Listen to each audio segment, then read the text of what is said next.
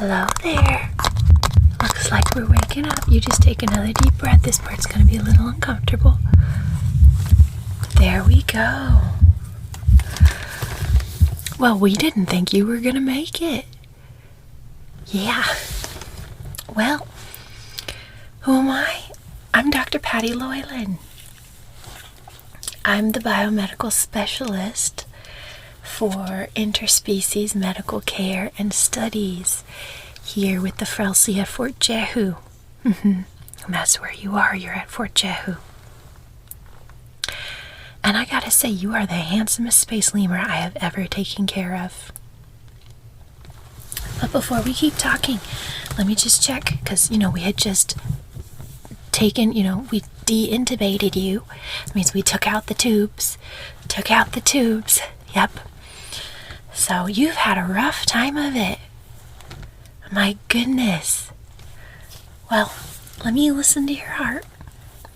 I know we still use the same thing people have been using for, I don't know, hundreds of thousands of years.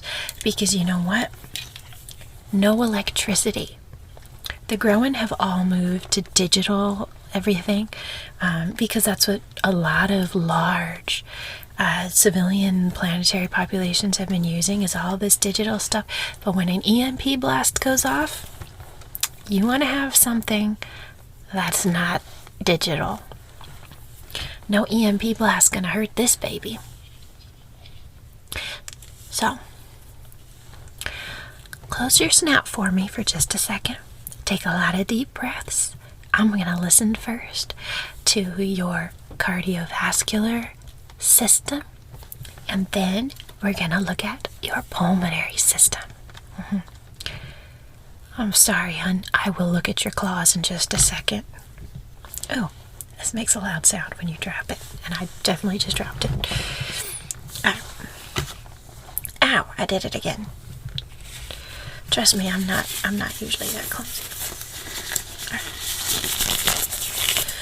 I'm gonna glove up because we are gonna look at your claws, and I gotta tell you, you just gotta take deep breaths and be prepared, because you might not be happy with what I have to tell you. Okay, deep breaths. Nice. And a deep breath over here. Good. And a deep breath over here.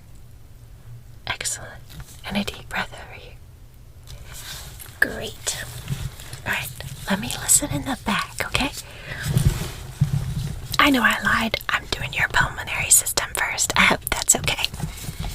Alright, deep breath. Good. Okay, and then we're gonna listen in the back, okay?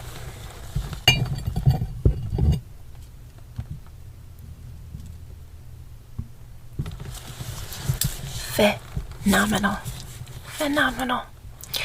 You were shot multiple times in the chest, and there was a possibility you weren't gonna make it, but your lungs are doing so well. It is a huge improvement. I love it. Alright, your little ticker. Oh, I don't mean anything by calling you little. You're smaller than me, and I'm not even a very large human. There's nothing wrong with that. The smallest patient I ever took care of, I think, was not a vibrant class insectoid, but, oh no, it wasn't. There was a real small, I don't think it's polite to call them dwarf class insectoids, but that wasn't my smallest patient. No, my smallest patient was definitely one of the berberin, an ichthyon. It was definitely an ichthyon with all the fish scales. But you gotta hush, because I need to listen. So I guess that means I gotta hush.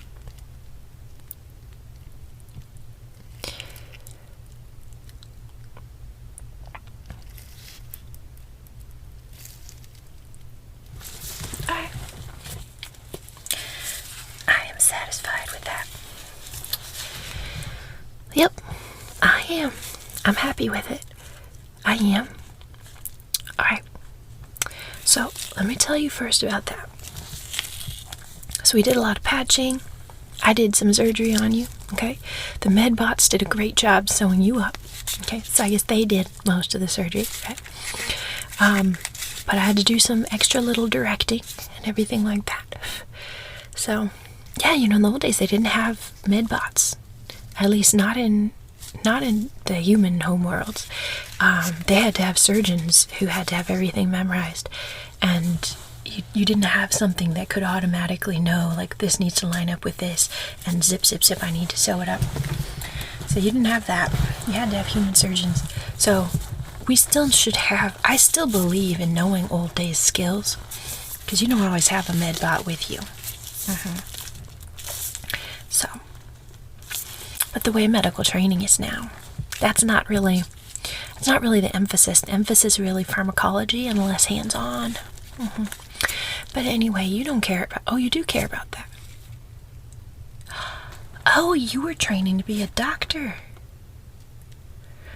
That is fabulous. Now, within, what kind of space lemur are you? Are you a Buke from the moon, or are you a Buke from Unaguatala? And I don't mean the moon. We all know Luna isn't really a moon. Are you from Luna, or are you from Guatala? From Guatala. Oh no, there is a moon. I didn't know that. So is there a moon circling Luna, and there's a Buke group there? Okay, it's confusing, because I know I've heard of planetary Bukes, and I've heard of moon Bukes. And moon refers to the ones on the moon, not to the people on Luna. Interesting. And where are you from? Well, you see, you talking helps to tell me things about your medical state, because I can see that your airway is intact. I can check your neurology a little bit by that. And while you're talking, I'm looking at the little wristband that we put on you and watching how it's monitoring what's going on with your blood pressure and everything else like that. Yeah, absolutely. Speaking of which, actually, I need to look at you a different way while we talk. Yep. Well, because since you're a space lemur, I want to make sure there's nothing I'm missing. So I'm going to go ahead, adjust the settings on these little goggles here. And I'm just going to take a little look, kind of a little bit of an x-ray look over you, okay? You were doing real good, so this is just kind of a look at your lungs and everything else. And your head looks wonderful. I love it. Your airway, your trachea is midline. It's great. And, your lungs look so good. You have no idea. And then you had a little bit of, you almost had it. We thought for a little bit you were going to get a pneumonia on the respirator. But, yeah, you've been on some real high-dose antibiotics. Them crazy stuff. And your little belly. I'm sorry I keep saying little. You are so small compared to me. I am so big. Maybe I should just say big for me. Well, I'm going to put my big old this back on.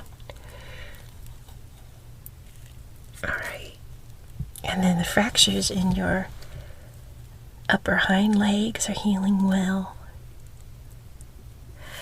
Yes. So tell me about your claws.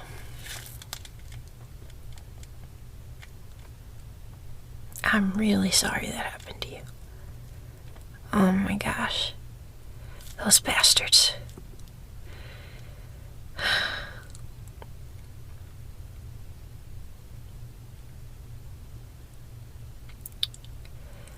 This war takes everybody. Even civilians. You're a civilian. I know that. Made you want to join up. Let's wait till you get better. And then you can talk to Captain Rana. That's right, he's the Wonder Frog over, you are adopted sibling of Lemben Zarin, right? Yeah, he's her captain. Oh, you've met him. Now that's racist. You can't dislike Wonder Frogs just because they got big eyes and giant mouths that could swallow you whole. He's the one you gotta go to if you want. Okay, you don't dislike him. You just have trouble getting used to him. I see. You know who I have trouble getting used to is most humans. I find it really much easier to do interspecies medicine. I don't know why. I think it's much harder to do medicine with my own species. I think the amount of bacteria on human skin is just really a lot compared to a lot of other species, and the human mouth also has so much bacteria compared to, like a bont lizard or the draconian species.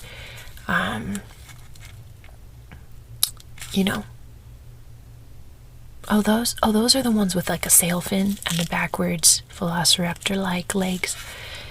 Yeah. No, those aren't bont or draconian. That's right, that's what they're called. Yeah.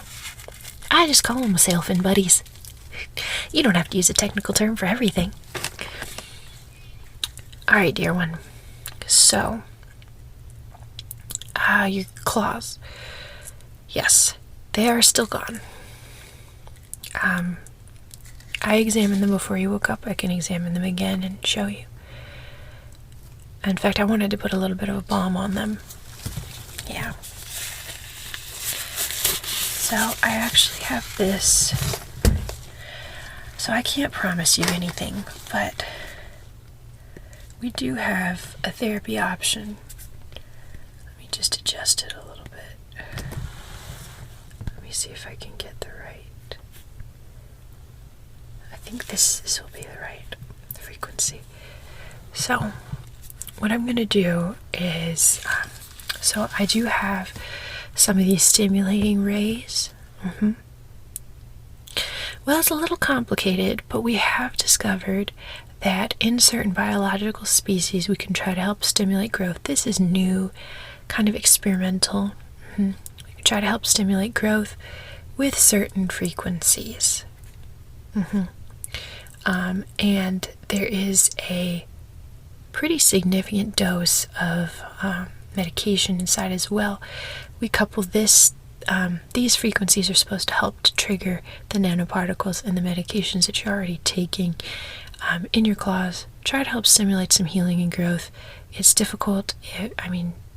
I'm so sorry, but yes, they were completely removed. So, I can't make you any promises, but the treatment does feel good.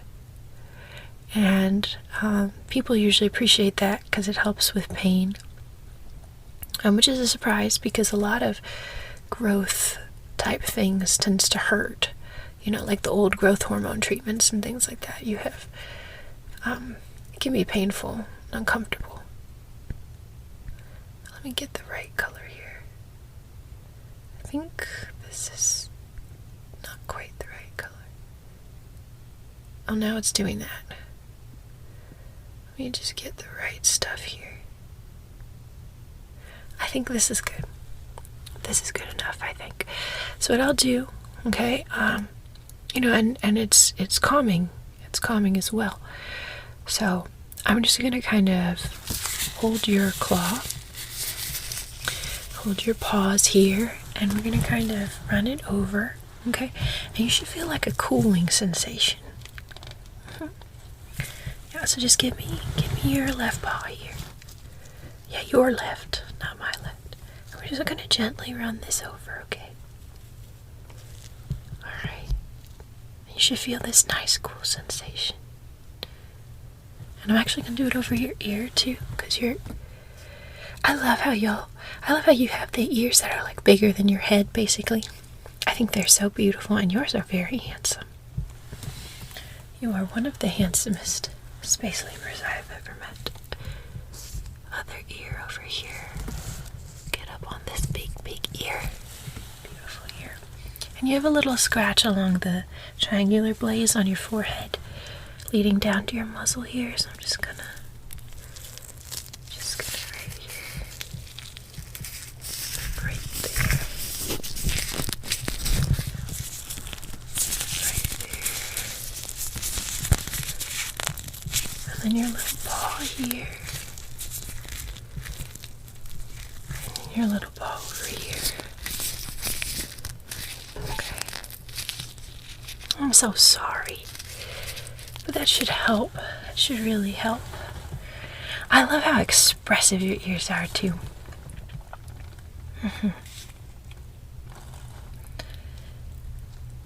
I know you're gonna need a lot of rest, little one. But you look great. You do. And your fangs are great, too. You're used to being called little one, though, right? Because you're not an adult yet. Yeah. You're what, about 30 revolutions? Well, I'm aware that you all don't reach puberty until like 100. I'm well aware. Yep. Well, my glove is ripped now.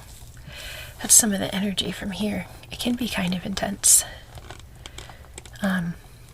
Doesn't love plastics and things like that, so I have to adjust the frequency when I'm working with an insectoid or reptilian, somebody that has certain kinds of polymers in their skin that might react similar to how this plastic reacted. But it's completely safe for, tissues like yours. It's even safe for tissues that contain a lot of calcium, like certain ichthyant species have. Yeah. So, no, we haven't documented a lot of side effects for this, really. To tell you the truth, the main side effect is kind of a euphoria. Some people get a little bit dizzy. I've had people get a little bit dizzy. All done. Oh, not all done. It's difficult to get just the right frequency. Get it off. Turn off. Turn off, I say. Good night. No, stop. Good night. Thank you. Shh. Can you believe the impudence?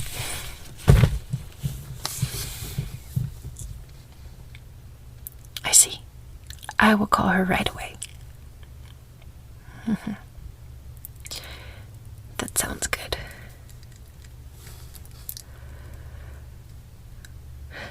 Well, wasn't she here a minute ago? She was here when you first woke up, right? Oh, that's right. You had a little conversation. Okay. I'll call her back in. I guess you fell back asleep. Yeah, it's been a battle up and down with all of your... You'll be okay. You're out of the woods. You're out of the woods now. Now it's just a little bit of work to, you just gotta keep working to get better. So, we're gonna have a physical therapist come in fairly soon. Yep, the droid. It's gonna help you get exactly all the right stuff. Of course, I'll be overseeing to make sure.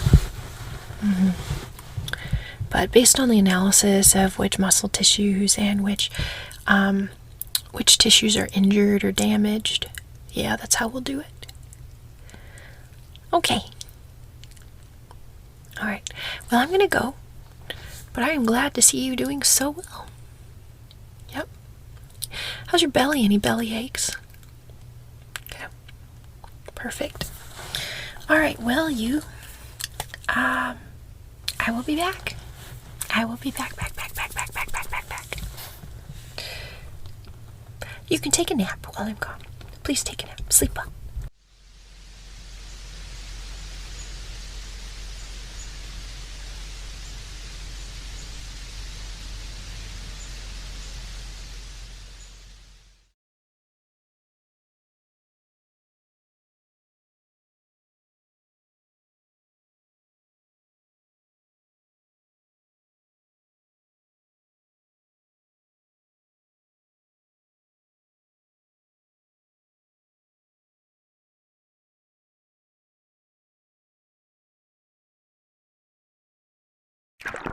Why, hello again.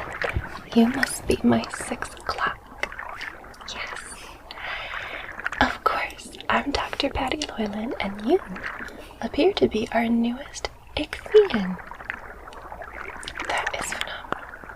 So, since you have just in process to progeny, because Ludicotala is not really I mean, this almost seemed very sci-fi to you compared to where you come from.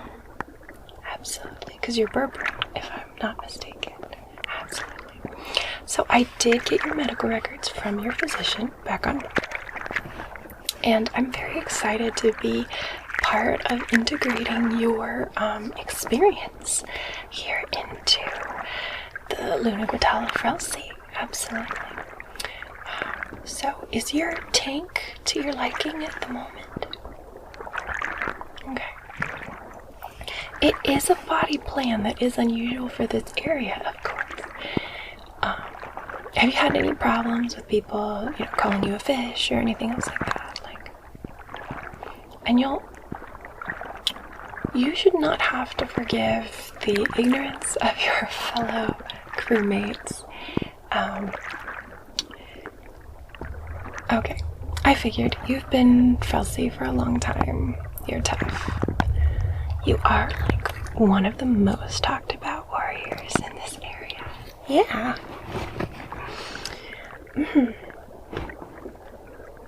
Oh, I'm glad you had a good trip. Well, we're going to be doing a medical exam, obviously. And what we're going to be doing is I'm going to be checking also the water quality of your tank and helping you to kind of figure out how we're going to make this robotic suit really work for you. So, as you know, the basic deployment tank for an Ichthian coming to a non-water world is the essentially like cartridge or bulletproof. Oh, it does stink having the medical center so close to, and we have to have it really close to the hangar bay so that we can get into spaceships and evacuate the sick quickly if we need to, but it is a little disruptive, isn't it? It really is. It really is. So yeah, the basic plan, your basic cartridge-proof or bulletproof glass, essentially. I'm sorry that it is a bit, your daytime tank obviously has to be small enough that your body can fit, so, or that, you can move around, be mobile, tactile, have, the ability to fight and so forth. So that kind of top, and then obviously the robotic legs and arms outside that you can use to manipulate your environment. Is this one a little small for you? I do see they're doing training exercises all day today. You're gonna have to forgive me, but I do see how your tail kind of curls around in this tank. And you haven't seen your nighttime pond yet. I have been using all the water parameters that your physician sent me so that you will be good to go. And right now we are 0 nitrates, 0 nitrites. pH right now we have about 7.3. That's what they say you were accustomed to back home. Understandably, Berbera is a saltwater environment, so I did adjust the salinity as well. That was a little bit of a challenge. Good. I figured that you had a background of your own in adjusting parameters, of course. Just like any astronaut, right, becomes very accustomed in like what they need for survival. You really are a terranaut, coming from a underwater place onto a land environment. So, perfect, okay. So you're familiar, you should already have the settings there. The control panel is similar to the control panel in your current robotic tank suit. Exactly. Absolutely. And I don't know if they showed you at the bottom of this suit, so that you can cycle out wastewater and cycle in good water during the day without overwhelming your system. Okay, you'll just cycle at the end of the day. Okay, that's good.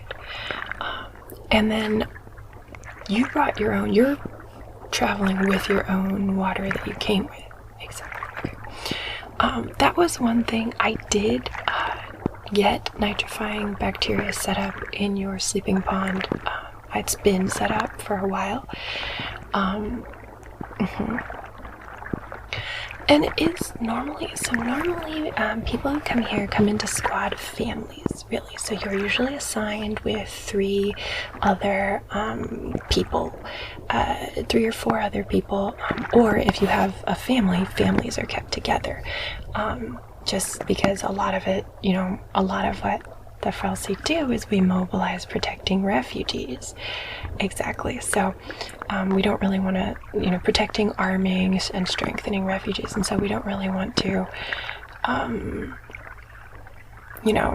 like split up families into different barracks or anything like that. But at the same time, we want to make sure that children and parents, everybody, mothers, fathers, everybody is very well integrated into a self-defense system. Exactly. You know this already. I'm sorry for telling you things you already know. I'm just kind of rattling off the same introduction that we give everybody who comes here. But your squad family will be in the barracks that's closest to the pond, but the pond obviously is not inside the barracks system. We had thought about vulnerabilities, but not a problem. Okay. Again, you are one of the, we're very excited. I know everyone is very excited about having you stationed here. Absolutely. There have been other Ichthyans using that pond, absolutely.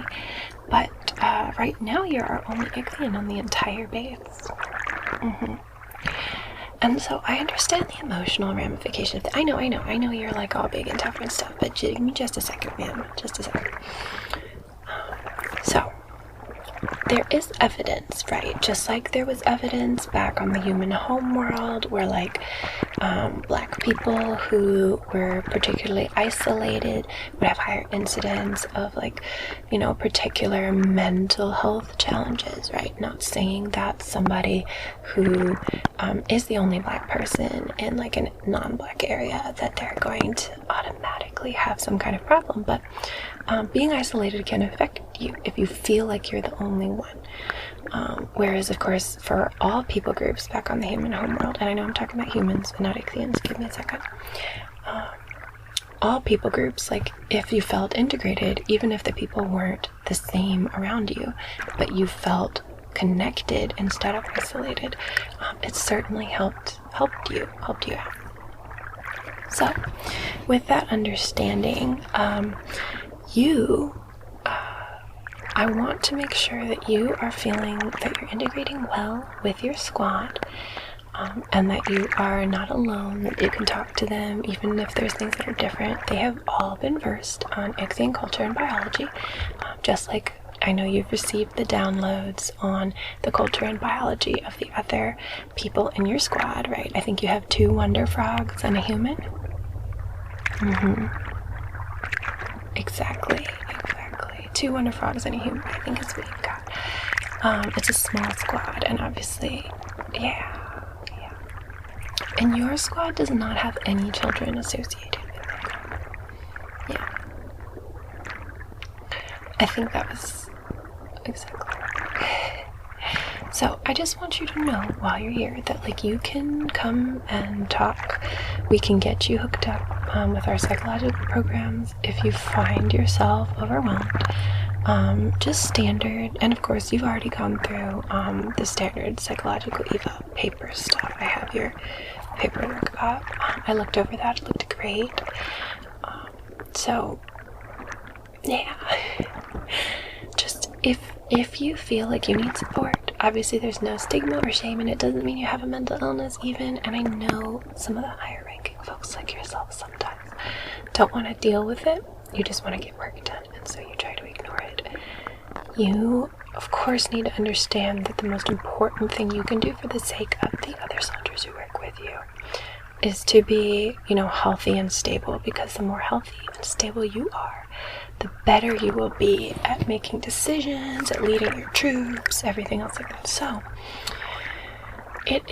I'm going to be pestering you frequently, during your initial period here, because a transition to another planet, a transition to a planet where you are the only one, You transition to a planet where you are most of the day in a kind of cooped, claustrophobic space, and you can't swim freely. You know, all of that stuff matters, right? And I know you've been on long deployments before. You're very accustomed to a robotic suit. I understand. Yeah. So I know you're super tough, but super tough notwithstanding, I'm going to be pestering you a lot. Because it's important to me that you are healthy, and it's not just you. I do this to everybody, every human, every vibrant, every space lemur. I will pester it depending on the risk factors that are available. Obviously, our children I pester the most. I spend a lot of time with pediatrics. You know, people coming from pretty horrible situations up into these essentially refugee bases. Yeah. So don't take it personally if I'm pestering you with like psycho-eval questionnaires over and over again. Please don't lie to me on them. I will find out if you're lying, because I will look at the readout from your wristband at the same time, or not wristband, your fin sensor. I will look at the time that you filled out the psych eval, how you're, you know how it works. So don't lie on the questionnaire. Be real, be you. And if you need anything, please don't hesitate to ask. Yeah. So some of those basics out of the way. I am going to go ahead and take a listen. So if you'll excuse me, I'm just going to kind of come into your tank here. Just here.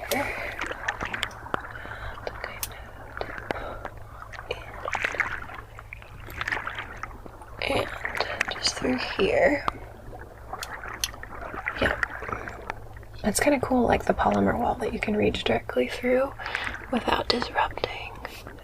Alright. Just kind of listen to your heart.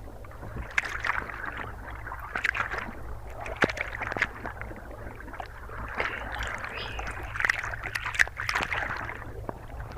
I'm going to listen on the ventral part, okay? Side. Okay. Of course. So, that is a good question. With mammals, I'll listen to 4 different spots, really to try to capture the different,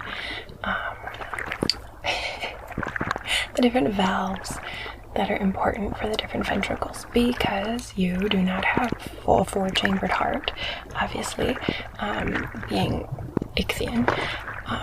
We listen mostly to just make sure that we get the one valve, the other valve. Exactly. Can you flare out your fins for me? And your gills too.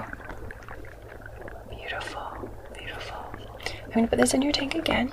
I need to, well, no, that's perfect. We're good. No more listening. No more bothering your tank with my grubby human bacteria.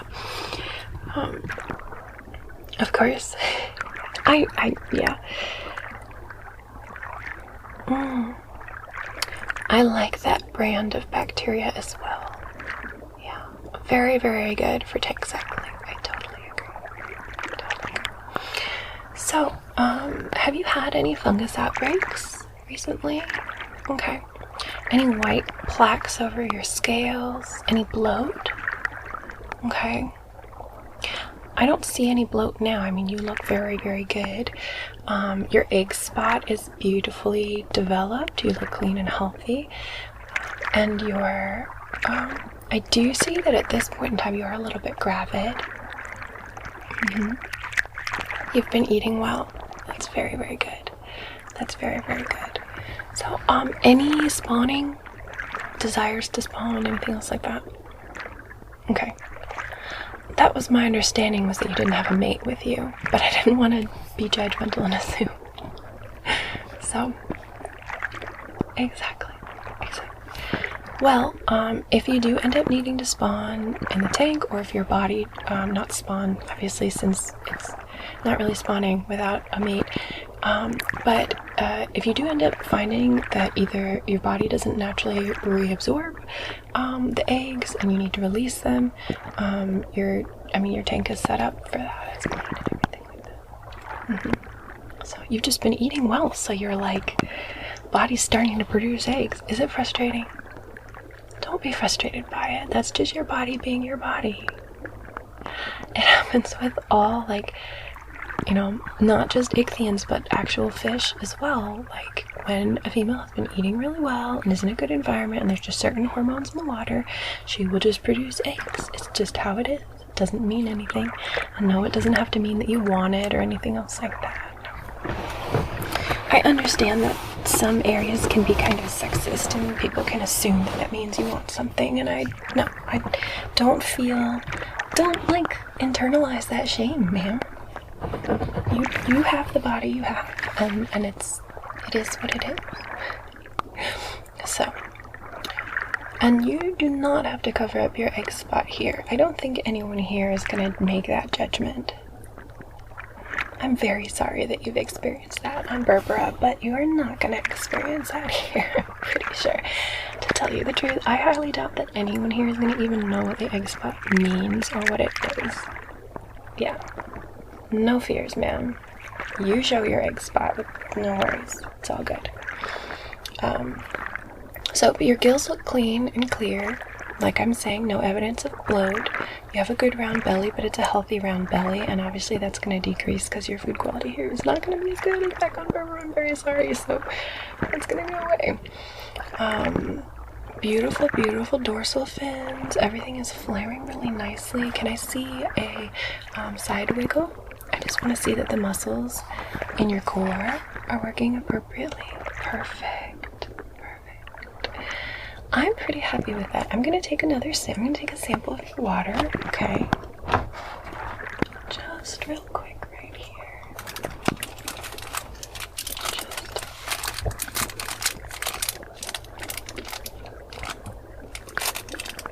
Okay. And then I'm just going to dip it in here.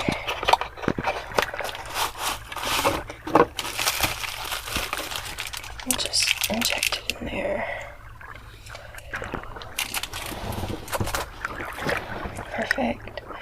Yeah, and then we just add some red chemicals so that I can evaluate pH, everything else like that. Honestly, your water quality looks fantastic. And your eyes are looking very clear. I'm very happy with that. Any visual changes? No? Phenomenal.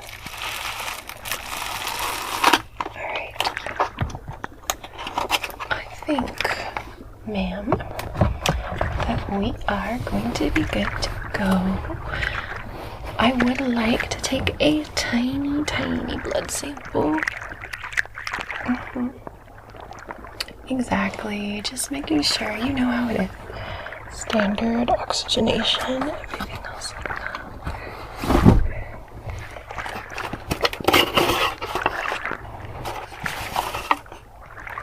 It's a small needle, very small needle, and it'll be, yeah.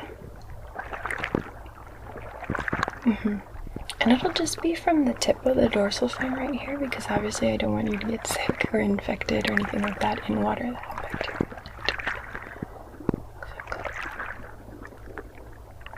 That's a good point. We can forego that because you have been traveling. What I'll ask you to do instead is, because your fin sensor, which you use instead of a wristband, does have the capacity to prick you, I'm going to ask you to take care of that yourself a little bit later, when you're kind of all settled in with your water and you know that it's not going to be a problem with your water quality. Just a little tiny prick, and then just make sure, yeah, it knows where it is, and that'll be sterile since it's sterilely swooped onto there. That'll be perfect. Let's do that instead. I think that's right. We are very happy to have you here. Anything that you have questions about? no, like I said, your scales are looking very, very good. I'm not seeing any evidence of fungal infection. I do have plenty of melaleuca oil, plenty of the antifungal that is in what used to be called Pimafix, but is not anymore. Plenty of that, plenty of nitrifying bacteria if you need them, plenty of tetracycline, erythromycin if you need them, and then obviously your diet. We have plenty of like large live pellets, and then of course we'll make sure to only put that in. You'll have access to it in your pool, in your sleeping pool. Yeah, exactly. And you'll just be able to access that as you need to. And then during the day, we do have an amendment I can add to your robot suit if you like, where you can have pouch pellets added. It's just in such a small space. I'm very concerned. Oh, okay, yes. We do have the tube option, so you can suck out of a tube. Yes. Or not really suck, since you don't have that kind of capability, but pinch out of a tube. Yeah, I just don't want the water quality in such a small space to get messed up, and then for you to get sick. Exactly. So, if at all possible, most of the time, if you eat in your pool, that would be the best. If you are out on a mission, perfect. Okay. I will definitely have the tech look into that for you then. Okay. I think we're gonna be just fine. Again, a lot of this stuff is formalities, and like I said, I have everything from your doctor, all your past medical records. Yeah, so it should be good. My biggest concern really is making sure that you emotionally feel welcome and safe, and if you don't, you can always come talk to me. You don't have to talk to me. We can get you in with somebody else. If you find you're not meshing with your squad family very well, as you know, it's like very rare to ever have someone transfer squad families, but certainly okay, yeah, that won't be necessary. Good. Okay. I know this isn't your first rodeo, ma'am. I'm so sorry, and I know you must be very busy, and I'm honestly a little bit nervous meeting someone like you. I just want to make sure that all is well. Is it okay? I hope it's okay. I'm a little intimidated, to tell you the truth. Yeah. Absolutely. Okay. Well, I think that'll be it. Alright. That'll be right down there, ma'am. Alright. Have a great day. Bye-bye.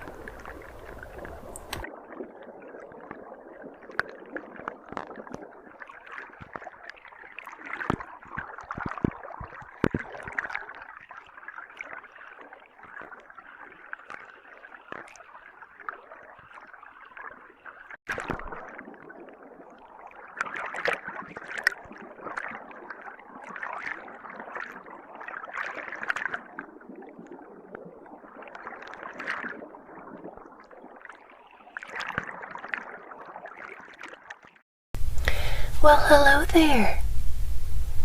Absolutely. I will be glad to take a look at your antenna and the breathing issue. Absolutely. Before we begin, what language would you prefer your examination to be in today?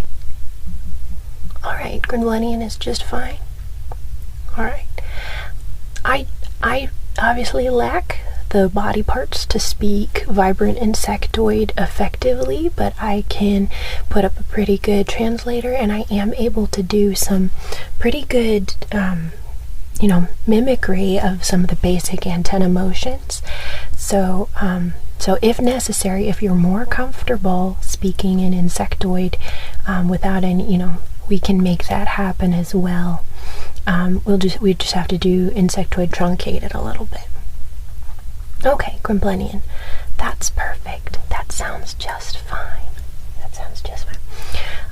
Now, because of the way we've had to, we are having some renovations and so forth in this area, and so we're keeping it very quiet because we have some very narrow partitions, and I don't want to disturb. I think we have a couple sleeping patients, and I want to maintain your privacy, obviously.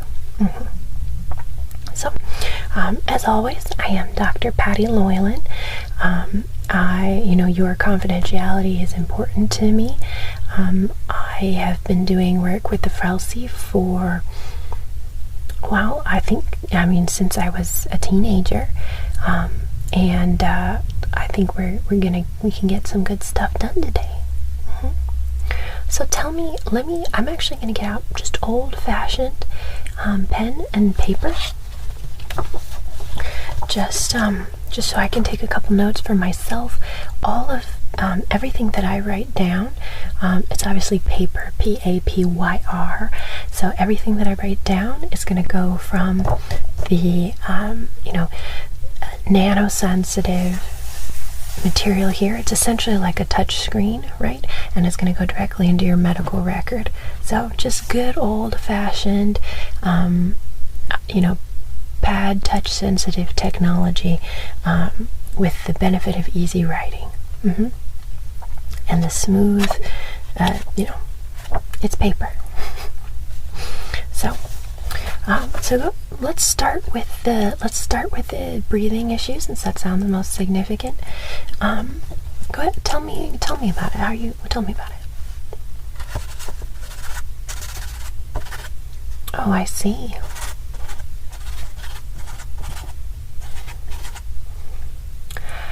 Now, have you been having the same problem with your abdominal pores as well? Okay.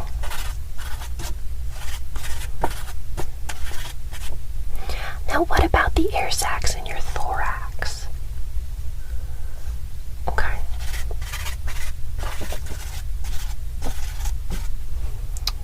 I see. Well, no, so that is a myth. Vibrant insectoids are actually technically you are more biologically similar to a mammal than an insect, despite the obvious, insectoid body plan. Insects do have a respiratory system that is predominantly through diffusion, because they're small enough that they essentially breathe through their exoskeleton, right? Through their skin. They don't really have skin, but insectoids like yourself, you do have obviously the same similarity to the body plan. You have the expressive antennae, the powerful reliance on pheromones and color for communication, and obviously you have the divided body sections where you have your head, thorax, abdomen, and the many legs. But your respiratory system is actually a little bit more similar to certain kind of amphibian systems, where your air sacs are going to be really similar to like amphibian or reptilian or mammalian lungs. Obviously you do, I think where there's the most similarity to insects, you're going to find is that because you do have those abdominal and limb air pores, you are working not really through diffusion. It's not actually the same mechanism. It seems to be similar to like what an insect has, but actually every single one of the pores on your exoskeleton is accompanied by a small sac, like a small extra respiratory system. So that's actually a myth. Well, that's why I'm the xenobiologist and you're the soldier, you're the patient. Okay. Are you noticing any goo, any like green mucus or anything, any blood, any blue blood or anything like that coming out of any of your breathing pores? Okay.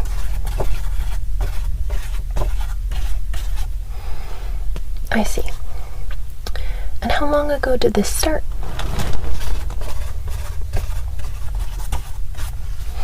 What makes it worse? Now, have you been spending a long time down in the hangar bay? Do you have a what's your MOS?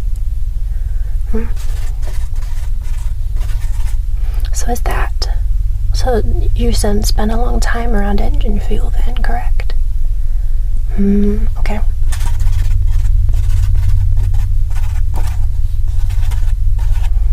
Okay. I see. All right. Are you noticing any clicking when you breathe in and out? Do you hear unusual clicking?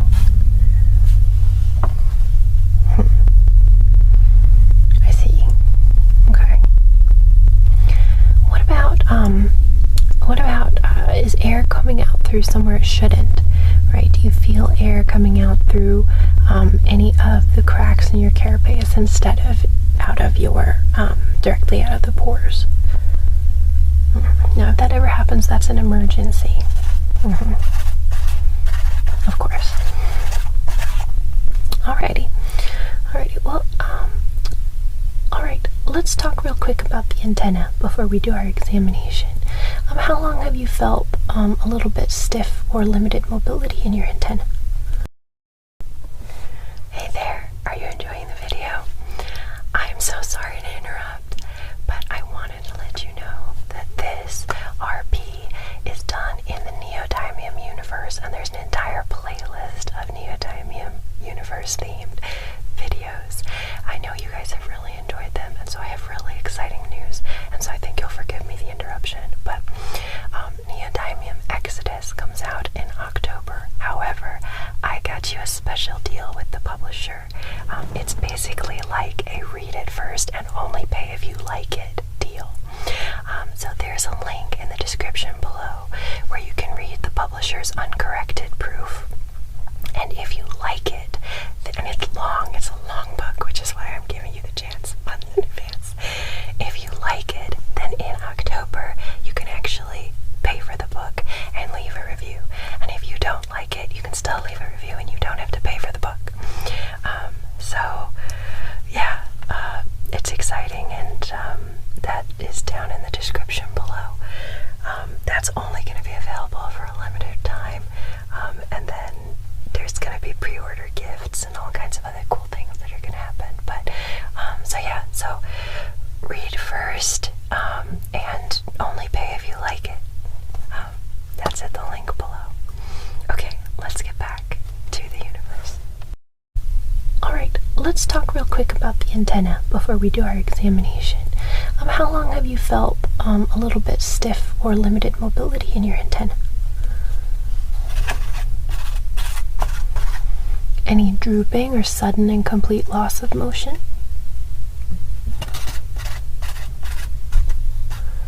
Oh. Okay. Well, who told you that? That's such a mean thing for them to say. I see. Okay.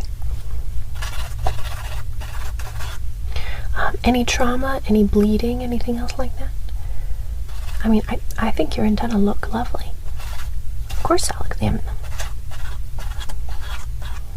them. Any slurring? You know, like slurring of your speech? Understood. Okay. Alrighty, my dear. Let us do our examination. So for your respiratory system examination, I'm going to do some basic percussion first. Basically, I'm going to tap all along the different portions of your carapace and kind of try to hear the hollow sounds that I hear and don't hear. And I'm actually going to break out my stethoscope and try to listen.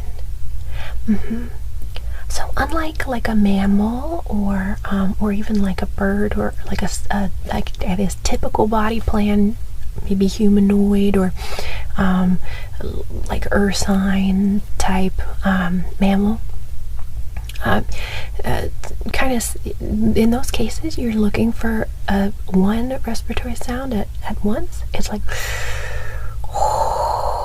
right. And you, really the only difference is that I have to listen to different areas, and that the places that I listen, it's almost a more tinkling sound, but it's actually the same concept. It's air sacs expanding and closing. It's not that. It's not all that. Let me go ahead and sanitize real quick. Would you like some?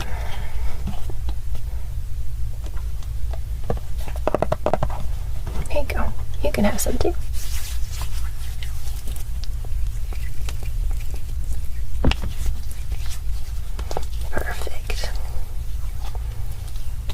And I'm going to go ahead and get some gloves on.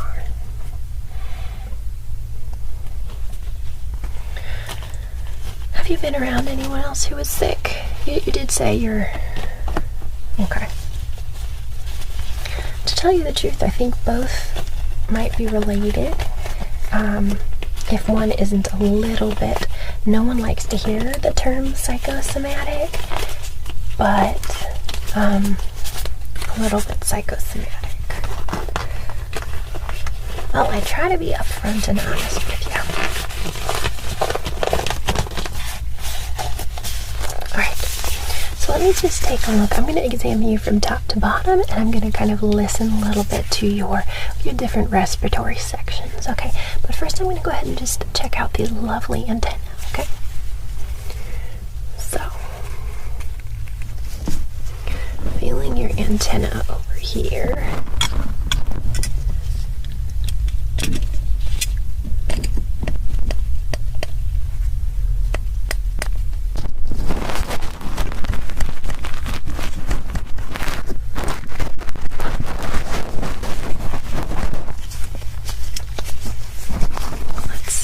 It seems to me to be quiet.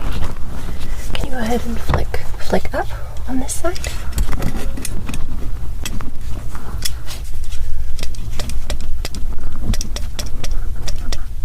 Okay.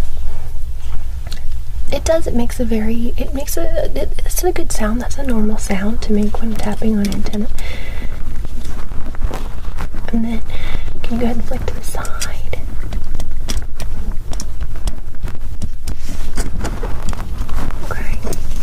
Gonna feel along here. Alright, the other side over here. If you can just...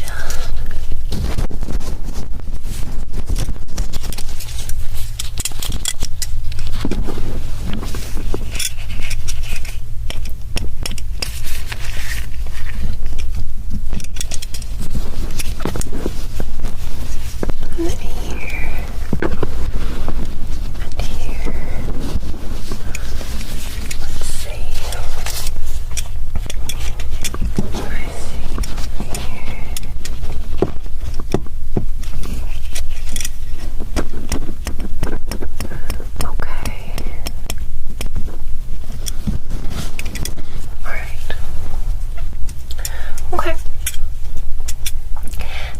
The truth, what I am seeing, I can see that stiffness that you're talking about a little bit. I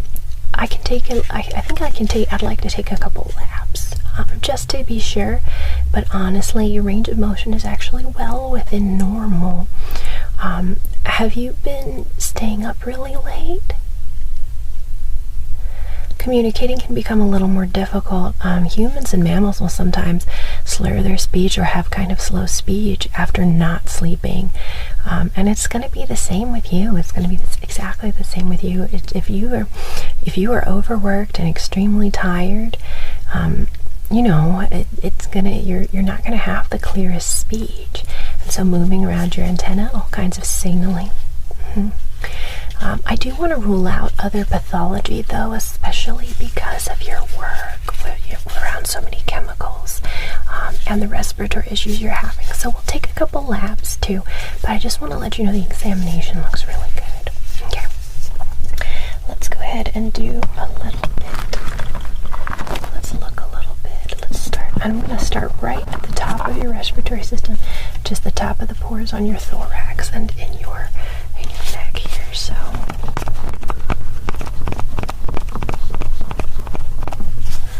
okay, that sounds good.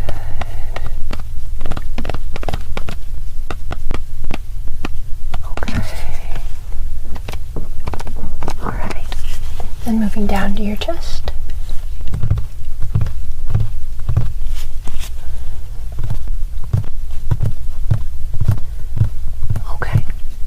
So what I'm listening for is basically masses, areas of congestion, because you would hear it would be more dull. Okay.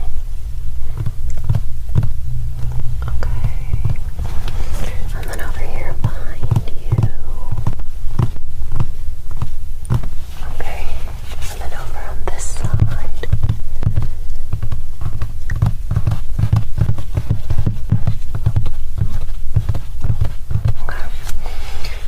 a little further down to the larger section of your thorax and moving back across the back of your abdomen. I understand this can be a little bit of a sensitive exam.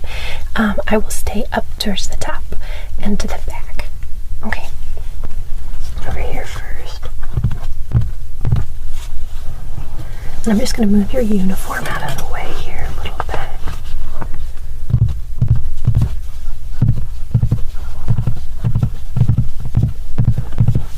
Okay, and then here in the back. Okay.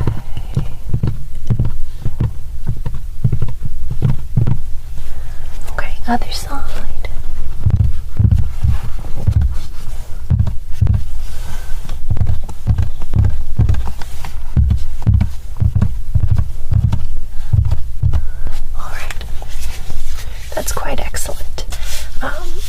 There is a little outcropping just right in the back of where the thorns of your face come out, and I want to do a little check back there just really quick. I just kind of want to look.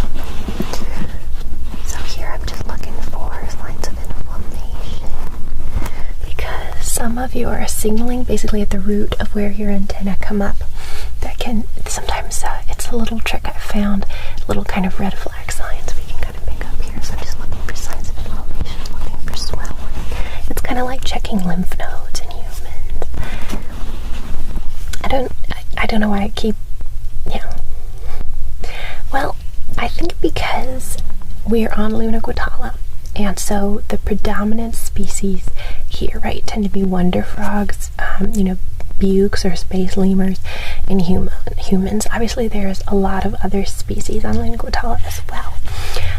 But because of that, I think a lot of you all who've been traveling or are migratory species or species that are just from somewhere else, I think a lot of times you all tend to think, ironically, in terms of the biology of your co-workers. Like you see if they're injured, or and a lot of the classes that I teach on, like when I teach you all your combat, medic lifesaver courses, a lot of it tends to be geared towards those body plans, since that's most of what you're seeing in this area.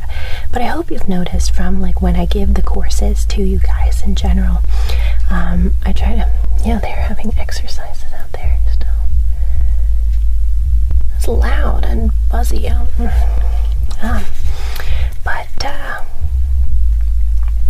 When I give those courses, I try to give information based on, who is in your squadron exactly. But I do think that because the injuries you see and because of hanging around with them and their biology, sometimes you can get fixated into the ideas of their illnesses and so forth. So that's why I'm comparing. Most of my work is essentially comparative medicine. But absolutely, it's not like they're the standard or for what is normal, right? How long has it been since you've been in, predominantly with vibrance? Oh, I'm sorry to hear that. Yeah, they're growing dope, much like migratory species. Y'all don't do a very good job following things like zoning laws and getting taxed and other stuff like that. And of course they don't like that. Yep. Oh, are you? Your whole family? I am sorry, dear. So it's been a while. Yep, mine's the same story. My whole family too. I've been with the Frelsey since I was a teenager. So does that mean that no one has told you how absolutely handsome you've grown up to become? Because you don't have a ton of other... Oh, there is. Well, what's she like? Oh, I know her from Squadron B. Absolutely. No, I think she's in... Oh, sorry, you're right, Squadron Bravo. I think she's in... isn't she an Echo Company? Exactly, the Stalker Battalion. Well, she is beautiful. She's very friendly. So, well, I can just tell you that medically, with the way your spines have developed, with the thickness of your carapace, among most other vibrants, you would be considered a very good-looking specimen. Absolutely. I think that's the saddest part about not growing up with a lot of other people like you, is you don't get to know how absolutely beautiful you are. Because if everyone else looks different than you, you kind of end up comparing yourself to them, and that can be kind of weird to your brain. So there's nothing wrong with growing up with everyone looking different than you, of course, but sometimes, it's just good to be told that you are, you are perfect for what your body plan is. Doesn't matter if you don't look exactly the same as everyone around you, or if you're radically different. So, but in your case in particular, I think you should know you are what is known as a very, very handsome specimen, particularly because of the curvature of the ridge on the back of your thorax. That's considered a sign of virility for a lot of male vibrants. Absolutely. Absolutely. I mean, I'm sure your squadron members, at least your human squadron members, have told you look tough. That's not just for humans. That's, of course, people tend to be intimidated by what doesn't look exactly like them. So I'm sure you've been, sometimes you get in trouble for things that you didn't quite, because people assume stuff. Absolutely. But the fact is, all that stuff that makes them think, you look tough or whatever, makes you look ridiculously attractive.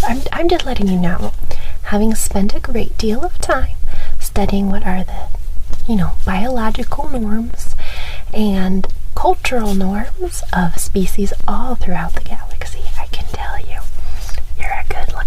you're what they call a stud. Just so you know, you should be told at some point in your life that you're good looking. It usually shouldn't be your doctor. That's quite inappropriate. But since I'm a human, and I just think that someone should tell you. I hope you don't feel uncomfortable. I'm not trying to. There you go. Exactly. What a clever one you are. I just think you should know. Okay. All right. So, where were we? We were checking your breathing over here. See, that got you cheered up.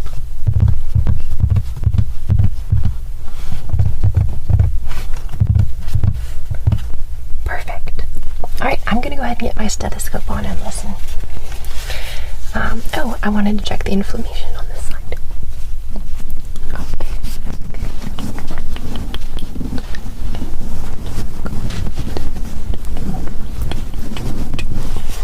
Perfect. Alright, let's listen.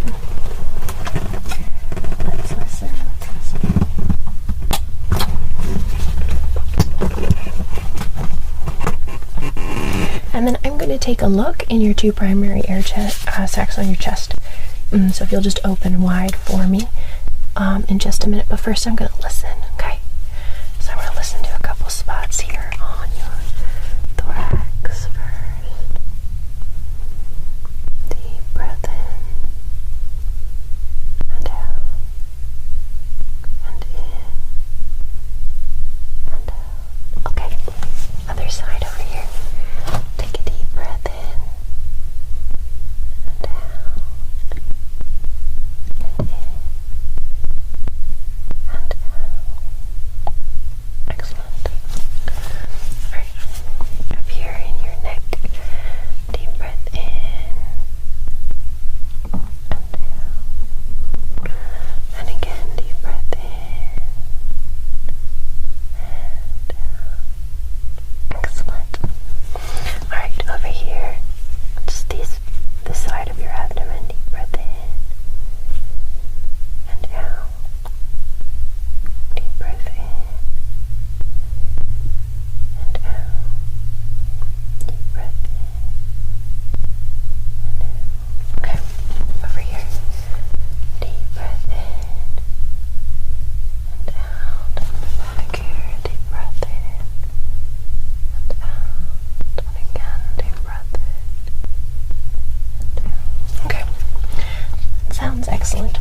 let's just take a look.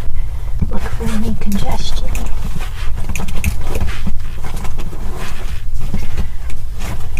I'm glad you didn't take that the wrong way.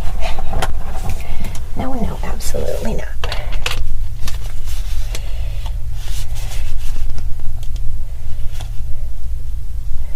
Alright, so basically I'm just going to look for mucus and so forth. So if you can just go ahead and open the large pores in your chest for me. Just the ones here at the base. Perfect.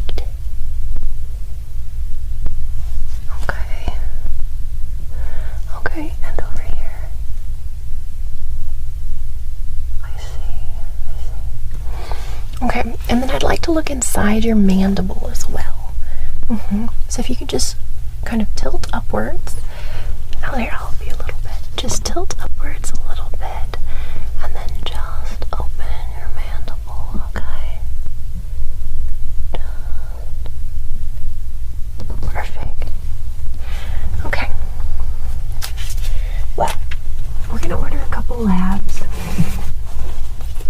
So first off, I think you need to be getting, I think you need about a week kind of more rejuvenative sleep. I understand, right? It's a war. We don't always have that kind of opportunity. What we're going to do is I'm going to give you some medications that are kind of going to knock you out a little bit. You are not the primary at your workspace, correct? You are. Okay, so I'm going to give you a note for your commander, and what we'll do is we'll have you alternate your schedule a little bit so that you can do more of your normal activities in the daytime. I just want to give you a week to really recuperate, especially while we're getting these labs done, just to check for some of these chemical levels. Where insectoids like yourself are very similar to your little tiny fairy friends, insects, where there is similarity is extreme sensitivity to chemical poisoning. I usually don't recommend, you've been told that. So as you know, I usually don't recommend that our insectoid brothers and sisters be part of MOSs that require significant chemical handling. However, I understand that that's something you're proud to do, it's your passion, it's something you love, especially as part of that squadron. Totally understand. I know you love your buddies and everything else like that. Are you wearing your protective gear frequently? You should be wearing it always.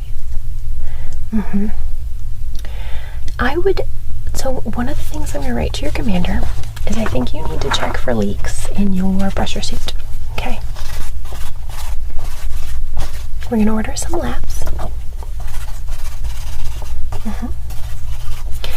I'm going to recommend an altered recuperation schedule just for this week. Obviously, that all goes out the window if there's an attack, but for the tempo of this week, I know, don't argue with me. I understand that your mission is essential. I understand that you have all these things you have to do, but you cannot be an effective war-fighting machine if you are not operating at tip-top capacity, right? You wouldn't send out a tank half repaired, would you? Obviously, you're not in the tank repair squadron, or the answer to that would have been no. Okay. So, we just gotta make sure, we're just gonna do a little bit of a tune-up. You're still gonna do all your work this week, it's just you're only gonna do it during the day. You're gonna take some time to really be diurnal, okay? You're gonna sleep at night, okay?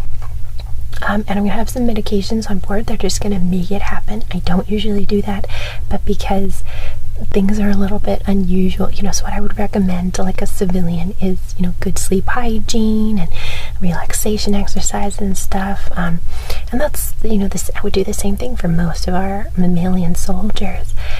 But in this case, just because of the strict schedule and because I want to get you in tip-top shape quickly, we don't really have time to play around. I'm just going to kind of conk you out for a week, just a short course. You're not going to take this again afterwards, okay? Just 7 days. And it's non-drowsy. It's only going to operate during this period of time. Yep, so you're not going to be drowsy during the daytime because it has a very limited half half-life. It actually only has a half-life of 4 hours in your kind of system, especially with your weight. So only has a half-life of 4 hours, but you don't have problems staying asleep, right? No. But I'm concerned that you're gonna have a little bit of trouble getting to sleep, based on what you said earlier. So I think you'll find you communicate much more effectively after you've slept, and you're going to not have so much issues with that. But because you have been having some of the challenges breathing, I want you to check. You need to give me a second. So one of the things I'm writing to your commander is you are not authorized to go back to work at all until your pressure suit is thoroughly evaluated. And I'm going to give you a brief collation course. Okay. Obviously unheard of for like a human. That would be, malpractice. Why you keep asking me about that stuff? No, but for yourself. And is your commander is a wonder frog, right? Okay. So they may have questions, they may not understand, but for an insect, or for an insectoid, it's just very important that we make sure any toxins are out. Okay. So most of your breathing is actually fairly clear, but I'm hearing what I would say, on this side especially, I'm hearing some rails, and overall, I'm hearing some very slight wheezing. Almost kind of like something would be like asthma in humans. It's mostly expiratory wheezing in your case, same kind of thing, but you never had it before, right? I have your records right here too. You've never had that before, and you don't actually have any signs of an infection, especially with the vitals that my medic gave me. So that, just given that, plus the inflammation, and some of the restrictions in the antenna and your job, we're gonna get some labs first, okay? Was it all confusing? I know I've talked all over the map, but you know what? It's all in here, and you're gonna get a copy. There we go. Okay, so you're gonna take this down to the lab. Exactly. You're just gonna follow the corridor to your right. You're gonna get your labs drawn. My medic will be there to take that for you. I have to go down to the intensive care unit. I have a 6-space lemur. So, you're gonna go do that, and then once you're done with that, you're going to bring your note directly to your commander, and then you're gonna go to bed. And then you're not allowed to start work tomorrow until your pressure suit has been thoroughly evaluated, and your labs have returned. And you'll get a note to your wristband. It'll tell you exactly what needs to happen. Perfect. Alrighty. Well, thank you for stopping by. It was a pleasure as always. Of course, the pleasure is all mine. Well, ask her and see what she thinks. Obviously within appropriate military decor. I know it can be difficult to kind of navigate the romantic relationships when you live in what is essentially a military society. And, pretty much we have like the platonic brother and sister ideal. But, the other side of the coin is the Groen want to wipe us out. And one way to deal with that and promote your way of life and all the diverse ways of life we have is to have children and continue spreading that way of life. So, so I'll see how she feels, and then of course if you need to, you can always write a declaration of the romantic interest and make things happen. You know how to make it happen above board, fair and square, appropriately. You know the regulations. I'm just saying, see what she thinks, because you are very good looking. Don't doubt yourself. And let me know how it goes. I am a hopeless romantic.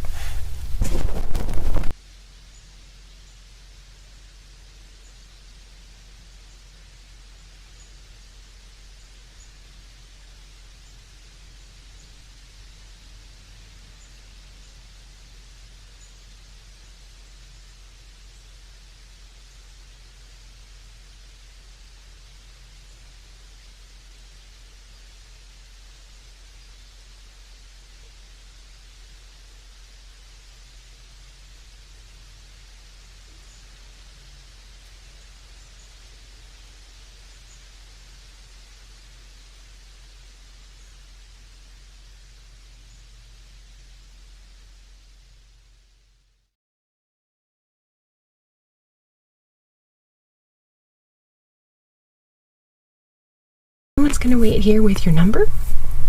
Since you all came for your sick call at the same time, I guess the whole squadron got off at the same time. I see. So we'll just have our little checkup. I know I have you all here on my appointment list, so that'll be perfect. We'll just have our little checkup and take you back into the office, and yeah, that's going to be wonderful. So let's get Izzy. Let's get you taken care of. All right, so let's get back into the room. Izzy, if you'll just follow me this way. All right, let me get my hands sanitized, and then I will let you talk because, yeah. So, I'm just gonna sanitize with this, kind of clean off.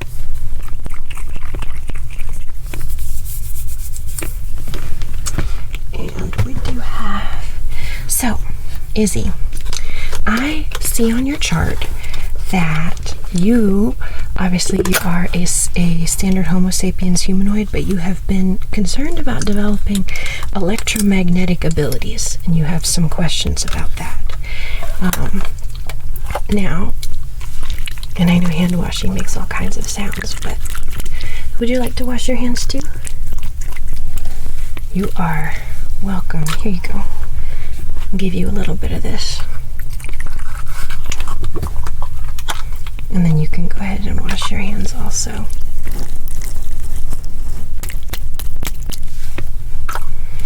So, I understand you've been wondering about electromagnetic abilities.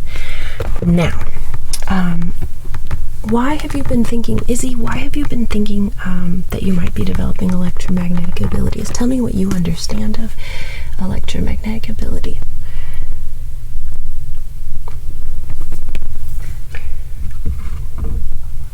Have you had any unusual phenomenon, like stuff sticking to you that shouldn't stick to you, like kind of in a magnetic way? Or have you had anything that, like, have you ever blown out an EEG machine or anything like that? Ever had anything like that happen, Izzy?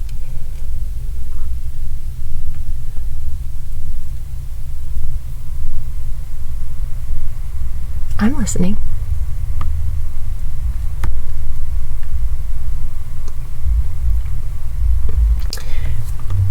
Yes, you have. Okay. Has it interfered in any way with any of your work? Has it happened in certain environments? Like, are you worried about if you're space ready or not? Is that your main concern? That you're gonna, like, short out an important biosystem on your ship and then die? Has that been kind of the concern?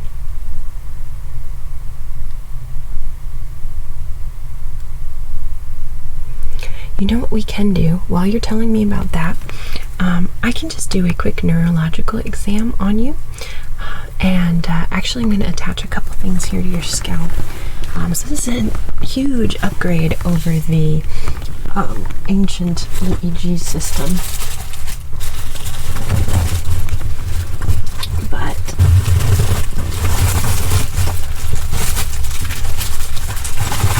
let me just get some items up here. So, like I said, I'm listening. You tell me what's going on, and I'm listening. Plastic attaches to you. That might be a difference. So, like, kind of a little bit static, a little bit of static electricity. Oh, that's fascinating. So let's see, because there's very, very different ways that electromagnetic properties have manifested in humans. I don't know if you're familiar with an electric eel. Well, we do have someone on post in one of our squadrons who has, it appears that they have capacitors at the end of their nerve endings, similar to how an electric eel does, which causes them to be able to discharge certain shocks, right?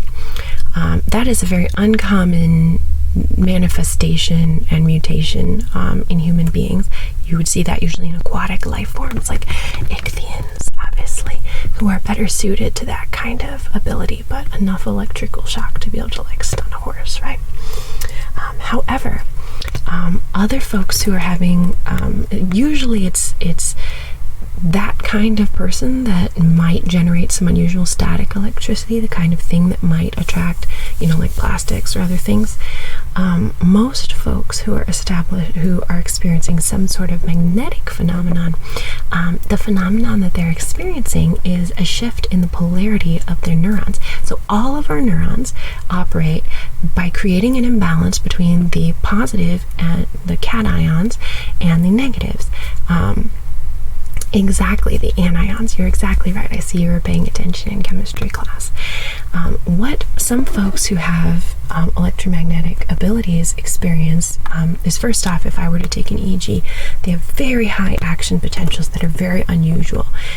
It's kind of like if the signal is just stronger.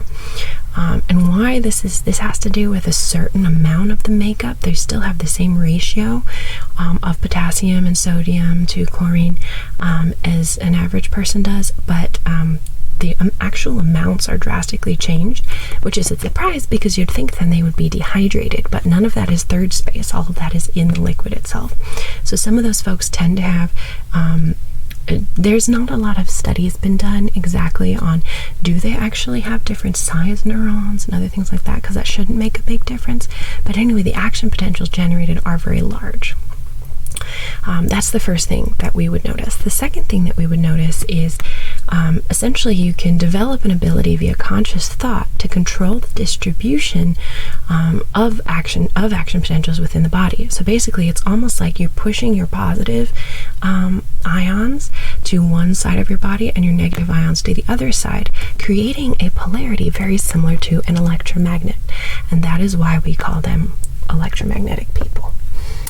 So DJ Paid, it's wonderful to see you. Sukovision, it's wonderful to see you. And Dr. Sparkles, I'm going to ask you all to take a number and step outside of into the waiting room, and we're going to go ahead.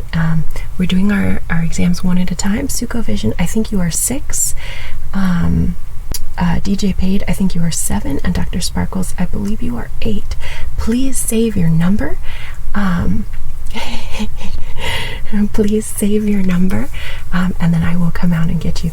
But these, I will have you stand up. Let me walk you back out to the other room. Izzy, just give me a moment. Just give me a moment. So we'll go through the polymer wall and back out into the hallway. And so this is where we'll wait, and make sure that you remember your number, because I'm not going to remember your number. I have a lot of facts that I have to remember instead. And so I'm going to make the job of you be to remember the numbers, while it is my job to remember the other things. Izzy, alright, let me take you back through the polymer wall, and I'm going to go back to the medical bay room. Maybe. Alrighty. So, Izzy, let me get back to Izzy. Alright, polymer wall. So, Izzy, let's go ahead and get a couple things hooked up here. Just a couple things. And I'm just going to check here on my computer here. And I'm just going to come a little bit closer to you, okay?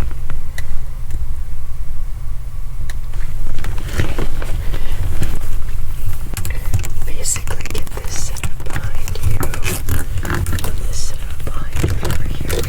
Okay, here's the deal. I'm just going to let me just stick these electrodes to your scalp. And you're going to hear some kind of squeaky sounds, because they make squeaky sounds. So, just going to stick this over here, and then here, and then here.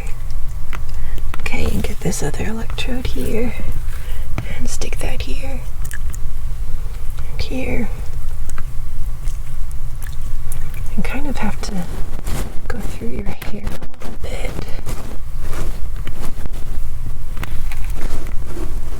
And then stick right here. You have lovely hair, Izzy. There we go. And here. And here.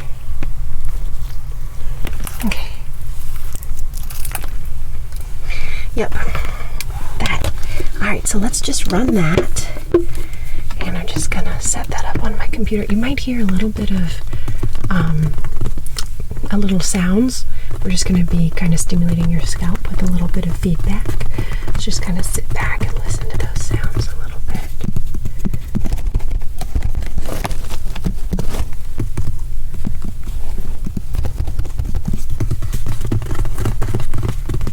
And you should hear, I should get my results in just a second. There we are. Excellent. Excellent, excellent.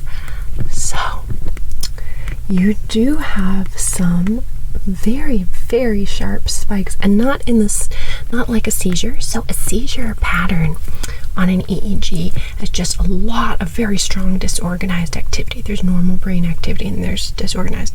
Yours is organized and not like a seizure, but just they read very strongly, and they tend to blow out my... I'm going to take these off you now before you blow them off out. Okay.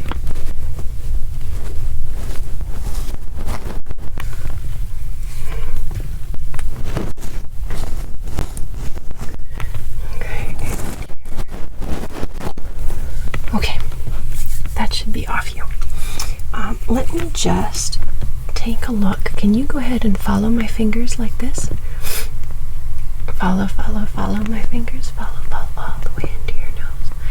Perfect. Okay, does this feel the same on both sides of your face? Okay. And then can you smile for me? And then puff up your cheeks. And wrinkle your forehead. Excellent. Can you stick out your tongue and move it from side to side? Great. Let's see. Do you see those okay? Those words that are floating above my head? Excellent. Okay. Let me just take a quick look in your eye. You haven't had any unusual visual changes lately? Okay. Can you hear this okay? Okay. And then again on this side? Okay. Excellent. And then a couple of things, just real quick. That's just to check your pupillary reflex. A second time and a second time. Okay, and then now I'm going to actually,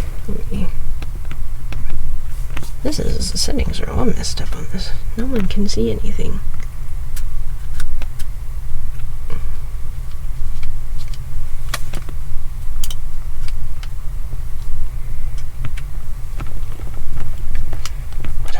Have we run out of battery? We have run out of battery. That's insane. They can land an insectoid on Luna Guatala, but we can't get good equipment when we need it. How the hell is this out of battery? I had this plugged in earlier. Alright. Let's improvise. I'm going to connect this to this electrical source here, and then we're just going to look from this side. Okay. And then from this other side. Just right there. Okay. Perfect. Alright, and then real quick, can you flap your hands for me like this? Just like that, and then like this. Beautiful. Okay, well done. Wiggle your fingers. Perfect. Flap your feet. Okay, lift up your toes and put them back down again. Great, and then squeeze my fingers as hard as you can. Okay, so we got 2, 3, 4, 5, 6, 7, 8. Oh, can you open your mouth and say ah real quick? Just face that light real quick. Perfect. That's 9 and 10, and then just shrug your shoulders. That's 11. These are, I'm counting off your cranial nerves. And then you already stuck out your tongue for me, so that's 12. So that's excellent. Your cerebellum's looking good. So, I am going to get you set up with training. I don't know, have you met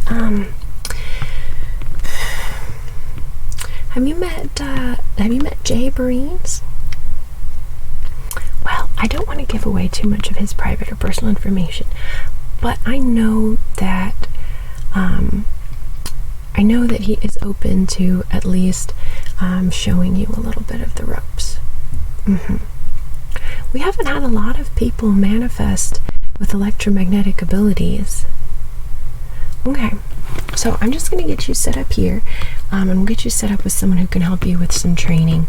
But basically, to kind of shut things off, what you want to do is just think push. It's called an M-push, but you think up and drop, and the goal is you're trying to put, and you're going to have to practice moving your positive versus negative poles around, but you want to think, okay, I am balance everything out so that I don't attract anything. Sometimes when we get stressed, or the opposite, sometimes when we're very excitable, then we attract things to ourselves, because to protect ourselves, maybe we put all of our particular charges on one side of our body or not. So a lot of deep breaths to try to balance. Okay, deep breath with me. Deep breath in your nose and out your mouth. And when you breathe, I want you to count in on 4 counts, hold it for 2 counts, count out on 4 counts, and then breathe out all the way again on 4 counts. Now I want you to put your hand on your belly so that you can feel it moving back and forth. I want you to really focus when you're breathing on moving your belly. And that'll be the first start. I'm going to send the information to your wristband now. And that should get you connected, Izzy. All right. Let me know if you have any more questions. You're always welcome to stop by. But you do look neurologically about as fit as a fiddle. I'm pretty happy with that. All right, let's pop out and see who's next. All right, who was number 2? Who was number 2? Because I have no idea. I think it might have been half. Perfect. Perfect, perfect, perfect.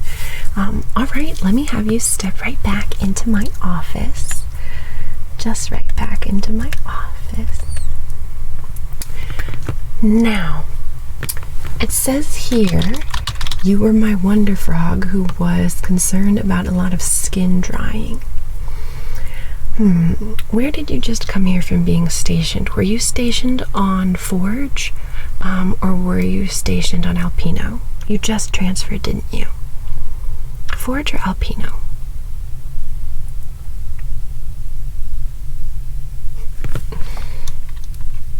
Forge.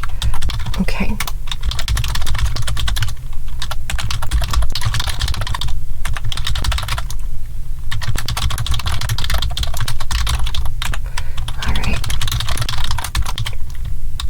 The weather must have been really dry. Well, Forge is, most of the places where we have Frelsey presence on Forge are exceptionally dry. I mean, the other thing is you have to look into, did you wear your chemical suit regularly? Because most sentient species don't do very well. Well, except for lizards, sailfin lizards, other forms of reptilians, most don't do particularly well with the toxic sands. I know they're beautiful. You have the beautiful green sands that have some copper residues. You have some beautiful red sands, very iron filled. All those dusts. Were you wearing your mask regularly and keeping your making sure you weren't inhaling that stuff? That's my number 1 question. My number 2 question is, when you went outside, did you always make sure to cover up all your skin? Most of the time. How often would you say that you went, how often in a week would you say you went without maintaining your atmosphere suit? And see, people get fooled by the weather on Forge because it's so nice and it has a breathable atmosphere, so they don't think like, hey, the dust that's in the air, I can't breathe that. That's not good. And then, you know, we see a lot of corneal abrasions from there also, from sandstorms scratching on the edge of people's eyes. So it's important also to wear your eye pro, your protective goggles, all those other kinds of things. But for wonder frogs especially, you tend to get exceptionally dry just on that kind of environment, because an environment like this, Luna Guatala, is the best. So you kind of got sick of it. I totally understand that. That makes sense.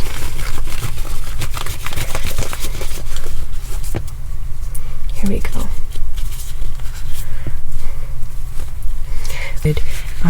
please instead claim your rewards by sharing the links online that I've mentioned. Wow, these gloves are gonna eat you.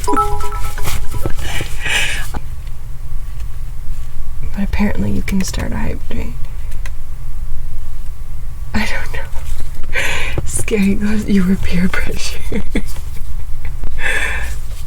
Oh man. But please put your links in the chat of where you have shared the link to Neodymium Exodus, and then I will give you MP3 gifts. Today is gifts for you, or of your review. I know a number of you have written reviews, so post a link to your Amazon review in the chat, and we'll also get gifts for you. All right. Hush Hush, you are number 9 or 10, I think. Remember your number. Remember your number. All right, back in. You were peer pressured. What were they doing? What were they doing, Hoff? That they were... don't do that when you go to... Oh my goodness, that sounds terrible. I need to write down your unit name immediately. And then we're going to need to do a thorough inspection of your skin, starting with your scalp. So let me go ahead and write these things down. Okay. How long were you with that unit?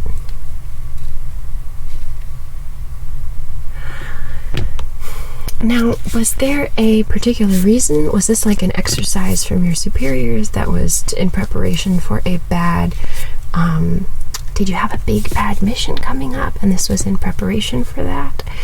Or...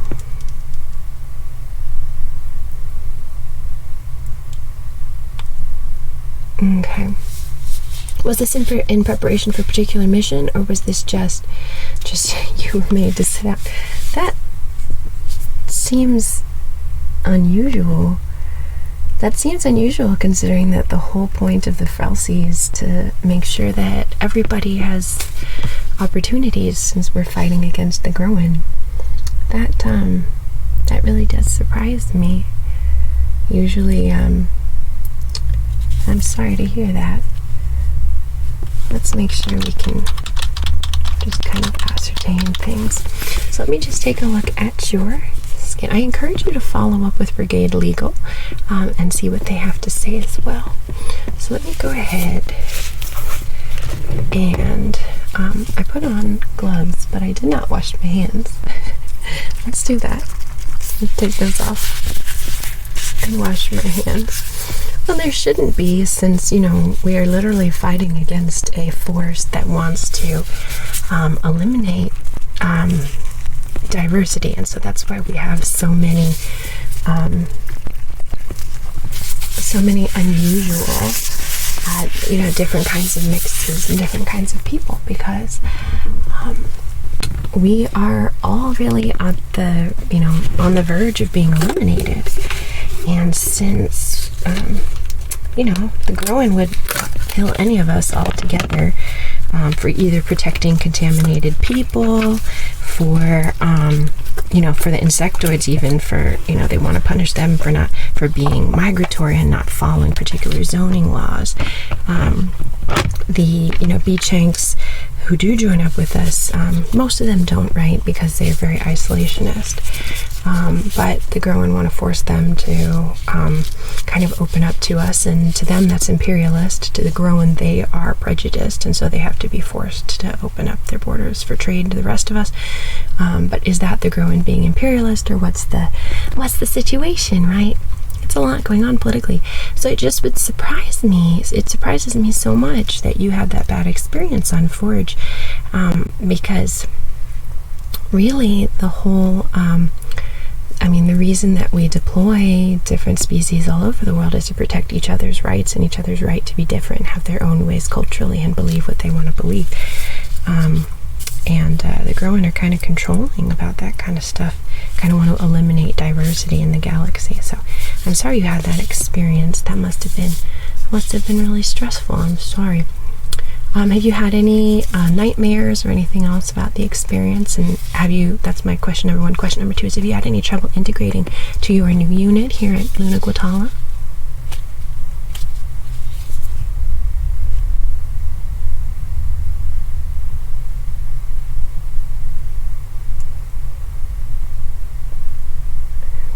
Awesome.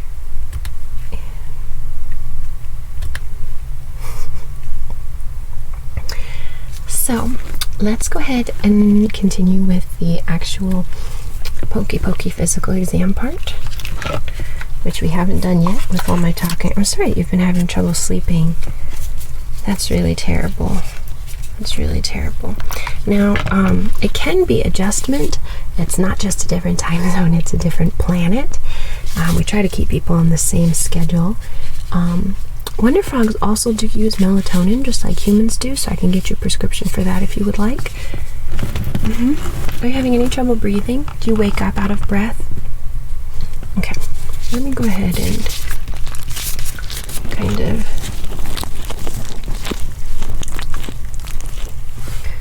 so some areas are appropriately moist, like Wonder Frog skin should be. And then we have these areas back here that are quite dry. Just quite dry.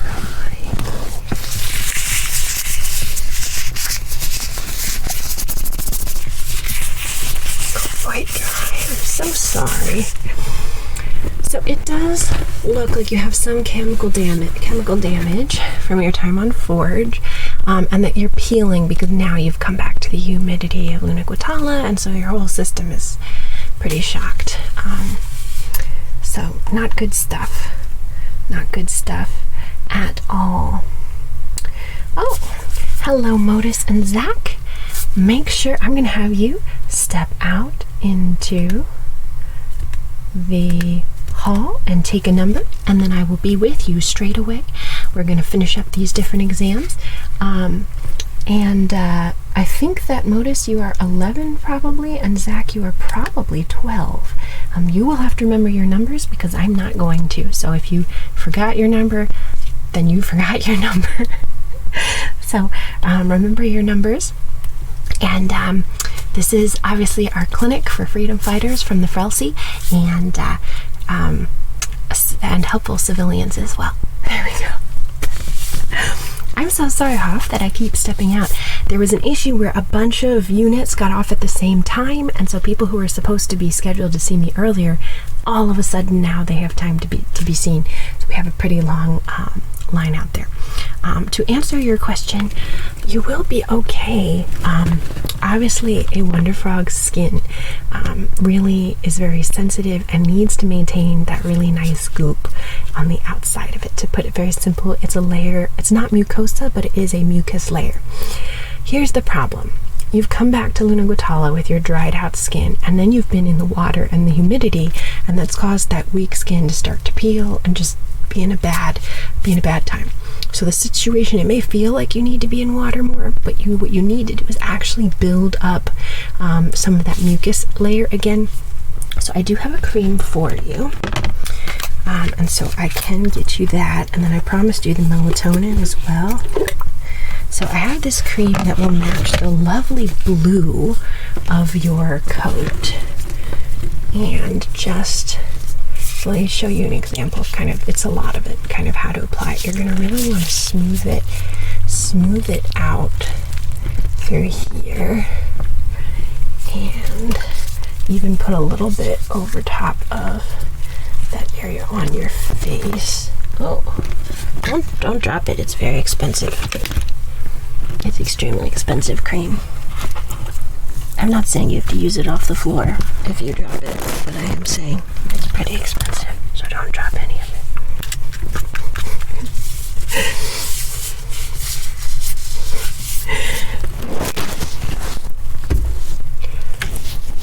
There we go.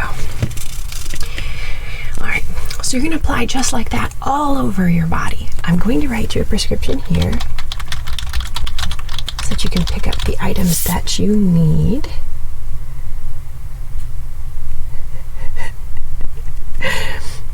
Oh, Modus, please don't leave. Please stay and get your little medical exam. I promise that I will take care of that growth that you have on your armor plating. I will. I do a very good job with all of our insectoids. So, do stick around and enjoy the sounds and the pampering. Do stick around. I'm sorry you're not doing well, though. I'm sorry, it could be better. Alright, so we have your prescription all set, Hoff, and I needed to give you medication, some melatonin for sleep. This is good stuff. I like to put them in little heart-shaped boxes. I think that it lets you know that we all have something in common, whether you have an open circulatory system or a closed circulatory system, open being in the case of this gray leaf, whether you have a two-chambered heart in your case, or a four-chambered heart in the case of a mammal. Whatever you've got going on, we have this all in common, that we have the need to circulate oxygen and engage in cellular respiration. Deep down inside, at the cellular level, we all look different, but we are all the same too. We all use ATP. Unless you're a Israeli, in which case you don't use ATP. We are all the same except for the Israeli, who are also the same because they also need to engage in the gathering of energy. They're just a little more chemosynthetic than the rest of us. So there you go. Alright, Hoff, so that should help you sleep a little bit. Before you sleep, I would like you to do a couple exercises. I would like you to write out what happened on Forge, not just to turn into the lawyer, but also for yourself. And then I want you to answer the question, what does that say about me? Like, what does that, how does that affect your self-image? And then I want you to answer with the truth, which the truth is, that you are a brave wonder frog who has signed up to help protect people from the influences of the Groen, who kill children and don't let people be themselves and be who they are. And you have signed up even to help, assholes in some ways. And that is awesome of you. So, do those exercises, and I think you should be good to go. Any further questions? I make you feel like I'm not someone. I'm so sorry.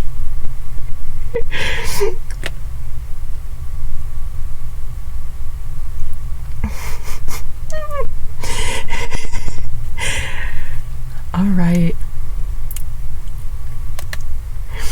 Everyone who just joined, Nemo and everybody else, please pick your number. Nemo, I think, is 12. We are on number 3 is our next number. What happened is you all showed up at the same time to your medical clinic visit with the Frelsey with Dr. Patti Loylan. Reason being that your training exercises went late. There was a lot of repair work to be done around the fort, and so whatever brigade you were with just all had to let out at the same time for work today.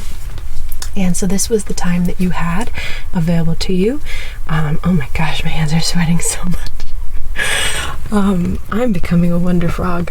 And so I am seeing you one at a time. Go up. You are just moving to Alpino to get your, which is a pretty cooler planet. It's about as far away as you can be from the sun and still have a breathable atmosphere and have it be livable. The poles are pretty much completely unlivable, very, very cold, very like onyx, unusually colored sky because of the magnetic frequencies up there. And the rest of the planet, there's a lot of plains and volcanoes, and you have just moved there from Berbera. You're a Berberan, which is one of the like capitals basically it's not a capital, there are normal cities, states, and countries and so forth, but it is a very big deal planet that has a lot of trade and a lot of control over media and other things. They already had their like big climate change event, so the entire planet of Berbera is underwater.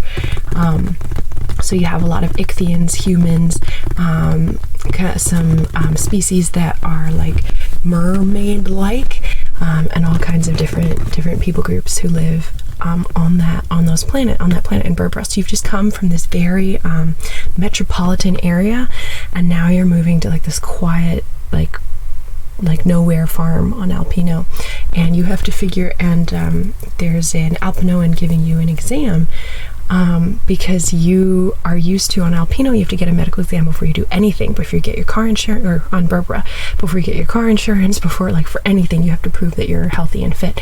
So you come to Alpino with those kind of presuppositions, and Alpino, they're just kind of like, why do I need to give you a medical exam? Just go get some farmland and get you a draconian partner, and then I think you'll be okay. All right, I think that's everything. I don't think I've missed anything. I think it's time for person number 3. So let's get back and all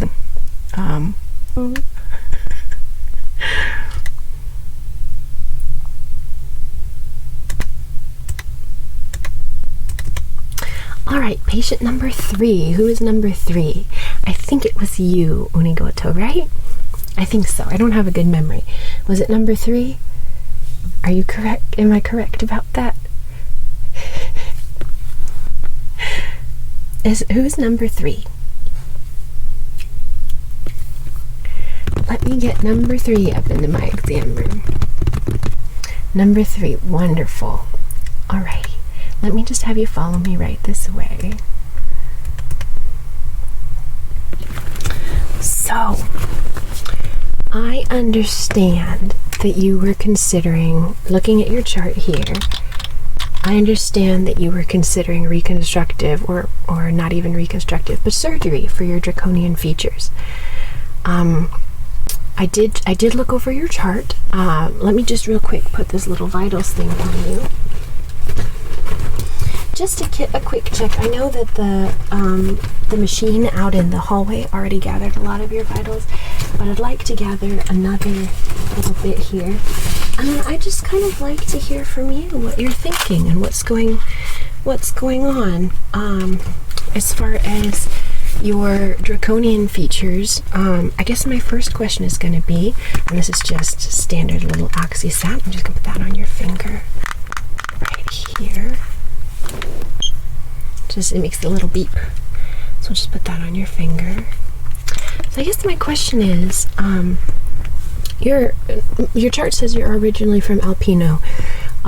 Have you, when did you start, have you grown up around other draconians, or did you grow up around Homo sapiens sapiens?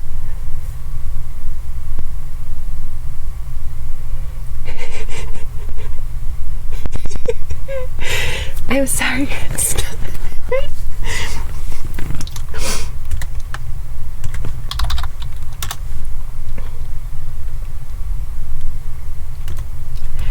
So, by the way, just since you're here, this is a draconian role model. This is a little video.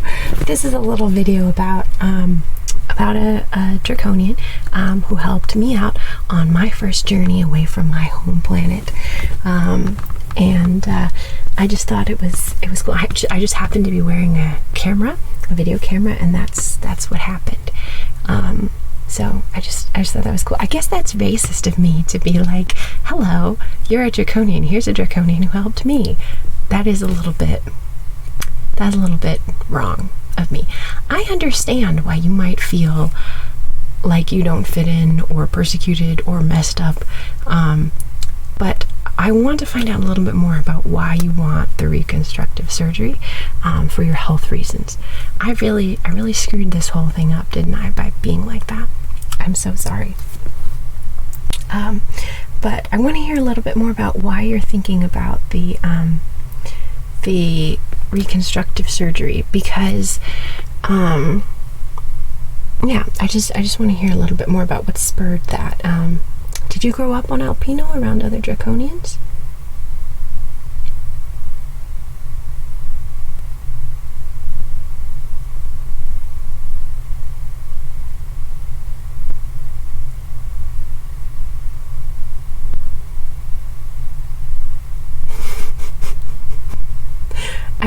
Your hearing is... Your hearing, I think, needs to be checked. I definitely didn't ask if you were albino.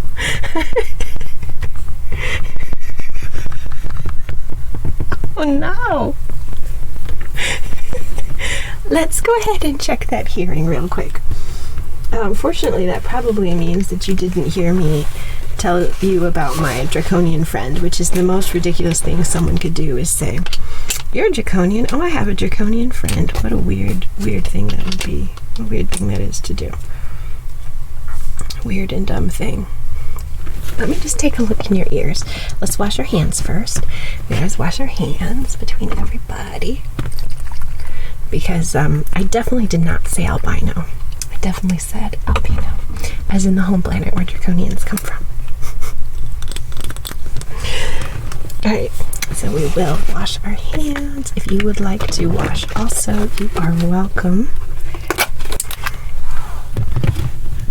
But it's good that you don't, it's good about the hearing.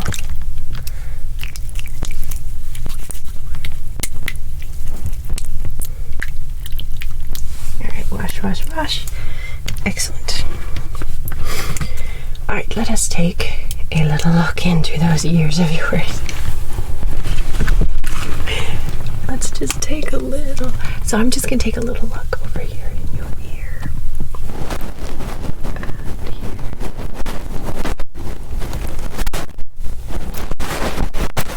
And what I'm looking for here is I want to make sure that you don't have any exudate,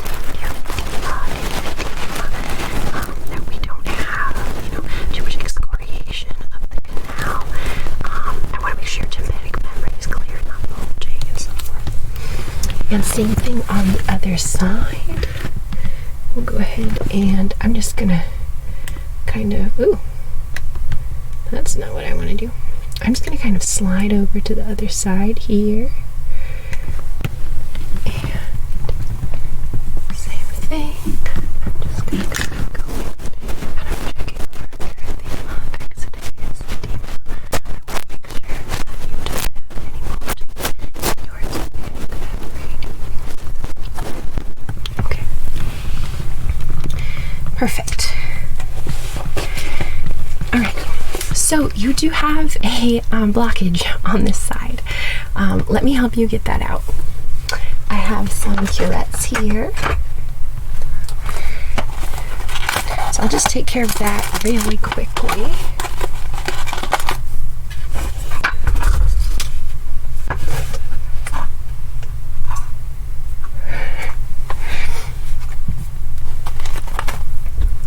Here we go. So while I am getting these materials ready so that I can check, so we do have a curette. That's what this is. It's a very small, these are small disposable ear curettes. And we just go in there and we scoop, and we just kind of get that thing out. You should never do this on your own. You should always have a physician do it for you, who has experience and can look in your ear. So we'll just glove up. So when you're thinking about surgical modifications to look less draconian and more Homo sapiens, I want to ask how drastic you're considering. Are you considering wing removal?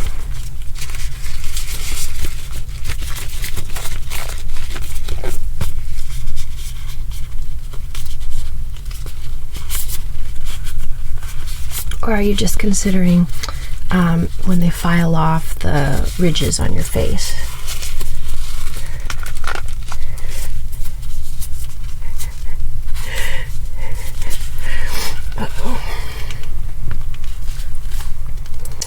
Ooh, scales. Oh my. To me, so let me do this thing in your ear and then we will talk about that, because that might be something else. I don't think that that's inherent to, that's not the fault of you being a draconian. That's, sounds like you have psoriasis, to tell you the truth. Alright, so I'm going to go back into this ear. and just take the curette here. And what I'm going to do, your ear canal is narrow, so it's going to be kind of like this, where I'm going to be looking and be very careful and watching the curette. It's just that it's right there. I can see the blockage fairly easily. So just kind of getting close to it here. And I see the blockage is right there. Just gonna kind of scoop a little bit. And there we go. Oh, you want to see it? I'll show it to you. It's pretty significant. This is what was in your ear. Oh, wait, can you see that? It's rather large, and I think you may have a parasite, actually, to tell you the truth. That is what I think is going on. So, I appreciate your dedication to the cause. The fact that you are having some desquamation and scaling, what I'm going to do is I'm going to take a skin sample of your cells, but I think what's actually happening is you have a parasitic infection. So there's no need to do the dramatic, like, change, who you are, in order, to work and so forth in combat. The scarring that develops after a lot of those, first off, let me tell you, it's some very corrupt people and plastic surgeons and everyone else like that who runs that kind of business of making people who are draconian or photosynthetes or chemosynthetes or other unusual Homo sapiens morphs to look more Homo sapiens sapiens. You being Homo sapiens draconius, having your own Homo sapiens draconius DNA and your own individuality, when they offer to do these surgeries to make you look more Homo sapiens sapiens, a number of them do not go well, or they have bad side effects. And then there's also kind of the ethical issue of, is it really you making that decision, or is it kind of the corporate world making that decision for you, right? There is that theory that the Groen want us all to become the same eventually. So I'm not here to tell you how you do your own, good looking regimen or everything else like that. And obviously that's not why you want the scales removed. But a lot of times, a number of people who do come to me asking about those things, they're being scammed. So just want you to know that a lot of these surgeries, for example, you can build up rather large keloids after you've had the scales scraped off, and then you have to continually getting more surgery for those keloids over and over again. It is really a really great way for a dermatologist to make a ton of money off of you forever, indefinitely, but it's not really a very good or ethical medical practice. You who are having regular shedding, we need to look at blood labs and make sure you're not having a nutritional issue, which can occur, right? Even, obviously you are a mammal and not a reptilian, but even reptilians who have nutritional problems will have unusual shedding and so forth. Having a parasite, again, and with the thing that I found in your ear, I really do think you might have a parasite. So I'm going to send that thing to the lab. I'm going to do a quick blood draw, and I'm going to send you to your wristband a dietary regimen that I recommend, and I'm going to give you some antiparasitic.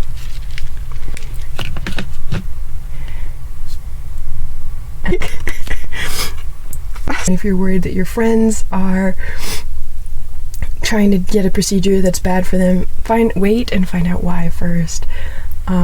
And then let them know, affirm their beauty and that they're okay, and why, and then let them know about the information that that's not so great.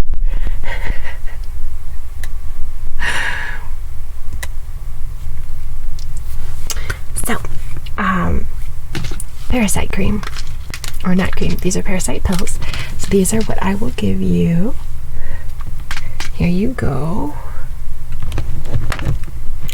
And where is this thing? Now, you're going to want to take these twice a day. I know they are horse pills. I know they are uncomfortable and big, but you are a big boy and you'll be able to handle it just fine. The other thing is, I can see that it looks like, let me just take a closer look here at your scale. Back here, back towards it. Can I have you stretch your wing that direction? Yep, just go ahead and unfold them. And we'll just go ahead and check over here on this side. Just go ahead and check here. It does look like most of the desquamation is happening, it does appear that it's happening like on the edges of your wings, actually. So, can you tell me a little bit about your defecation? How many times a day are you passing stool?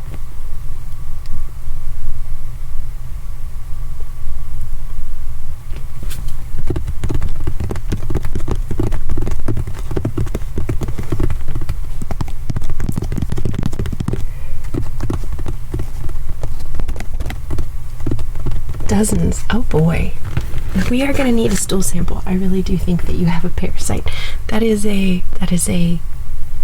concerning issue. So, I'm going to have you go and leave a sample in this cup. Okay? You're just going to take this cup out to the bathroom. You're going to leave a sample. You're just going to label it with your name. All the instructions are on the wall there.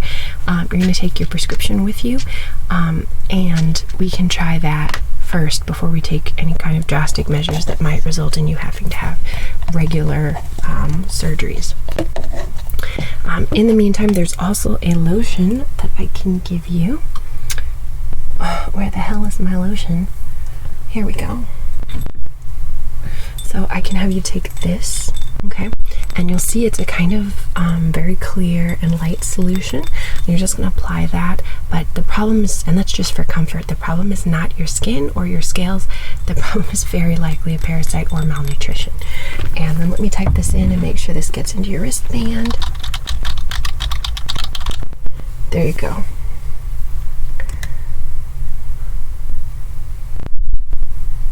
Okay. You always get it. Oh boy. I think we're going to need to have a longer conversation. I'm going to have you see the behavioral health officer. Because that's not really on spec behavior exactly cognitively for somebody in your situation. And it is not really my place to manage that. Thank you very much for the sample though, but I am going to need you to collect a fresh sample for me. So I'm going to have you go out and talk to the behavioral health officer so they can kind of talk with you about recent deployment stresses, childhood stresses, other things like that. A lot of more fecal behaviors have to do with some kind of stressor as a child. Sometimes Freud is a little bit right about some of those things. So, that is not on spec for draconian culture at all. I am not shaming you, however. I am not shaming you. That is a good question. Is there really any harm in carrying fecal material in your pockets? Here's the thing. When we are fighting against opponents that do have some scent-based technology, it makes you more vulnerable to be found. So you know, it is a little bit cognitively dissonant that you're saying that you want your scales removed so that you don't get found, and then at the same time you're carrying around items that are going to give you away. So I think you need to talk to somebody who's more experienced than me about, because there's no shame in saying behavioral health. I say behavioral health like every day about all of the things that people come in here with and how they affect me. So I completely and totally, it's normal. I just think that you need to sit down and make sure you process some items. So I'm putting in a required, oh, that's a big problem.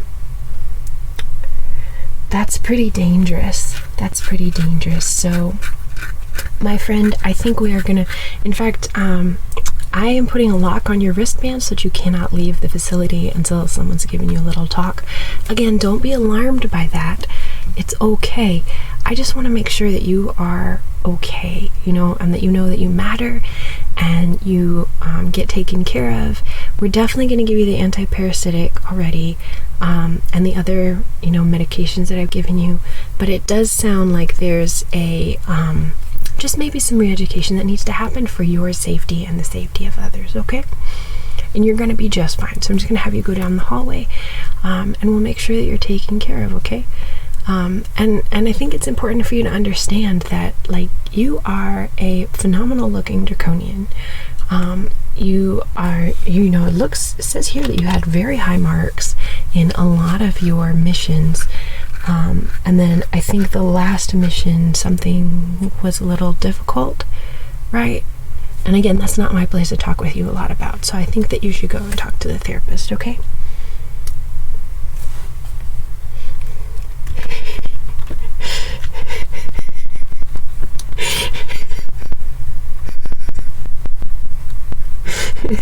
Not getting roasted.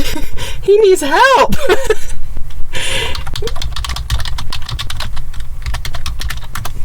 There is an online option for therapy. You can get, instead of going to the behavioral health officer down the hall, you can go to BetterHelp.com. I'm sorry. I really shouldn't laugh about that. BetterHelp.com/Dr. Jen is an affiliate. We do want to make sure that you get the therapy that you need. Oh no. Oh dear. In all seriousness, for real life things, if you have you gotta stop it. I'm not laughing at you, I'm laughing at Gabby in the chat. And Pounce Uwu. This is Pounce Uwu that did it. Pounce Nader, you are number 14. We are doing patient visits and we're currently on number 3. And number 3 is giving me a lot of hard time. There's also a bunch of awards here. Let's get out of here. So everyone knows what's going on. Patti Loylan wouldn't laugh at that.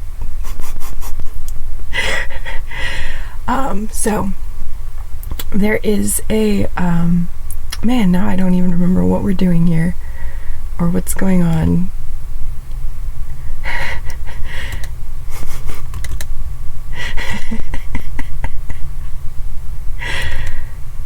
Oh no. You guys are so mean. I feel like I'm being bullied on my own stream. Oh no. Oh. It's just the way that things are happening and how you're being silly. Stop it. Oh, you're making me feel weird. Fresh and steamy. So, it is possible to have unusual behaviors. It's not an insult to get sent into the psych ward, but trauma can cause unusual behaviors. Sometimes people have unusual behaviors underlying that they've kept secret for a while, that then can come out. There's a lot of all kinds of unusual triggers for different situations. So if you do find yourself having the urge to give people poop, literally, even though you cognitively understand the health concerns associated with that, I think it is worthwhile talking to a therapist about it. And quite seriously, oof. If you want to be treated like this, you'd visit your dad. You guys are terrible. In real life, if anybody has that kind of affliction where they feel the need to give people literal feces, you should talk to someone about it. Not someone in your personal life, because that will be awkward for you. But talk to a therapist about it, and that can be helpful. And things can be better, because that is a safety concern, right? You don't want to get infections, and there's all kinds of other issues. You know, there are issues associated with playing with feces. So, and that is actually a real link. I was putting it up there as a joke, But in real life, that is a real link. But your health department can sometimes get you free care. I know some of you have gotten care a few different ways that way. And if you can get care from your local health department, that's cool. It is cheaper sometimes because not all insurance companies, gosh, this is itchy. Not all insurance companies carry, not all insurance companies will pay for therapy and things like that. What is happening here on different sides of my head? There's all kinds of things going on. Not all insurance companies will help you out on that level. What?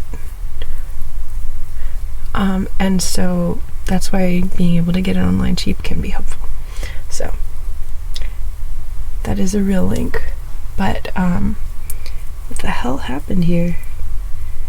Oh, my head just was looking banging and now it looks dumb. Oh well. Patti Loylan is very hit and miss with her headdress. So anyway.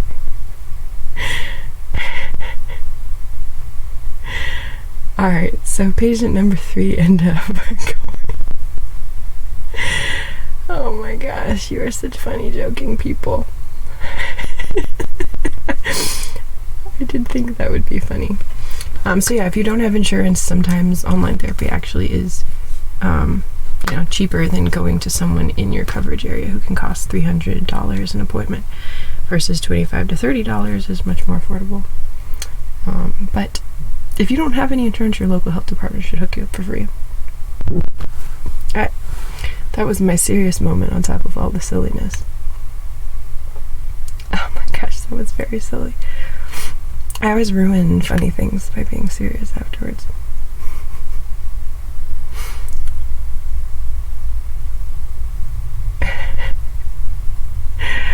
Alright, let us move to patient 4.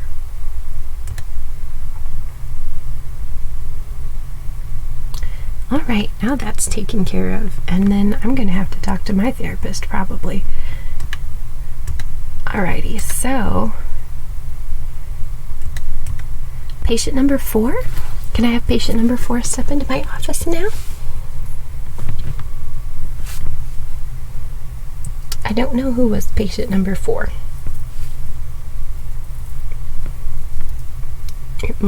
So I hope that you remembered your numbers.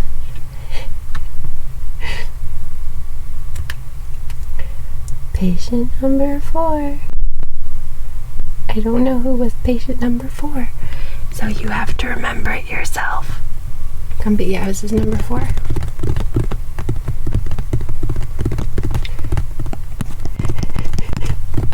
Okay. Oh no. Oh, Nigoto. You do make it very difficult to stay in character. It's okay. Patti Loylan is a little more judgmental than I am too, so it's okay. Like I said, she gives the main character problems in book 4. Gotta wait in line for these poop problems. Alright, Grumpy Gabs. This is gonna be a good one.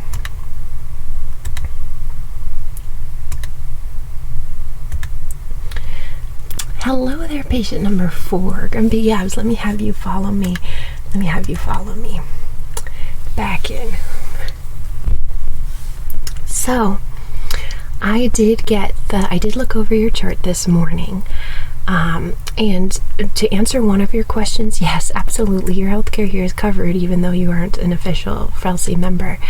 Even though I understand we do occasionally hire mercenaries and bounty hunters to help us with the things that are necessary in certain areas. A lot of people like to pretend that in the uncontested zones, nothing actually happens and it's all peace.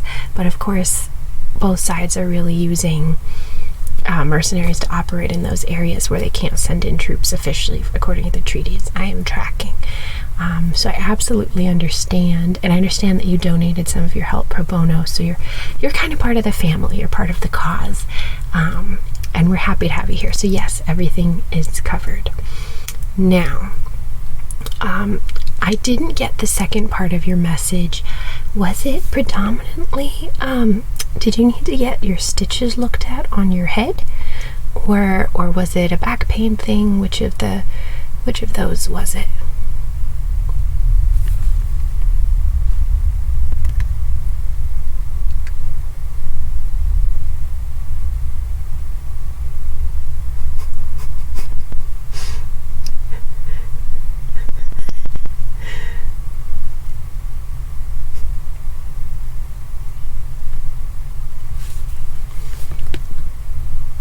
Which one was it?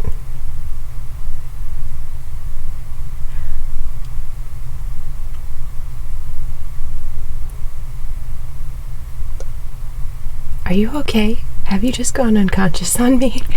Let me take a look. Oh my goodness. Hello. Hello there.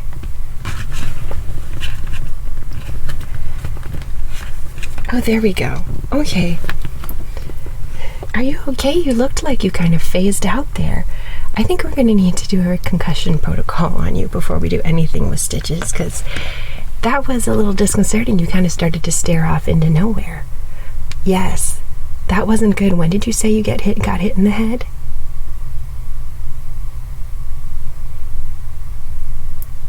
I don't know. That was unusual. That was pretty unusual.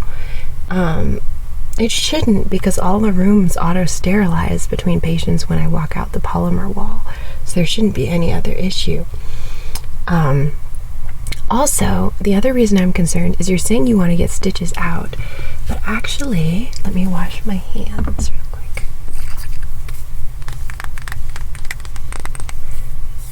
Actually,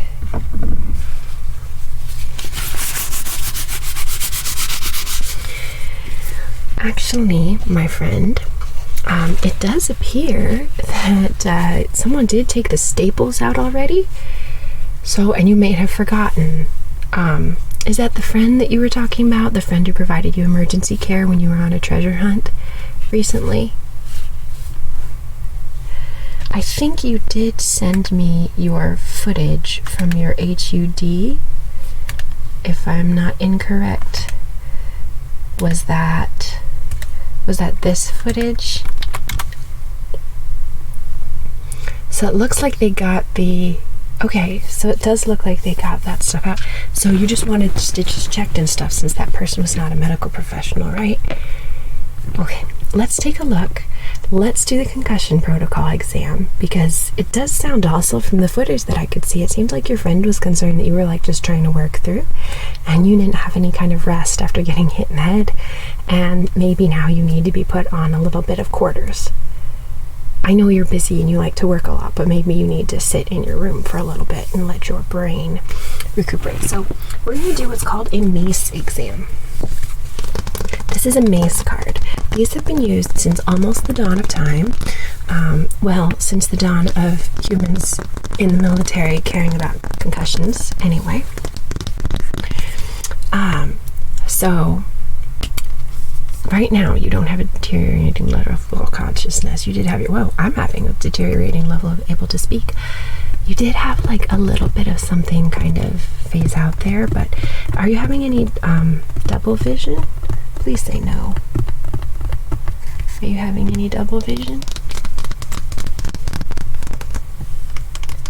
You don't seem to be more restless, combative, or agitated, so that's good.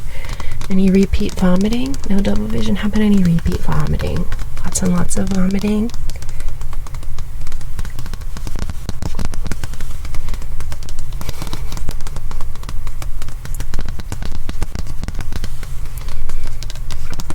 No vomiting. Okay.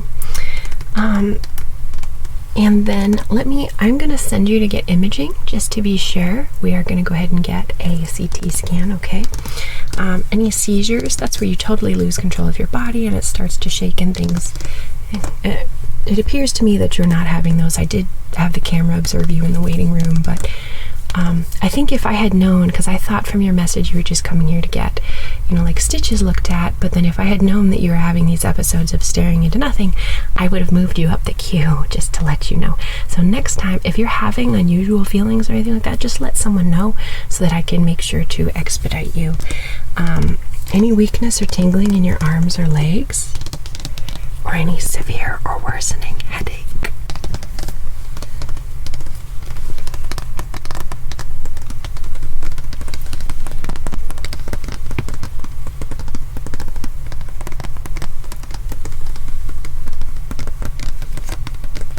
There you go, you're kind of staring again. Just a brutal headache, some dizziness and orientation. Oh no, tingling in the arms or legs. Oh no. Okay, well, we're gonna stop this right here and not continue the maze. We have to get you the imaging. I have all these questions that I can't ask you because those are some red flags. That's not good. That's not good times. All right, so let's go get you the imaging. I'm gonna have you cross the base with me. Let's go. We're gonna go out through here. We just gotta get you some good imaging right away. And we're gonna go out into the hallway. And we are just going to cross into, we're just gonna kind of cross out here across this little courtyard here. Just here. So we'll just cross this courtyard if you'll just follow me. And kind of past the hangar bay. Okay. And here we go. And we just have some construction, so I just have to get you into a different room. So we'll go out through this polymer wall and back through here. Okay. So you are just having these repeated alterations in consciousness, and all that stuff that you just described is not good. That can mean that you have a slow brain bleed. You don't want to be tingling in your arms or legs brand new after you've been hit in the head. You certainly don't want the headache to be worsening. So we're just going to get this image. So I'm just going to have you kind of lie down. Okay. So I'm going to have you and I'm just going to kind of take a look here around the injury. It looks like the injury itself has healed very well. So that's excellent. That's excellent. It's completely closed up. It's completely closed up. All right, so let's go ahead and get the CT scan on you. Let's go ahead and do that. Where is my stuff?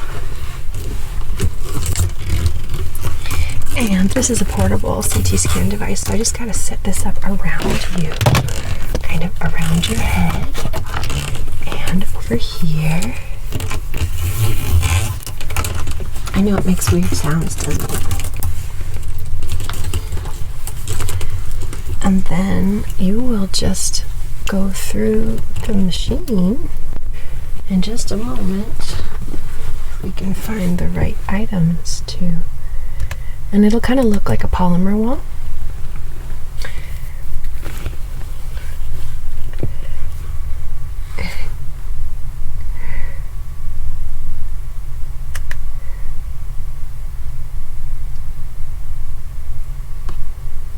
Okay.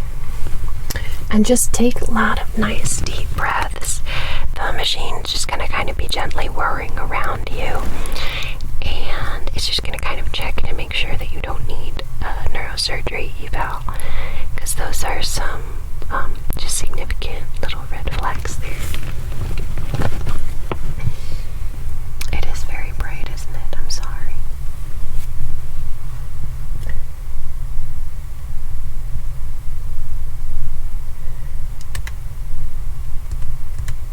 Okay, so now you're out of that little tube. Let me go ahead and read your CT scan. And I'm just going to take a look here. Let's see. I'm going to start by looking up at the top area here. This slice right here at the top. And then we're going to scroll down through these different areas. And we're going to go down to the next area.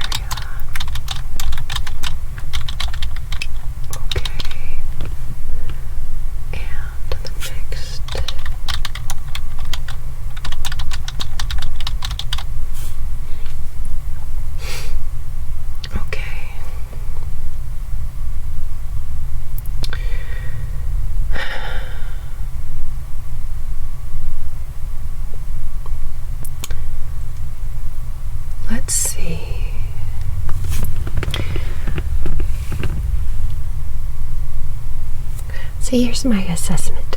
You are having some photophobia. You are having severe and worsening headache. You are having the tingling. You did mention as well that you were dealing with, what was the other thing you said? You know, the headache worsening, right? There is a very, very slight luminescence on one of the slides. I'm going to do a physical exam on you, okay? So I'm going to have you first. We're going to kind of focus on sensation and strength. So I'm going to have you close your eyes, and then you're going to tell me where I'm poking you, okay?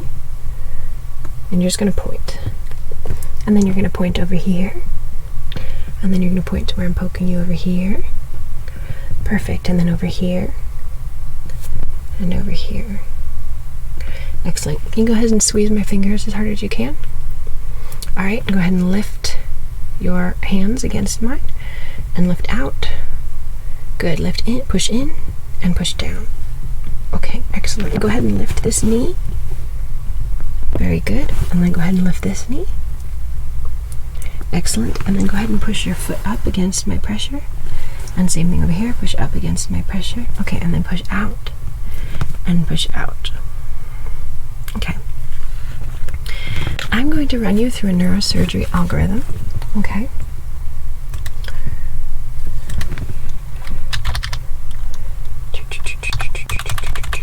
And I'm just going to have the little robot. We're just going to put a little, what are they called? A little medbot, little orbital medbot on you, and let it kind of run, kind of scamper across you here.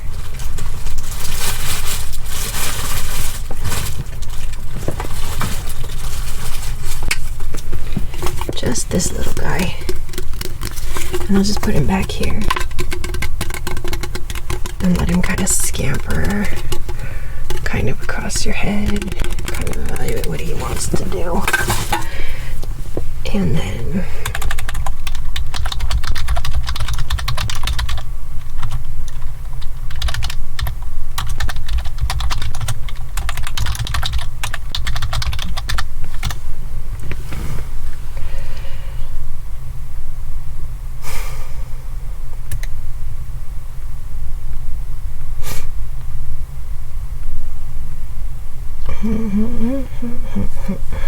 and I'm going to watch this information as it passes.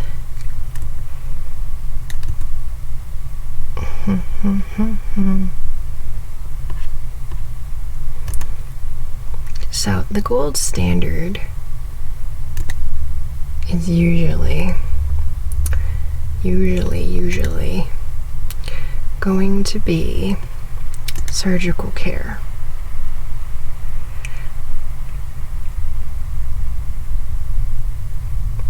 And I'll show you a picture of what this looks like. This is not what yours looks like, okay? This is what an epidural hematoma looks like. Oh, that's not a link that works. Well, why can't I? You may not be able to access this website because it's for doctors only. But you can see the CT scan will usually show this like white brightness. You don't have that. You have a very, very slight, very slight. And so usually what people will do is, like you can see here, like a craniotomy or laminectomy. And that's something that I would leave to the neurosurgeon.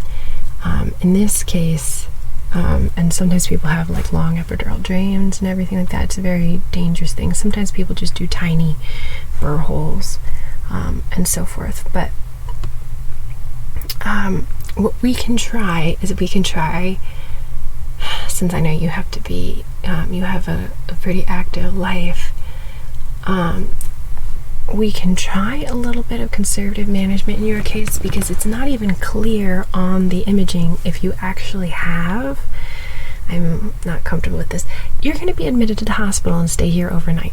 is the basic, simple thing. I'm going to have my assistant take care of you. So I'm putting in the paperwork now to have you admitted to the hospital. Your wristband is locked up now, so that you shouldn't, or you don't have a wristband because you're not with us. I cannot mechanically prevent you from leaving the building, but you need to not leave the building. It's very important. If you do have a hemorrhage that progresses, it can crush pieces of your brain and you can die. So it is important that we at least observe you. We can do serial CT scans, and then if that sliver that we're seeing just the tiniest sliver, and if we see that increase at all, then we need to do surgical management. We can do non-surgical management in your case because, again, it's questionable, this CT scan, but we'll do repeat neuro exams every 2 hours. Repeat CT scans every 2 hours, and then you will have someone in the room to monitor you, and you will be on a monitor like this but hooked up the whole time, and then you can really get some good brain rest in. I need to do a little bit more neurological eval on you, okay, before we admit you to the hospital, but that's what's happening. You're going to be admitted. So let me see your, okay, yep, just follow my fingers with your eyes. Okay, stick out your tongue and move it back and forth like this. Okay, open your mouth and say ah. Okay, close your eyes and tell me where you feel me poking. On your face now. I know before it was on your body. Okay, and then over here and over here. Okay, and it feels the same on both sides. Okay, smile real big. Puff out your cheeks. Wrinkle your forehead. Okay, shrug your shoulders up. Perfect. So what we've done is we've evaluated your motor function, your sensory function, cranial nerves 3, 4, 6, 5, 7, 8, 9, 10, 11, and 12. And we're going to evaluate a little bit of cerebellar function. I saw you walking in here just fine. I'm going to need you to do this, and this, and this. Okay, touch your nose, and then touch my finger over here. Okay, again over here, and over here, and go ahead and flap your feet for me. All right, now take your ankle, put it on your knee, and run it down your shin. Like this. This is your feet. You do that. And the same thing on the other side. Excellent. So your cerebellar function is all right. Your neuro exam is pretty normal, but the changing in consciousness worries me. And I think in the end, we are going to at least get everything prepped so that we can drain the bleed that's collecting in your head. And like I said, it might be very, very slight. Probably we'll do pretty minimally invasive. We have these wonderful little burrs that we can use now that are so tiny you basically can't see them. Tiny little hole in your skull, using the MedBot, and just slurp that blood right out, and that'll be good. That should be it. So, but the first thing we do, so I'm gonna leave it a little bit. I'm not gonna leave it up to you whether or not you leave. But we can try a little bit of endovascular embolization. So we're gonna watch you conservatively, see if you get better. After a couple hours, get you prepped for slurpty slurp. Okay? All right, so let me just have you go right upstairs.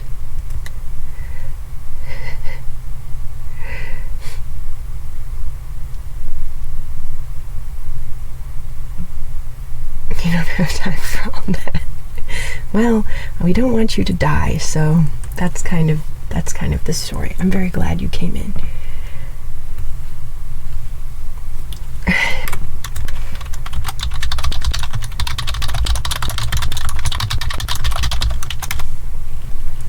All right.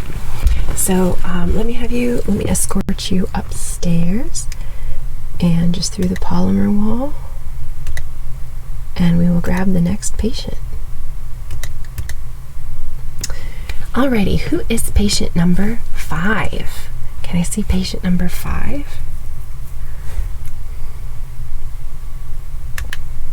I think that might have been Suko or DJ Paid.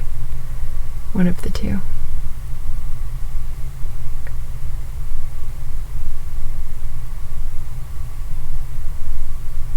I think we will do DJ Pay.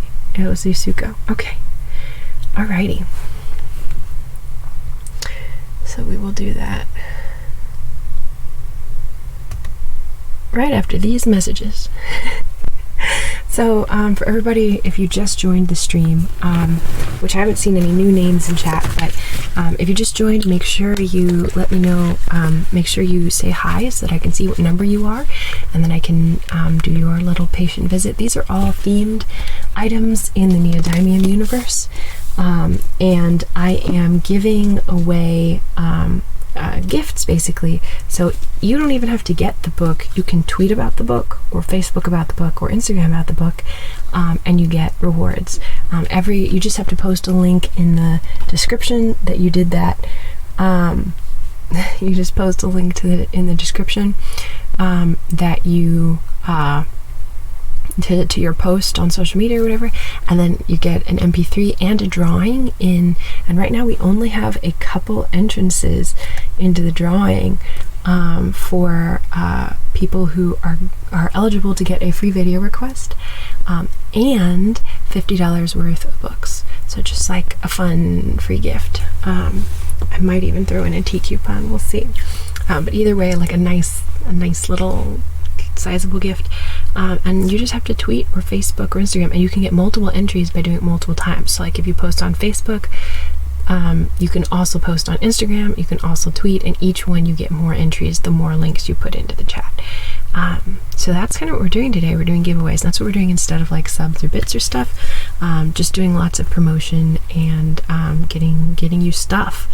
So give me your number or don't give me your number, I know your number, if you just remember your number.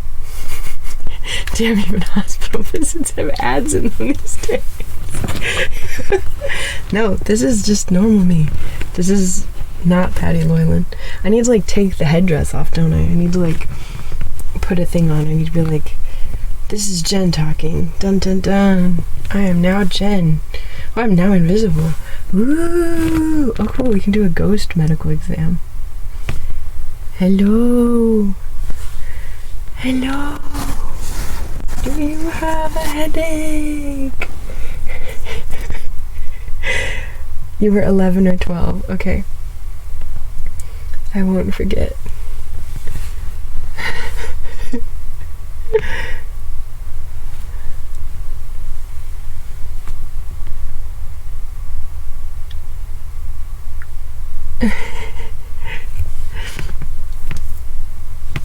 This thing is killing my head. I hate it. I need to take it off soon. Alright, so if y'all can remember, okay, so I'm legally paid and notice we'll need exams also. Alrighty. Sleep well, Modus.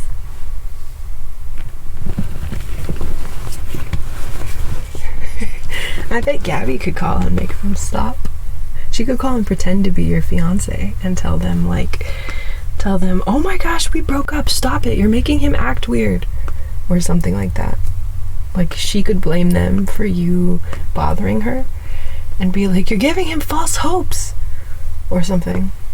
She could create a whole thing and then call them and tell them it's all their fault and they need to leave you alone. Or she can be your older sister. She's sleeping right now and can't talk, so she's like sleeping in the middle of the day.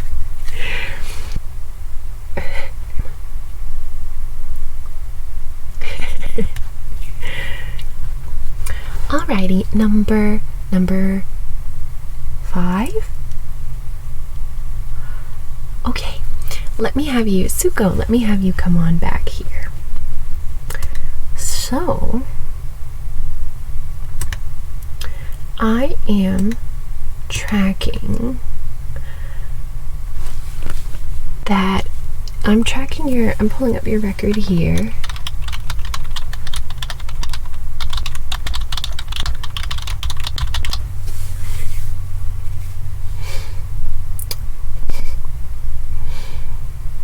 Oh, that's right. You're following up on an old injury.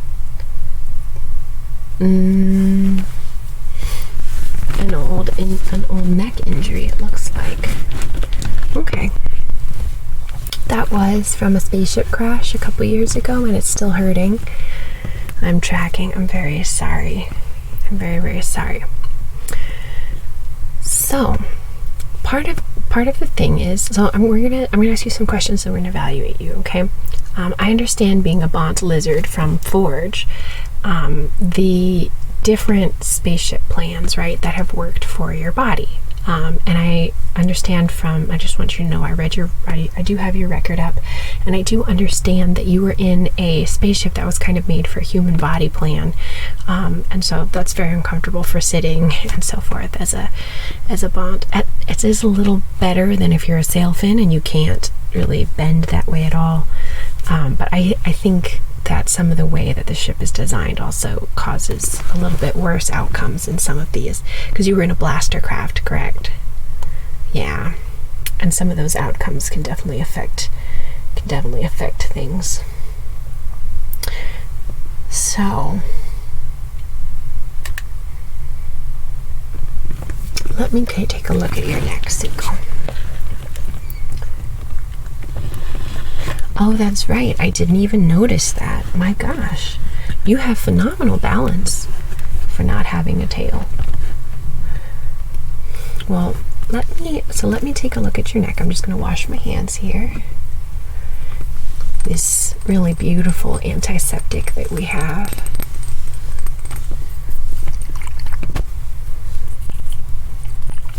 And just wash, wash, wash. And you can have some too if you like. I'm sorry about that. That is quite terrible. So let me just come a little bit closer. Not kick a hole in this wall. Okay, so I need to move over to this side. Where am I? Come over to this side and kind of take a look here at your back of your neck.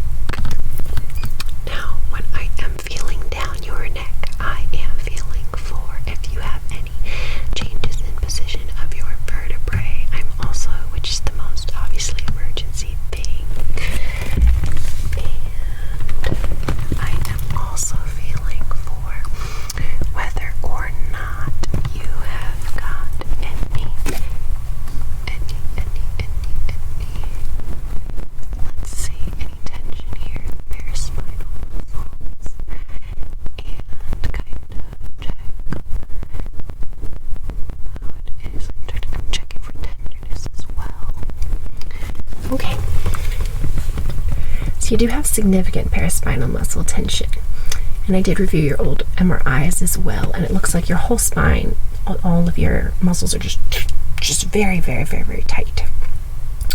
So we should schedule some OMT sessions, actually. But before we do that, can I ask you a couple questions? The first question is going to be, do you have any tingling in the tips of your claw pads or in your toes?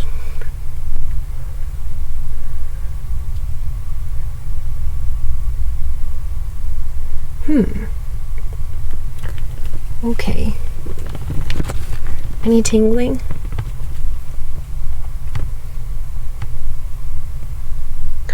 Oh, no feeling at all. How long has that been going on for? And your fingers and toes. That sucks. Oh my goodness. Goodbye, Gabby. Enjoy your hospitalization. Oh my goodness, that is not good. Now I don't see any bone sticking out all the way, but I do see really what we call an osteopathic somatic dysfunction, which could be what you're talking about, which is where the bone itself isn't displaced, but it is osteopathically displaced. It's something that like a DO would look at, a chiropractor, somebody like that. It's out of alignment, quote unquote. It doesn't mean that actually it's broken or anything like that. And given the very stiff paraspinal muscles, that would make sense. It would make sense that everything is kind of snapped out of alignment and uncomfortable, especially when you try to move to certain directions like the right side, like you said. So, since we are lacking feeling, I think I'd like to repeat the MRI and just make sure that we don't have any disc damage, right? We don't want to have any disc damage that we can't mitigate. You don't chew. Well, I can't judge. I don't have a reptilian Bont face plan, so I don't understand a lot. I do understand that the lack of cheeks means that a lot of reptilians just kind of bite and swallow. I understand that.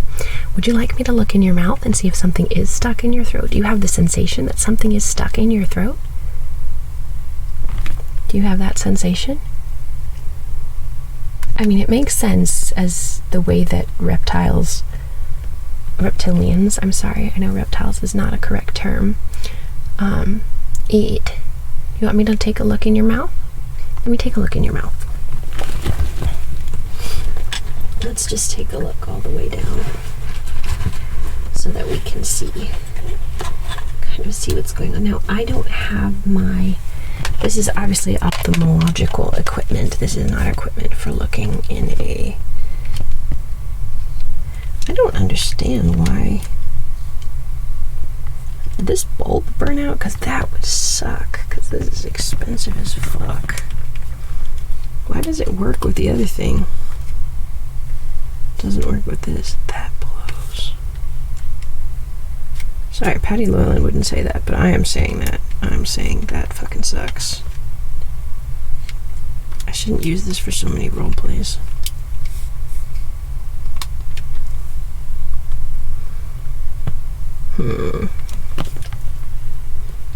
Yep. I think the bulb is burnt out. I don't know how to replace the fucking bulb on this bullshit. That sucks. It's probably that thing.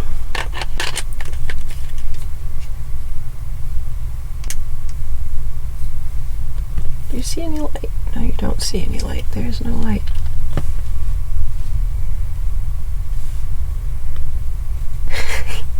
Hear an echo coming from your throat. Man, this blows. I can't believe that. Because it's not the battery thing, because it works with this. Yep. Oh no!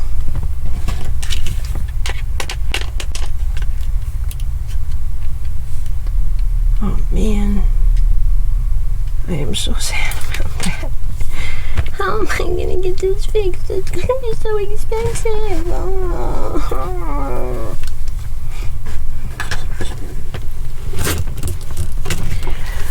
This is how we're going to look down your throat, open wide and say, ah! We'll just kind of put this down here and look through this periscope item here. And it does appear that you have a number of items stuck in there. So let me get a curette and we will just start. We'll just kind of feed this through here and then down. I'm watching here on the camera and got it. Okay, I got the bone. Yeah, that is pretty gnarly. That is gross. Alright, so we'll put that over there for disinfection. And here, there was a large meat-based item with bone in it that was impacted into your throat. That is true. I am sorry. Alright, so let me do a couple other things. Can I have you squeeze my fingers? And then move your toes. Okay, and lift up your knee, and lift up the other knee, and kick out. Good, and kick out. Excellent. Now, if you'll do me the favor, please, of closing your eyes, and then I'm just going to tell you, have you point to where I'm poking, okay? Here, and here, here, here, and here. Okay. Have you had any loss of bowel or bladder function? By that I mean that you are unable to hold urine or feces. And the second thing is, if your neck, do you suddenly lose motor function in arms, that they just like droop and don't work anymore? Either of those things happen?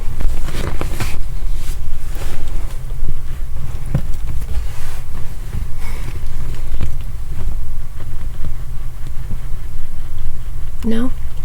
Okay, that's good. That's excellent. Those are some red flag signs, so I am good to know. I'm happy to know that you don't have those red flag signs. So let's see what's next. I'm going to do a little bit of osteopathic manipulation, just some gentle, this is what's called paraspinal release, here on the back of your neck.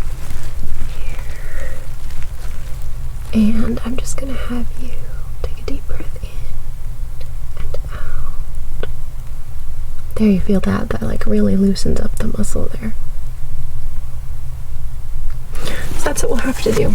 We're going to repeat your MRI, and we're going to have you come back for osteopathic manipulation, because that makes a really big difference. And I think there's a lot we can do with that. You are not uni. You control your bowels. Oh, what was the ouch from? Oh, good. Excellent. Excellent, excellent. Okay. So let me, and then also I'm going to prescribe some muscle relaxers. I don't usually like to do that, but in your case, I think it's very necessary to help with that just terrible paraspinal muscle spasm that you've got because of the chronic injury. I'm also going to recommend, we're going to try osteopathic manipulation, have you come in once a week, and we'll readjust and be just very gentle with your spine after we've gotten the MRI. And then after, I'm also going to recommend a couple of neck exercises that I'm going to put right here for you. Just very gentle. I want you to do these very gently. I don't want you to push them. The idea is not to harm any of the bone structure or anything else like that, while at the same time making sure that we are fixing some of the problems of those the basically muscle situation, specifically neck spasms. We are going to offer to you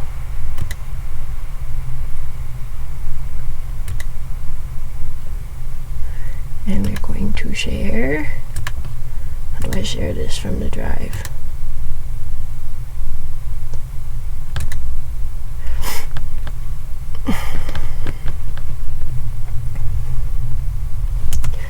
And we're going to get a sharing link and copy the link. Anyone with this link? And here are the exercises that I'm uploading for you. That's a good question. Muscle relaxers can be fairly addictive, but they're not addictive like opioids, right? So that's why you want to be gentle with them. I don't usually prescribe them, but they really do help to kind of relax everything. In your case, I'm specifically going to use cyclobenzaprine or Flexeril. It just kind of relaxes everything. You should only take it before bed, and you should never take it before you're about to fly a spaceship. But that's excellent question. So, and those are some gentle neck exercises you can do to help relieve and alleviate neck spasms. All right, so I think that we will move on to person number 6.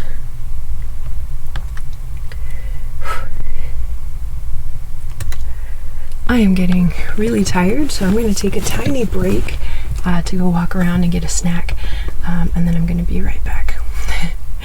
This is exhausting me way more than I thought it would, and I have to take this thing off my head because my head is sweating a lot. I thought that I would be able to do this a lot longer, but I'm actually really tired. So I'm just going to take a break, I'm gonna eat a little something. I'm gonna be right back, and I'll eat with you guys, and we can eat together, and it can be wonderful. So don't go anywhere. I will be right back, and you can look over those next spasm details. In the meantime, I will return. I will return and do 7 more of those role plays. You mean mukbang? I probably won't eat super close to the microphone like that. I don't really roll that way, but I understand. I understand it. Mukbang always makes me really hungry. Oh my gosh, it's so hard to stand up. Alright, I will be back. Let me actually put you on this. Not mukbang. Some other thing.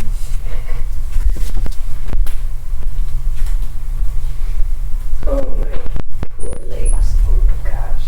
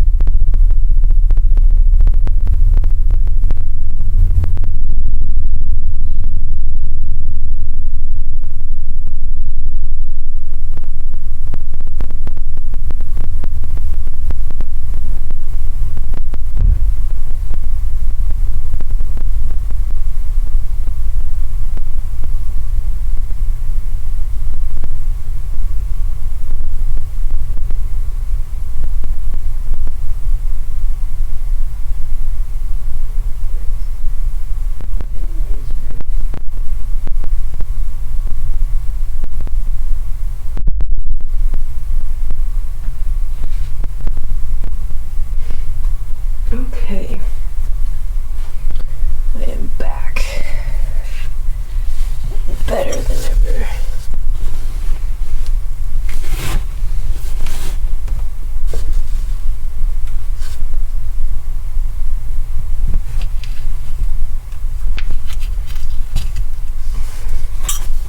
Oh my gosh, where am I gonna put this? I guess I'm gonna put this there. And these cheeses there.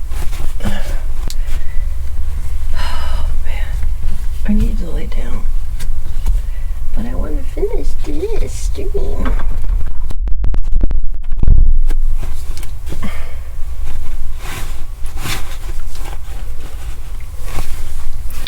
Alright, we are going to position these differently this time. Okay, hopefully that's not too scandalous.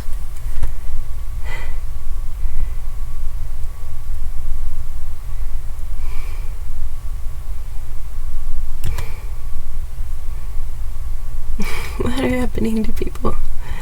People are talking, they're chilling in line. I think Dr. Patti would see you would see you bleeding and do something about that.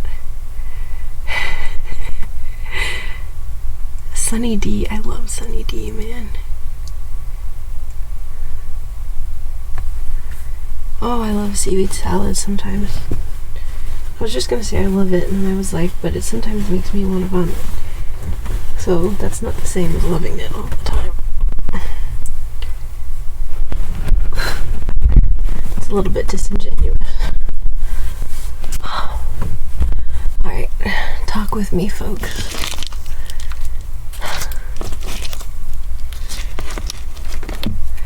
Here, that's what Sunny Delight is, Sunny D. It's good stuff. It's very sweet, though. Look at the back of it, and you'll see it's supposed to be good for you, and it's not. All of those juices, you don't want a juice that has more than 10. When you look for the sugar at the back, you need to be looking 10 grams of sugar. You don't want more than that.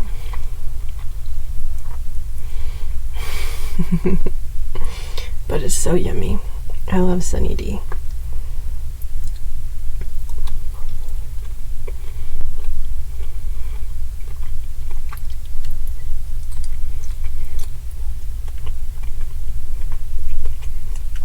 Dragon bear pelts are super in season right now.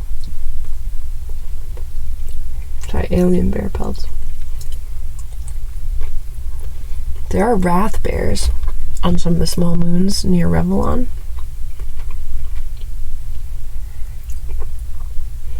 Maybe you ran into a wrath bear. What do you guys think about the experiment on Wednesday with the teeth?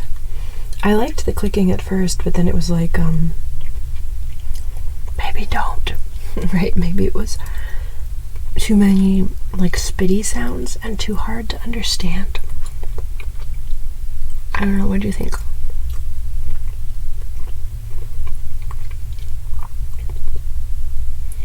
That's true. Oh, by the way, you guys need to, I need to make a better announcement for the food, the leftovers contest, but we gotta do that soon. And teeth made you uncomfortable. Yeah, I don't think that I would watch that, but I liked listening to it. I sometimes listen to my own shit to sleep. Because I can trust that I didn't say anything that I disagree with.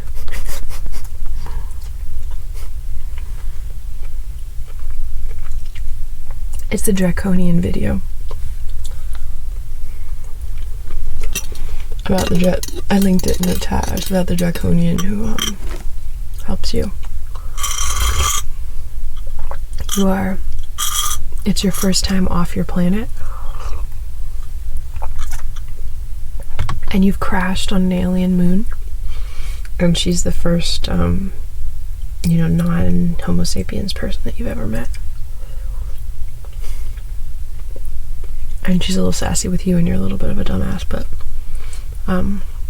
she takes care of you. She's kind of hard to understand with her big ass teeth. I don't think I'll do that again. It was a lot of effort for not a lot of return.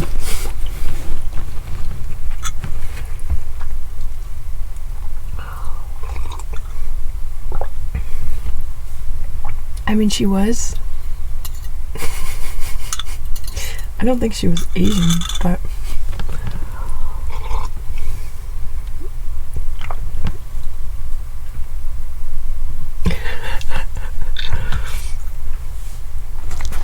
she was fun to do, though.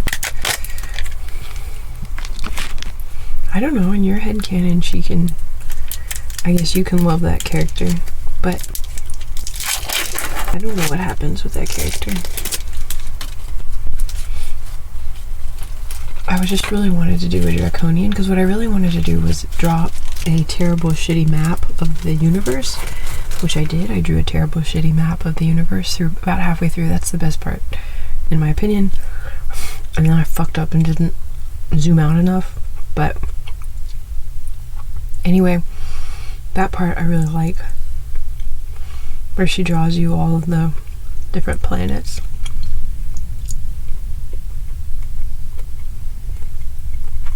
That dude from the line in Burger King. Oh, that's right.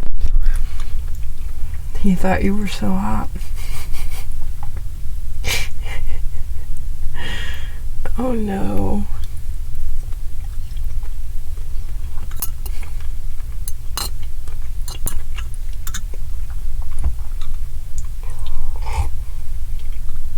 This is a cup that Brian made, but the handle got broken. I still think it's really pretty. And I'm drinking tea in almond milk. Green tea specifically.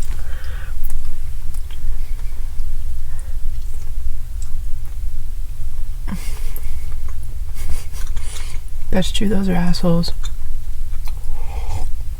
People who don't respect like strangers' boundaries, they're definitely not going to respect the boundaries of someone like in a close life with them.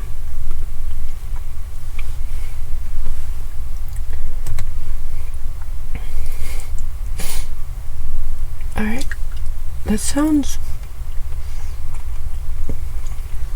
awesome, the ghost pepper chicken nuggets.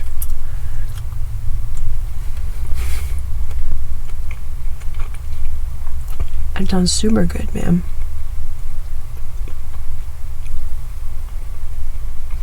But it also sounds like gastrointestinal distress the next day. Yeah, I no longer tolerate spicy anymore.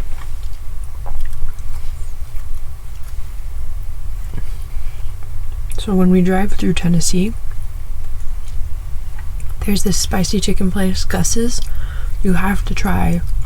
It's near Knoxville. It is the best chicken. So I have tried chicken all over the world. Maybe the best chicken is in South Korea, in Pyeongtaek, at this little drinking bar for chicken. That could be the best, or the best is Tennessee Gus's. Amazing stuff. Very spicy. I eat it fully knowing that I'm gonna have to drink like 2 bottles of Pepto-Bismol afterwards.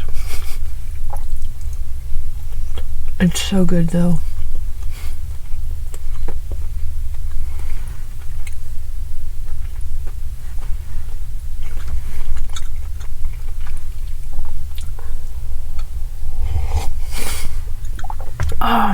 That's been like my dream. I would love to be on Hot Ones. Speaking of which, we're gonna do something that is the opposite. Starting next week, I think, we're gonna have people on for a whispered segment where it's like the gauntlet is to get increasingly more relaxing and drink different sips of tea, so the opposite of Hot Ones, while talking about things that relax you. And we're going to interview a couple of people, ASMR artists and other stuff. But yeah, I would love to be on that show, but then I think about like, oh, but the next day your gut. My favorite was Gordon Ramsay, and you can tell Gordon Ramsay knows that like he needs his tongue to work the next day, and you can tell him sitting there and being like, oh no, what have I done? But like he's having fun too. He's having fun being a meme. I love that one.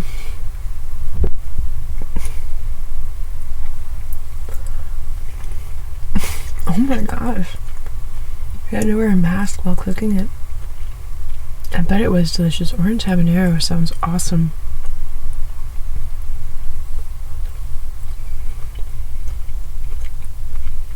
I'm glad that you cook so much and share your cookings to Discord.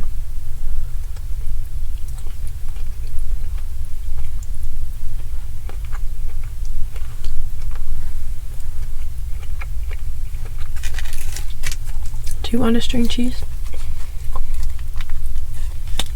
You can have this string cheese.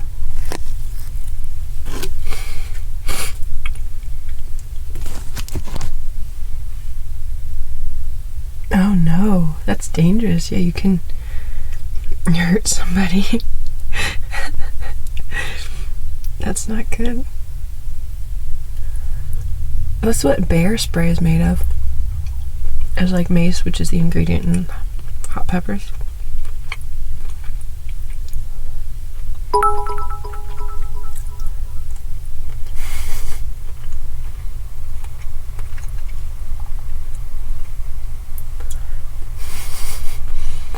Oh no. Did you promise and not deliver, Hush Hush?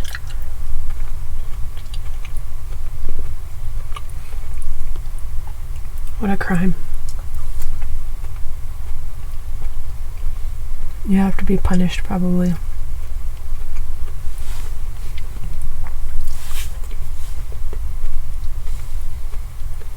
So this is what cheese sounds like.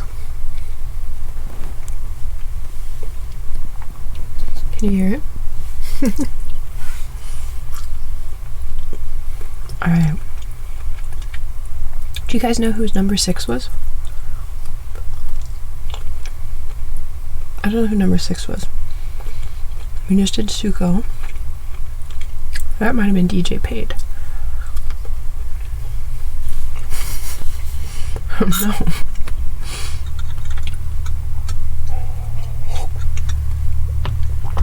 Oh man. It's amazing how eating can make you feel so much better.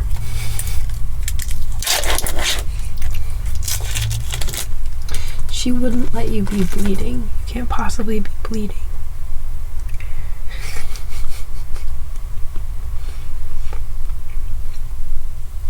Cause you're number, what number are you? You're number 11? You're one of the insectoid numbers, I'm pretty sure. Oh, so you're actually next. That's you. Josie.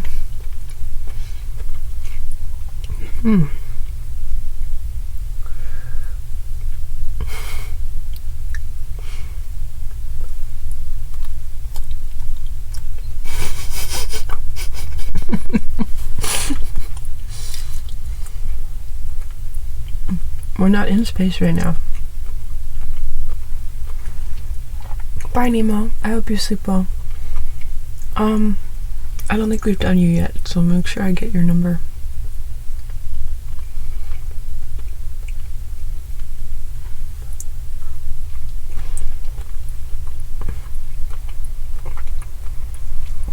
What I might do is do you guys who are leaving next time.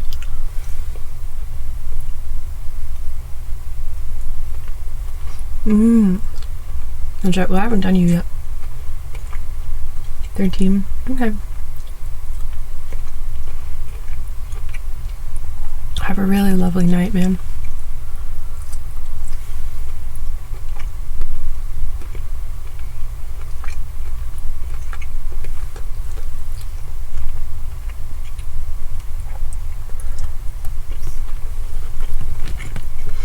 Yeah, she's been on. She's been moderating, actually. I see her there.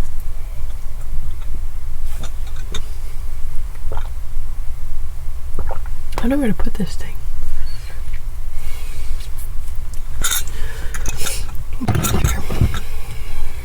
Alright.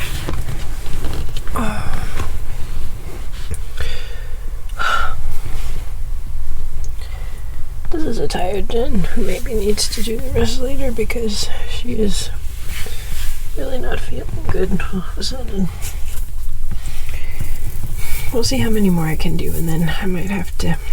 I'm in pain again, so I might have to ditch, which is a bummer because there was so much I wanted to do this stream, but I don't have the energy that I used to have. Victor in the way that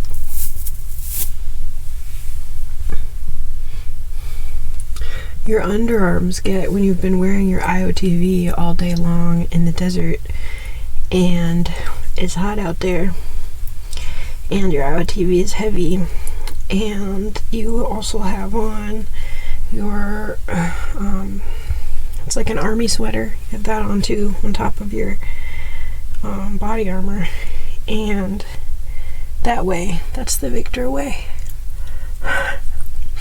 Victor in that way. Which I guess is squishy. This is difficult to apply. This is easy to get off and really hard to put back on.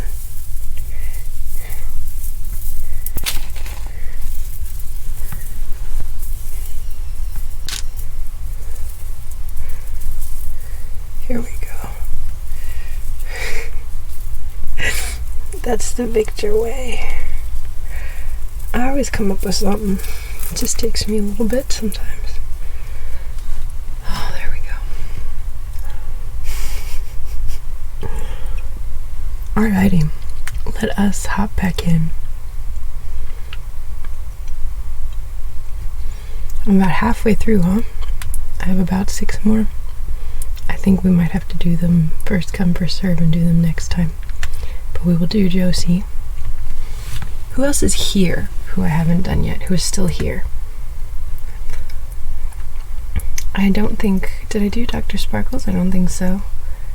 I don't think I did Hush Hush. Alright, we'll do our best to get through everybody. That's right, you were after DJ Paid. Okay. We'll do our best.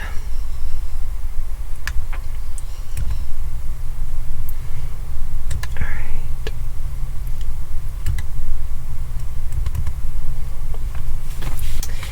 Number 6. Tea drinking demon. Let me have you pop right back this way.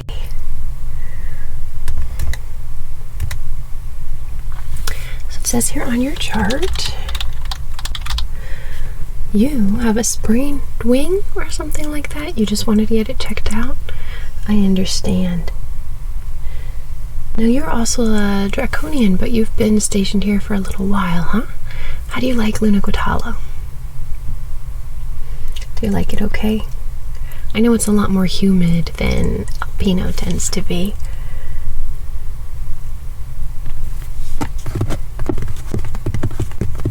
Have you been adapting okay to the humidity?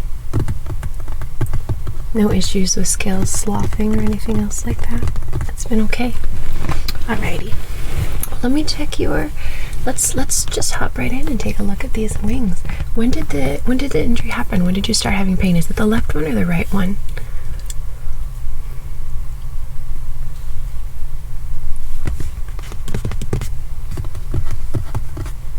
It's the right one? Okay. Well, let me take a look. Oh, the left. I got it exactly wrong. And then what happened? When did it start to feel sore? Was it sore kind of in the root there? Were you like flying very fast or trying to carry something particularly heavy? Because obviously it's not bleeding or anything like that, but did you feel a sudden snap or pop or anything like that? Tell me what happened. Tell me what happened.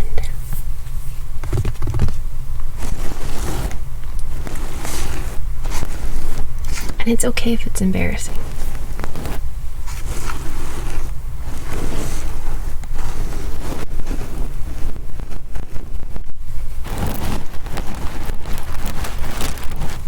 Oh, you felt a snap.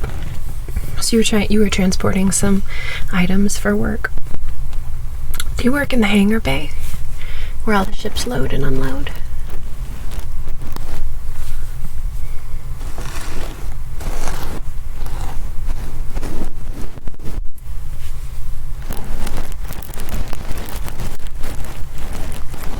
Yeah. Okay. So what can happen? So I don't know. It's. Let me take a look, and then I'll talk after I take a look. Let's first wash hands for obvious reasons, because I've been touching all kinds of people. You know how it is.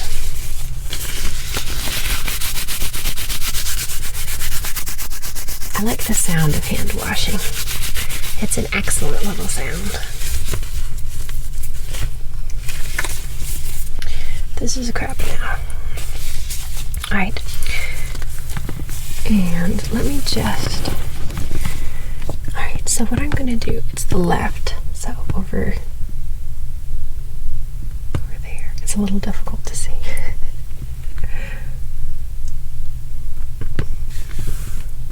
This thing is flipped.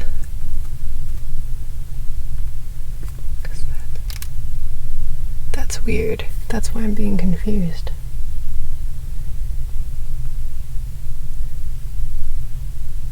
Wow. The screen is like doubly flipped.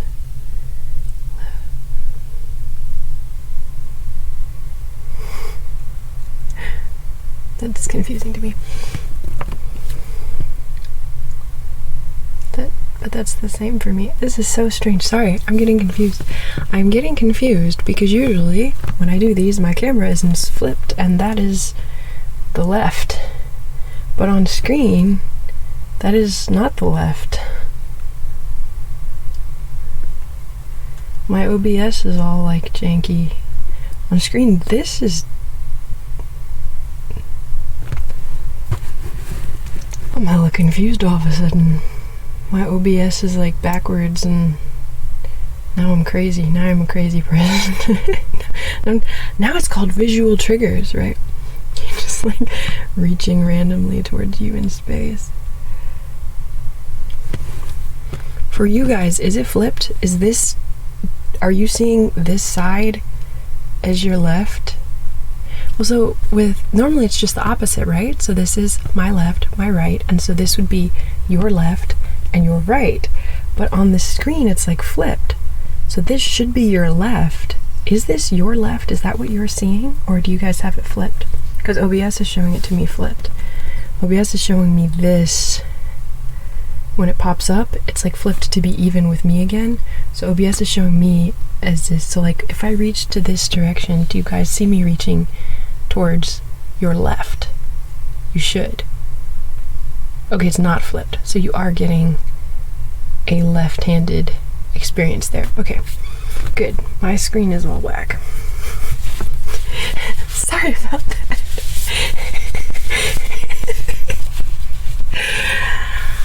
Well, now that we've ascertained it is your left wing, let me take a look. Let me just get close up over here on this side.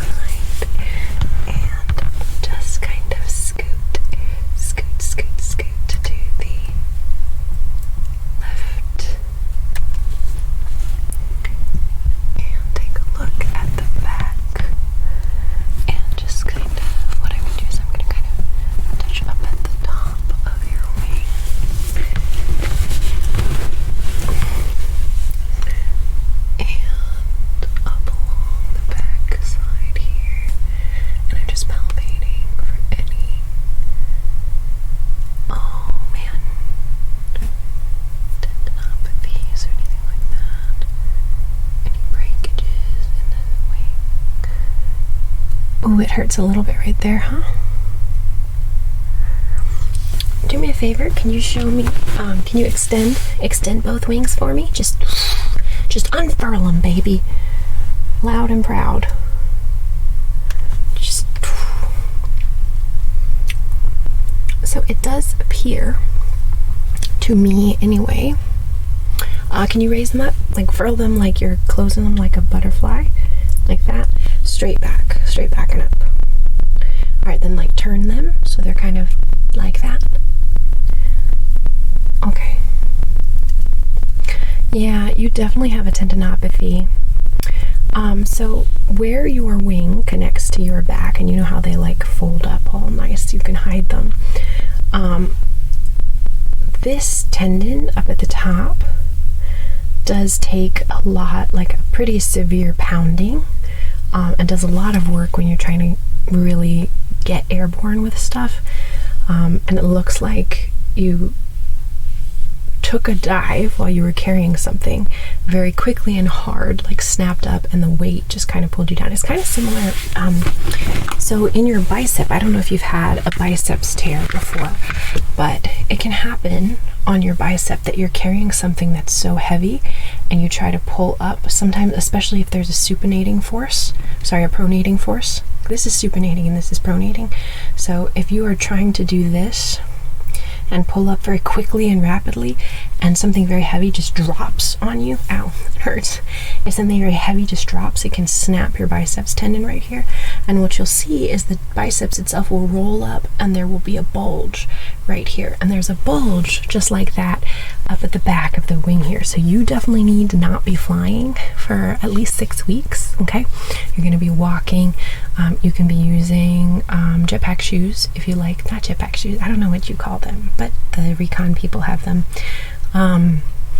The shoes that rocket boots, there we go. You can use those, but you definitely shouldn't be doing any flying. I want to take an MRI, so I'm going to send you down to get an MRI because we really need to see, so the bulge isn't super bad, but we really need to see if we need surgery to reattach that. I have a sneaking suspicion that we do. You don't have to stay in the hospital overnight, but I will need to see you back in the morning, and then we can reevaluate once we've got our MRI, okay? So, and it's not emergent, but you should go directly and get the MRI now. You must be in some pain, so I'm going to give you some painkillers. Where are they? Here they are. I'm going to give you some painkillers, okay? And these have little smiley faces on them. I don't know if you can see, but in the hopes that you feel better. And you can kind of see they have some unusual patterns and so forth. I hate thinking about that. Well, I'm sorry. It's funny that that grosses you out, but giving people poop doesn't. Everybody has their own thing. That's what I always say. Everyone's got something that makes them ticky. So these are for you. I'm gonna let you take those. And those, just take it every 6 hours, okay, as needed for pain, but it's better to get ahead of the pain, so just take them every 6 hours for the next couple weeks. And we definitely need to get you an MRI. This isn't something that we can really kind of alter otherwise. It's an acute injury. So that's what I want you to do. Any questions about the wing or the injury?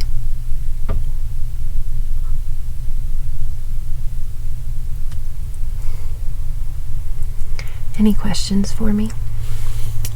It does appear, you'll want to do ice, compression, and elevation.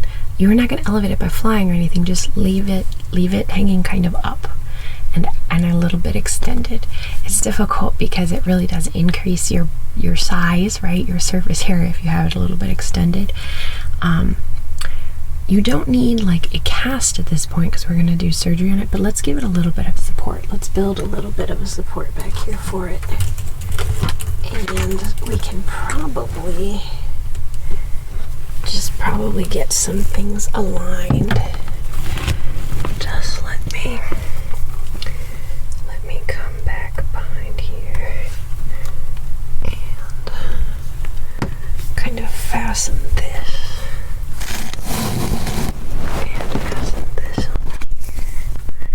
We're just gonna it's kind of like a splint, but not really. Let me get a better thing to tie it with up here. Just kind of being very intentional about how we're locating this. I'm sorry, I don't want to hurt you. Is it okay? Are you okay? Okay, we'll just be really gentle. I just want to build a little bit of extra support for this because it's a little hard for you to carry it, and then I'm going to wrap around your shoulder.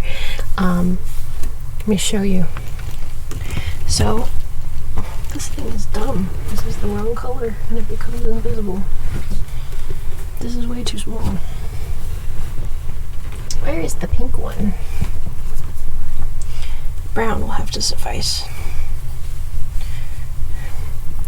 So we're going to wrap around the shoulder and up, and then cross it over like this.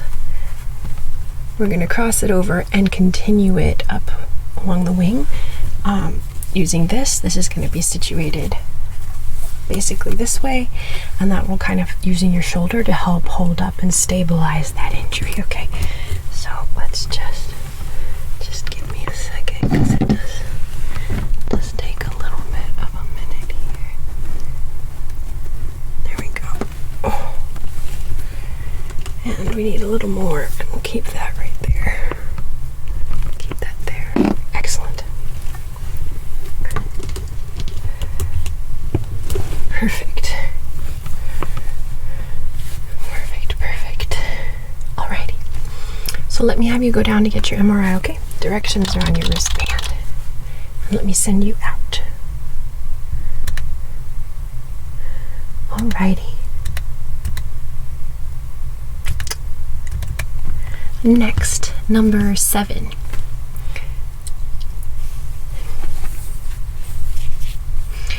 So I think that's DJ Paid 93. Excellent. Let me have you come on in. Okay. Yep, let me have you come on back and we will talk.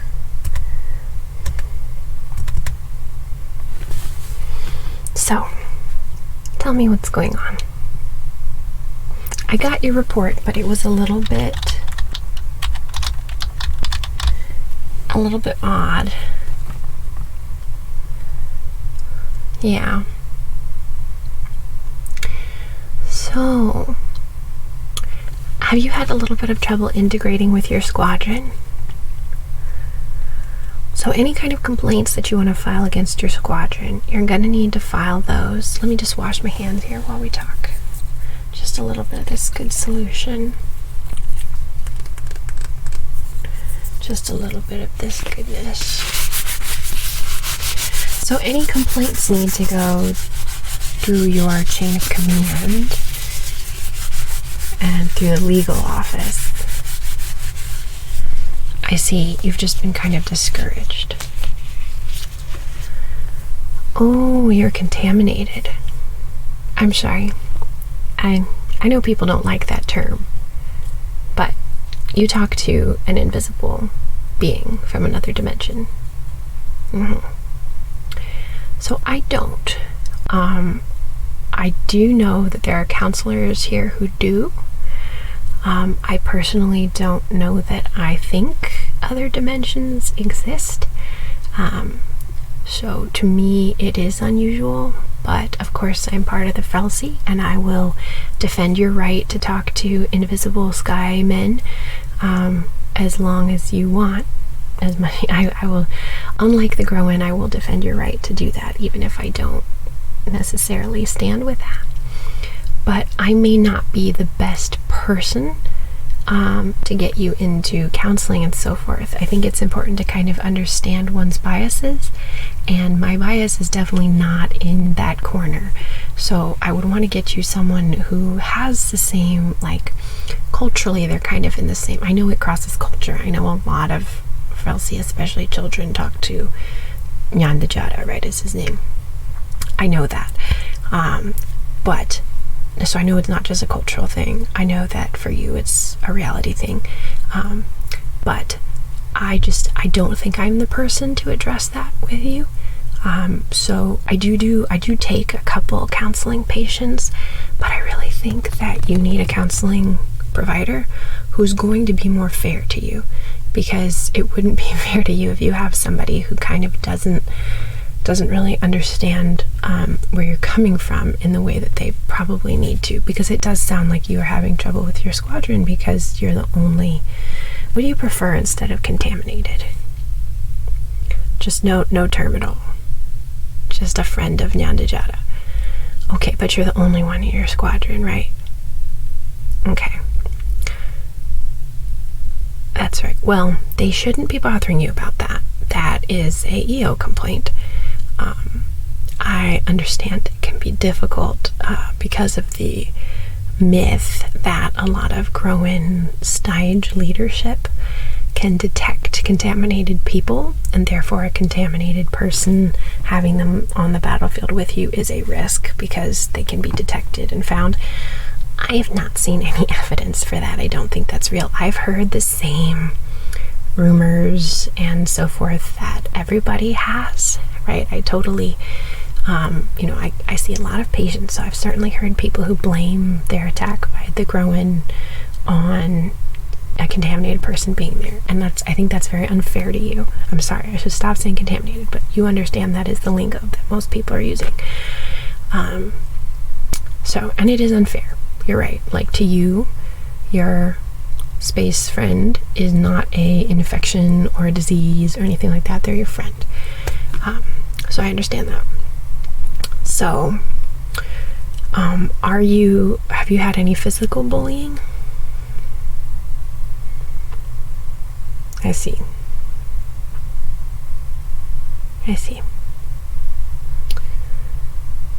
Well. Oh, and you're getting headaches from all of the stress of the bullying and everything. Let me take a look at so you need to submit a paper to legal. Doesn't have to be a paper, you just need to talk to them. And you can ask to transfer squads as well. There are squad families that are going to be more amenable. However, you shouldn't just ask to transfer, you should tell them why, because that is not acceptable behavior. You feel like it's a gray line area, like they haven't been really mean, it's just been little comments. I'm sorry. Little comments like my comments. I am sorry again. I don't know about any of those things existing. So because of that, again, I am not a good person to talk about those things. I am very sorry. It's just so far out of what is, real to me. I've never heard an interdimensional person talking, and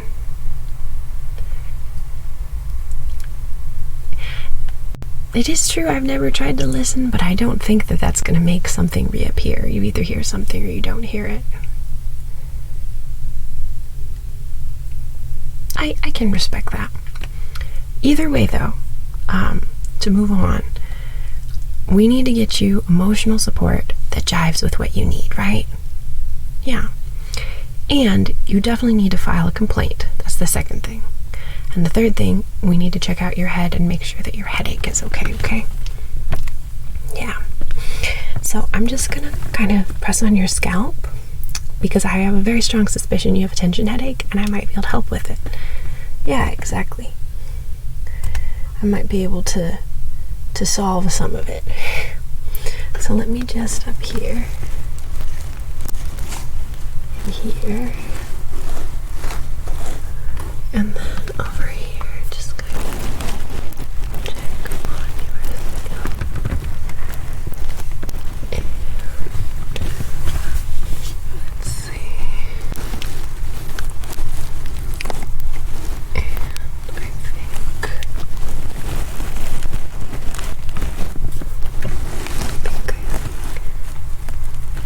so you have a lot of tension right here, and then a lot of occipital tension. So give me a second, I'm just gonna do an occipital, kind of a forward version of an occipital release.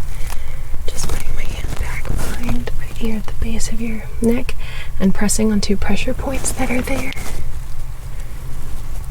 Okay, and then that should start to feel a little bit more relaxing. And then over here, just a little bit more. Okay, that should help. I hope that helps a little bit. Yeah, it's a release that doesn't take a very long time. I'm also going to give you a little bit of acetaminophen. What you can do for headaches is at the beginning of a headache, you take this with caffeine and aspirin, mix them together. Don't actually make your own drugs or anything like that. It's just good to take those things.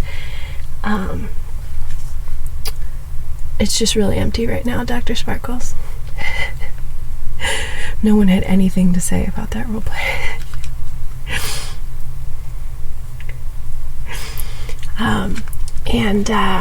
Where was I? Let me give you some Tylenol, and you can mix it with the other two, and that will also help at the beginning of a headache, okay? That's more for other kinds of headaches, but it really does help. So here, I'm going to give you these,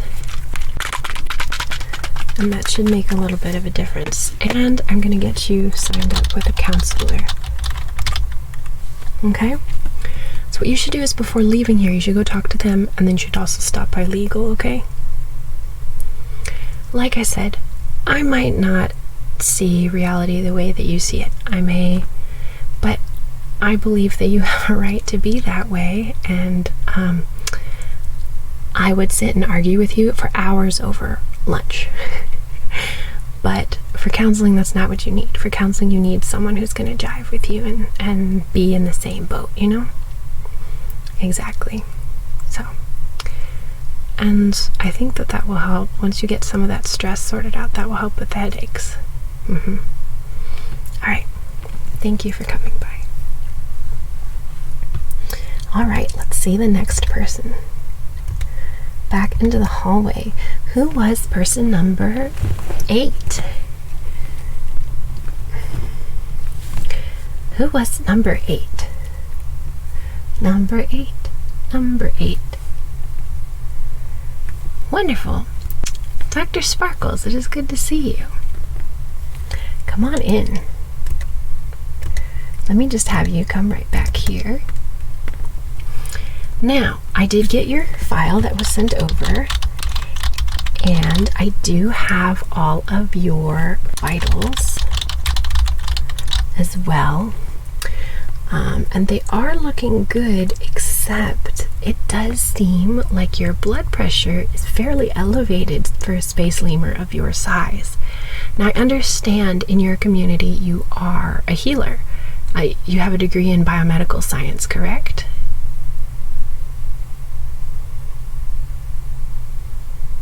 I mean, it makes sense. It's in the name, right? Dr. Sparkles. Correct. All right. So in some ways, and in some ways this is maybe more of a formality. You know what is wrong with you just as well or better than anyone else. But I will just go through the, algorithm to make sure there's nothing that we're missing. I agree with what you sent over, that you do seem to be having episodic hypertension. I did get your 5-day readout where it looks like you're consistently having hypertension over the 5 different days. Are you having any headaches where you feel like pulsing in your head or throbbing, like frontal headaches, anything like that? And along that, are you having any chest pain, palpitations, on occasion for the headaches? Okay. And not regular chest pain? Okay. Any right upper quadrant pain? On you, that's going to be this side. On me, that's going to be right under here, right this area, right above the liver. Any kind of pain right there? No? Okay, that's good.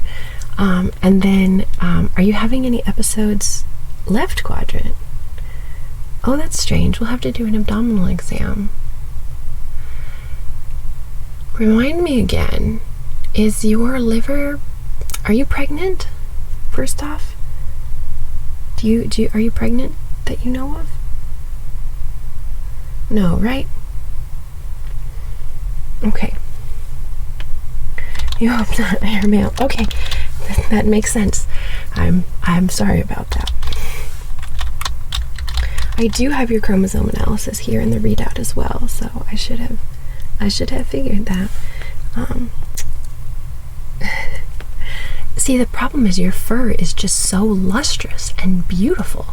To be quite honest, you are one of the best looking bukes that I have seen. Like, just saying. In a professional and platonic way, just saying. So anyway, left quadrant pain, we'll do a little abdominal exam about that. We're going to make sure we do your chest exam and kind of listen to your heart and lungs, check on all that good stuff. Have you had excessive urination, pain in urination, anything like that?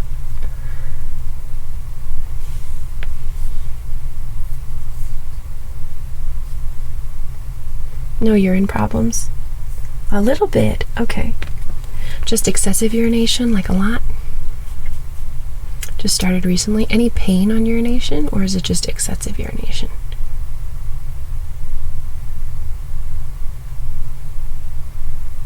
Excessive and pain. Any new sexual partners within the last several months? In females, given the short urethra, you can have a UTI very frequently.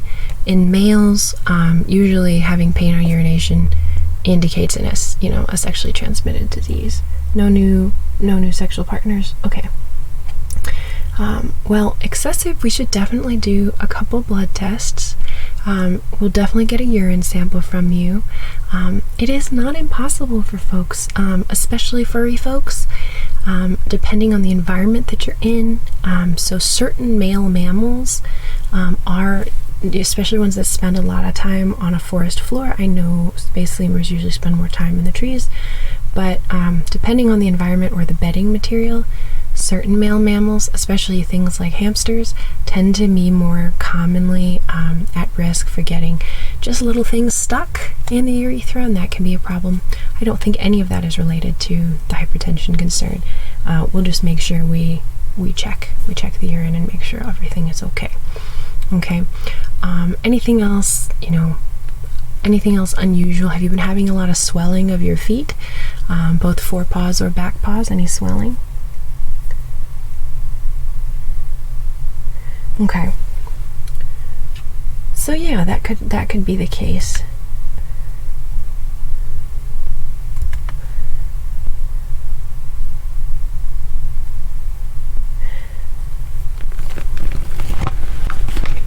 So with a 5-day history of regular high blood pressure, that's essential hypertension on its own. That's not related to stress. When I'm talking about high blood pressure, I'm talking, over for a humanoid, it would be over 140/90. For yourself, because you are smaller, even 135/80 is very high, and yours was above that. So you're certainly not a land walrus.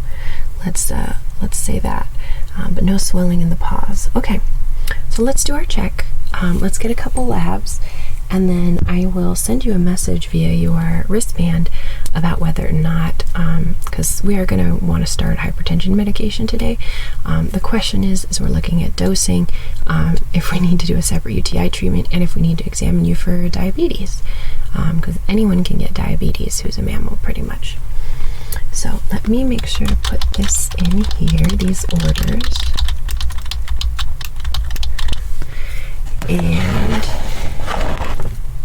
I will give you this to go urinate in, and that'll be right afterwards. Here you go.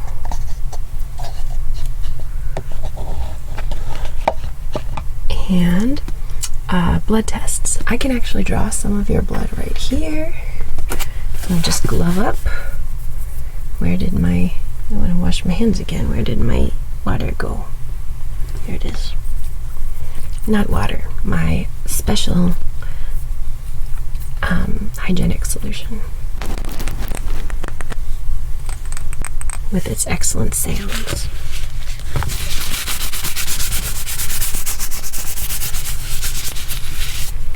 Okay. And I'm just going to glove up, and we'll just do a simple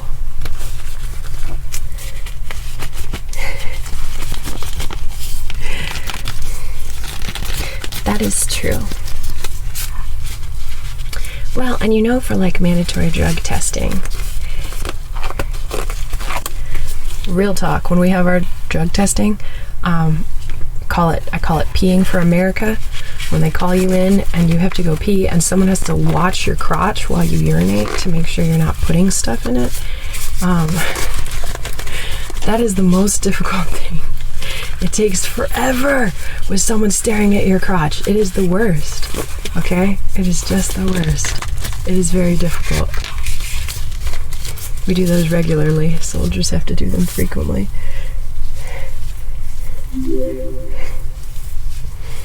Hi there, Schooly JB. It's been a while. Happy to see you again. Please say hello in the chat. I've been here every Thursday, man, and I've been making videos every Sunday. Maybe YouTube just hasn't been recommending me to you because YouTube has decided that I should die in secret. YouTube really hates me. Nope. That's gonna be at least another year at this point. You're able to do it without issue. That's awesome. Yeah, it is really nice to have very good sphincter control. Some people consider that a sign of a highly evolved being. I don't know if I think that's the case. I guess I'm not very evolved. Alright. Guys, tell Schooly what's going on. And I will continue with the Dr. Sparkle story. Alright, so I do have a needle here, and you can check and see that it is sterile, it is completely closed up. It's not a very big needle. And we're just going to take a small collection of blood from you. Just a little bit. Just going to collect it right into this vial, okay? So first we're going to tie the tourniquet right up here on top of your little arm, and then find your brachial vein here, and then we're just going to check here. That's a pretty good vein. And then we just need to clean the area. Clean it first, and then open the needle and put right in and pop and connect and let go of the tourniquet and fill the vial. Hold, and I'm gonna have you hold pressure here while I take this out. Excellent. Excellent, excellent. All right. And so what we're looking for there is we're going to look for an A1C. We want an A1C instead of just a fasting blood sugar because an A1C gives us a better idea of your control over time. A1C is a measure of how much glucose is stuck to your blood cells, as you know. Because your blood cells live about 120 days, so that gives us a much better. Fasting blood glucose can change from day to day. That's just how much sugar is floating around in your blood. So we've got that. And then you're going to go urinate for me, and we're going to get both urine electrolytes and infectious disease panel, and that's going to make sure, like I said, if we've got something going on kind of there. So if you've noticed anything that's been stuck or protruding in the area, obviously you got to take it out yourself. I can certainly help you with that as well, but I trust you since you're a medical professional to be able to take care of that area. So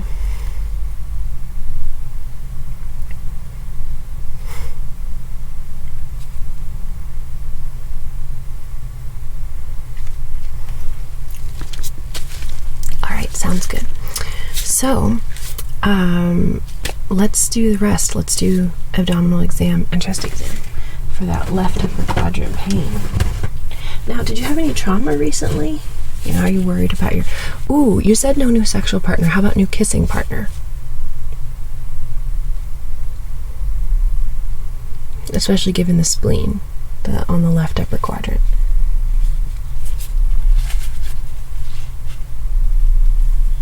No. Okay.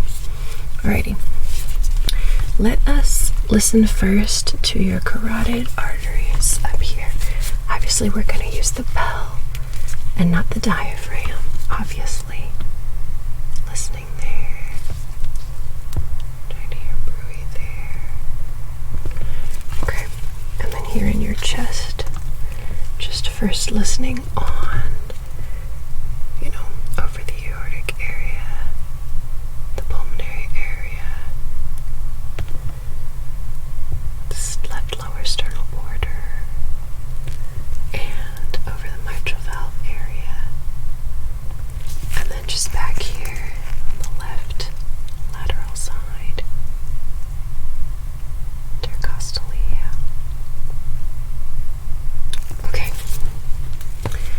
Excellent. Let me check your pulses. Let me check both pulses. What I'm doing is I'm checking the pulse that runs up along the top of the paw here. Okay, and then what would be the equivalent of your pedal pulse as well, down on your back paws. Excellent. Excellent. Okay. So that's pretty good. It is a very strong pulse, but that is good. Let's listen to your belly. So, left, right, left, and right. Okay, we're gonna just do a little bit of palpation. We're gonna do a little percussion first.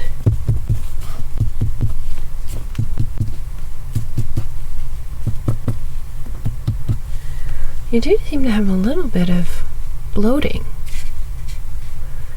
Any blood in your stool?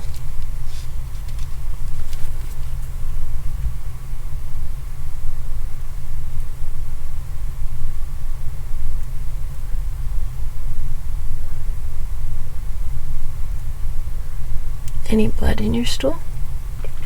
You're fine, Schoolie JB. You're totally fine.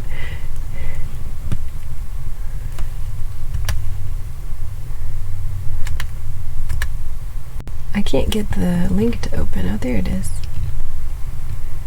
Oh, crazy stuff. That's cool. I don't do a lot of forums, but that's awesome. That's good to know that they exist.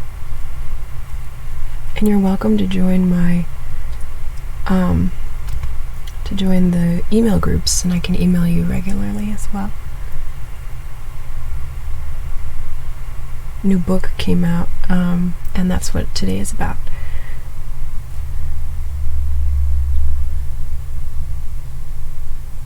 All the burgers you ate. Oh no, all the burgers. So let me show you here let me just paste these in real quick. So Schoolie, what we're doing is if you shared about Neodymium to any of your socials, or the forum is fine too, if you shared about any of those things, then you can get you've just put a link in the chat, and then every share will get rewarded with Sci-Fi MP3s, plus be entered in a drawing to win over $50 of books and a free YouTube video. So just put them in the chat, and I will give you some MP3 links. And thank you so much. If you paste a link to your Neodymium Exodus review or a picture of your Neodymium Exodus purchase receipt, you also get even more entries and MP3s. So that's what's happening today. Gonna use the full stomach. Alrighty. So, a little bit of bloating in your percussion. I'm gonna go ahead and press. I do see a little tenderness there on the left, and here, and here, and here. This is specifically for the book.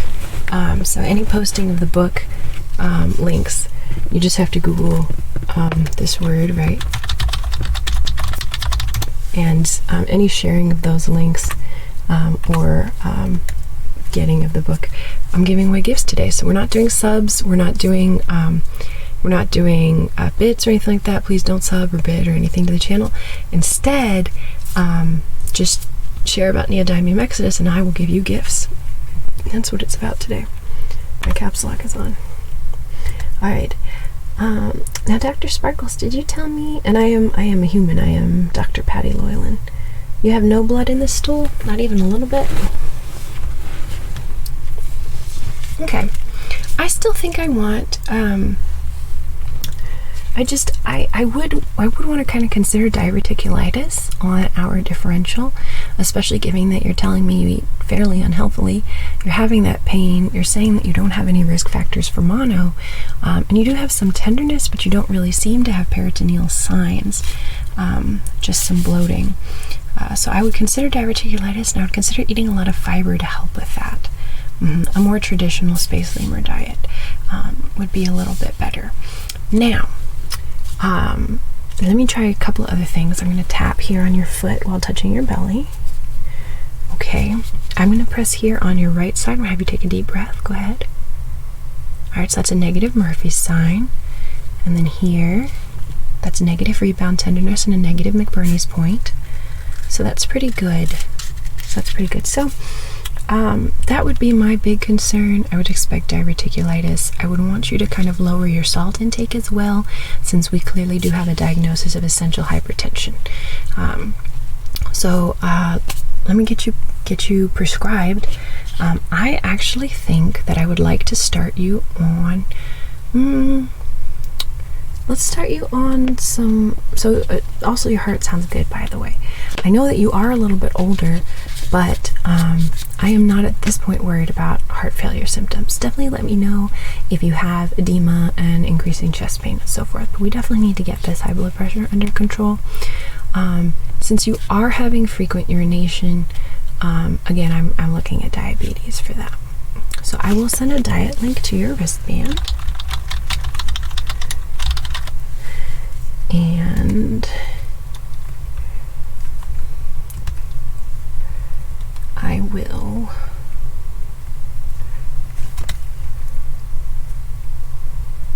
here you go, just right here. And in the description of that, there should be a good little diet link for you. What were we doing now? Oh, that's it. I just got to give you some hydrochlor. So we've gotten a lot of stuff done this visit. I'm thinking hydrochlorothiazide. You're already urinating quite a bit. Just kind of help clear things out. Scratch that. Let's go with a calcium channel blocker, okay? Calcium channel blocker. Let me replace these. There you go. A bunch of calcium channel blockers for you. Instructions are on the back of the box. Alrighty. Well, please follow up with me in about a month. I will call you about the results that we get and make sure that you pop around and donate your pee to the cause. Alright? Thank you. I do not smell methane in here. I do not. The cleaning system automatically cleans the room as soon as I leave. So I'm going to walk out with you, and then whatever anyone smells will not be here anymore.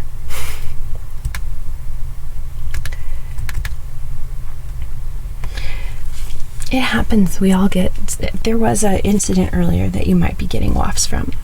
You shouldn't, but might be. Maybe from the hallway. The hallway smells like methane. Alright, speaking of the hallway, hello. How about person number 9? Who is person number 9?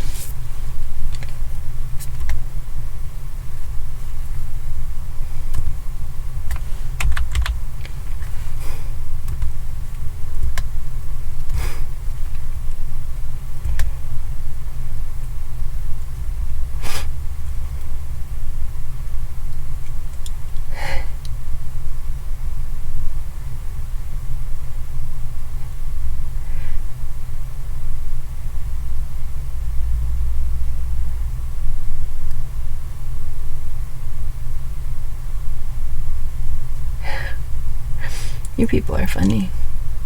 You help. Alright. Perfect.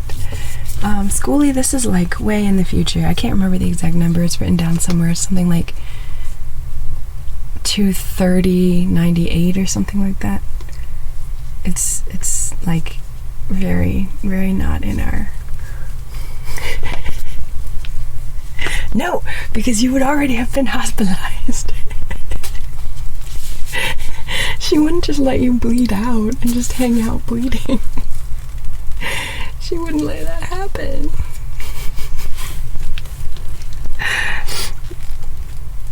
You would have been triaged. The medbot would have taken care. Well, we'll play with this. Alrighty. I do see that you just came back from surgery. I am so sorry. It's been quite a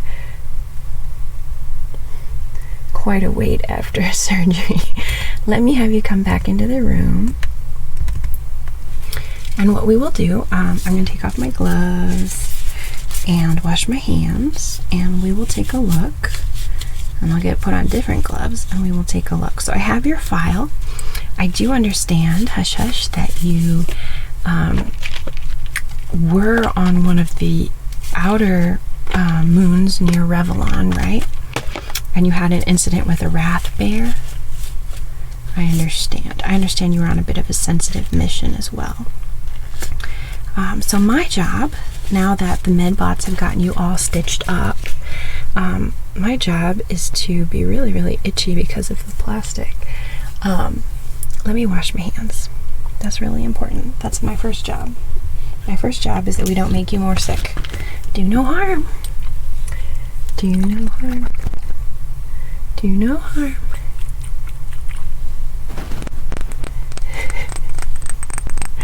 You people are just giving me such a hard time. Do no harm. Alright, let's go ahead and wash.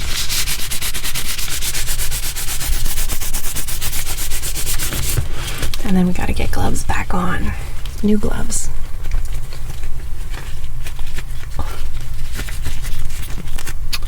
It's okay, no one here is crazy. It's okay. Everyone is welcome.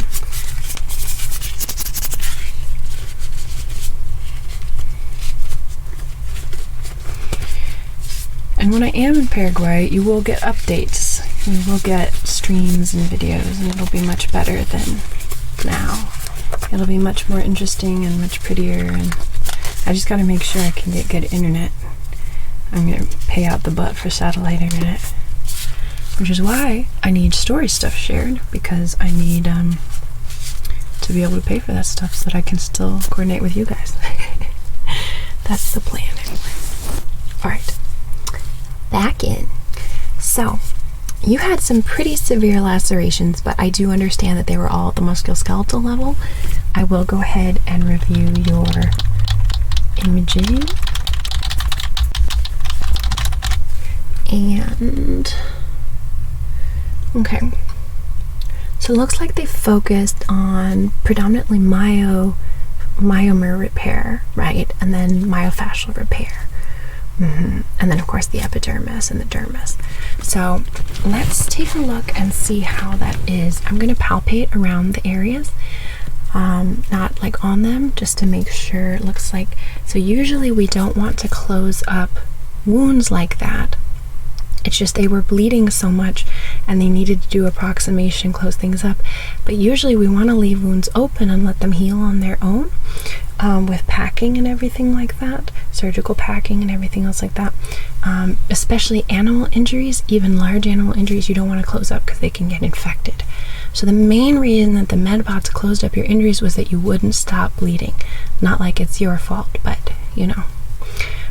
So now that you have the injuries closed up, we are still at risk of infection. So what I'm doing when I'm looking around the lacerations, since it has been about a day, is I'm going to try to make sure I'm really looking for signs of cellulitis or signs of the stitches opening up or something like that. So I'm going to go ahead and look here first across this large wound on your shoulder. All across here. How did you end up tangling with a wrath bear? What happened? Just along here. Would you mind telling me what happened? Understanding the mechanism of injury, hush hush, helps a little bit, because then I can better understand what kind of concerns we need to be paying attention to. So just kind of checking along the shoulder. And then this one along the neck was very serious. You are very fortunate that you survived okay. Oh, I understand. That's code for you can't tell me or you'd have to kill me. I get it. I understand. Along here and along here. Now, given your kind of greenish tint, are you photosynthetic? Are you Homo sapiens photosynthesis? Photosynthesis? It's hard to say that last thing. Are you a photosynthetic human?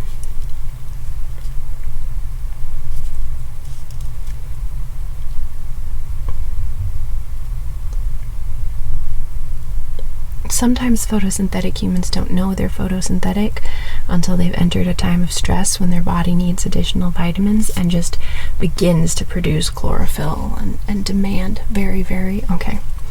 All right, that's actually a really good thing for this healing prognosis. So let's look down this arm. Down this arm. And then over on this side.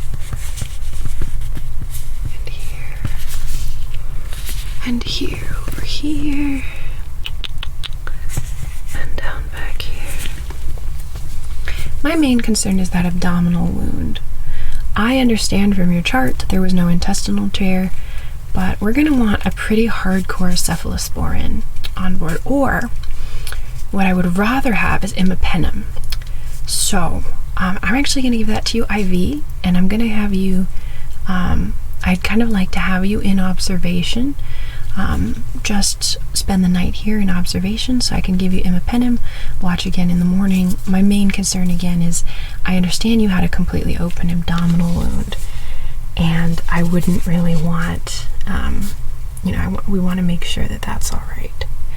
I'm going to gently palpate up here, and here, here, and here. So, they did a very good job, the medbots did, closing everything up. I just, let's do a quick ultrasound, okay? Let's just get an ultrasound right here by the bed. So I'm just going to pull this up and then get my probe. Where is my probe? Here it is. Just plug that in. Okay. And just put that along your belly here. Just a very simple probe. And look at I'm just gonna kind of look at the screen here.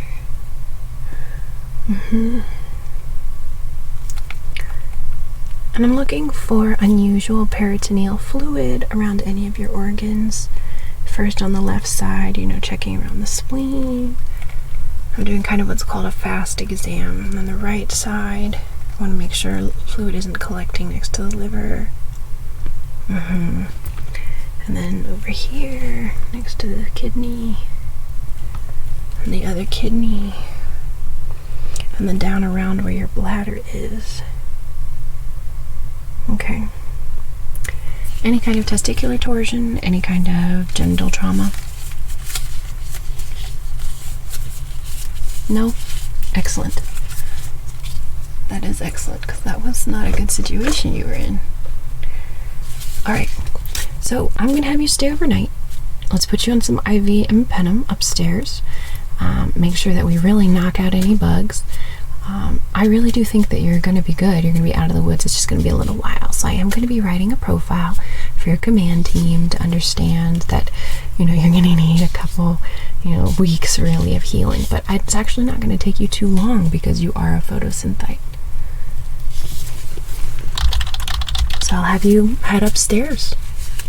Thank you.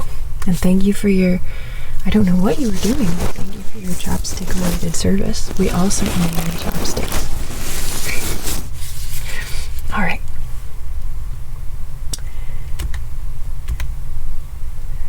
I liked that one. Someone with a really severe injury, you wouldn't take a lot of time, and it's actually kind of boring, some of the more severe ones, because you pack them up and push them out. That's what you do. You don't take a million years, like, things that take a really long time in real life would be like the chronic thing, like the one I did with Suko, the neck pain, because you kind of have to figure out like their history, and the one I did with Dr. Sparkles, that would also take a while in real life, because you have to kind of, those can be very short, but they should be, the chronic things should be kind of thorough and take a while.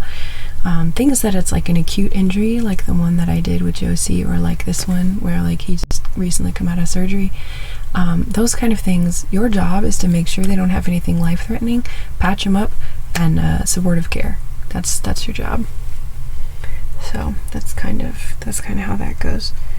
I think probably the most complicated one was the one because I shouldn't have made it open for Gabby to answer weakness or tingling in the arms or legs. I should have immediately said no, because concussion exams actually go on for much, much longer. I would go through this entire maze card, but if they have a red flag like that, then it's, no, they need a neurosurgery, most likely something like a neurosurgery eval, some kind of higher level of care needs to, take care of them immediately. Mine has a little red thing that says defer mace to if any red flags are present immediately. Consult higher level of care and consider urgent evacuation according to evacuation precedents, or TC3. And I rotated with a neurosurgeon, but that's it. So my knowledge on that is so slim. I mean, you have to do like 7 years after medical school to do neurosurgery. It's pretty hardcore. And a lot of them focus on the spine instead of on like the brain.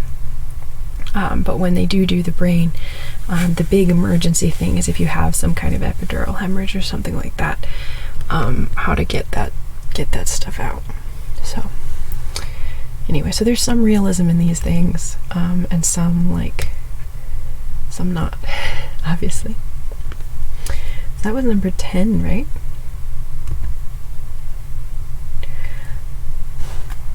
Alrighty, who is number 11?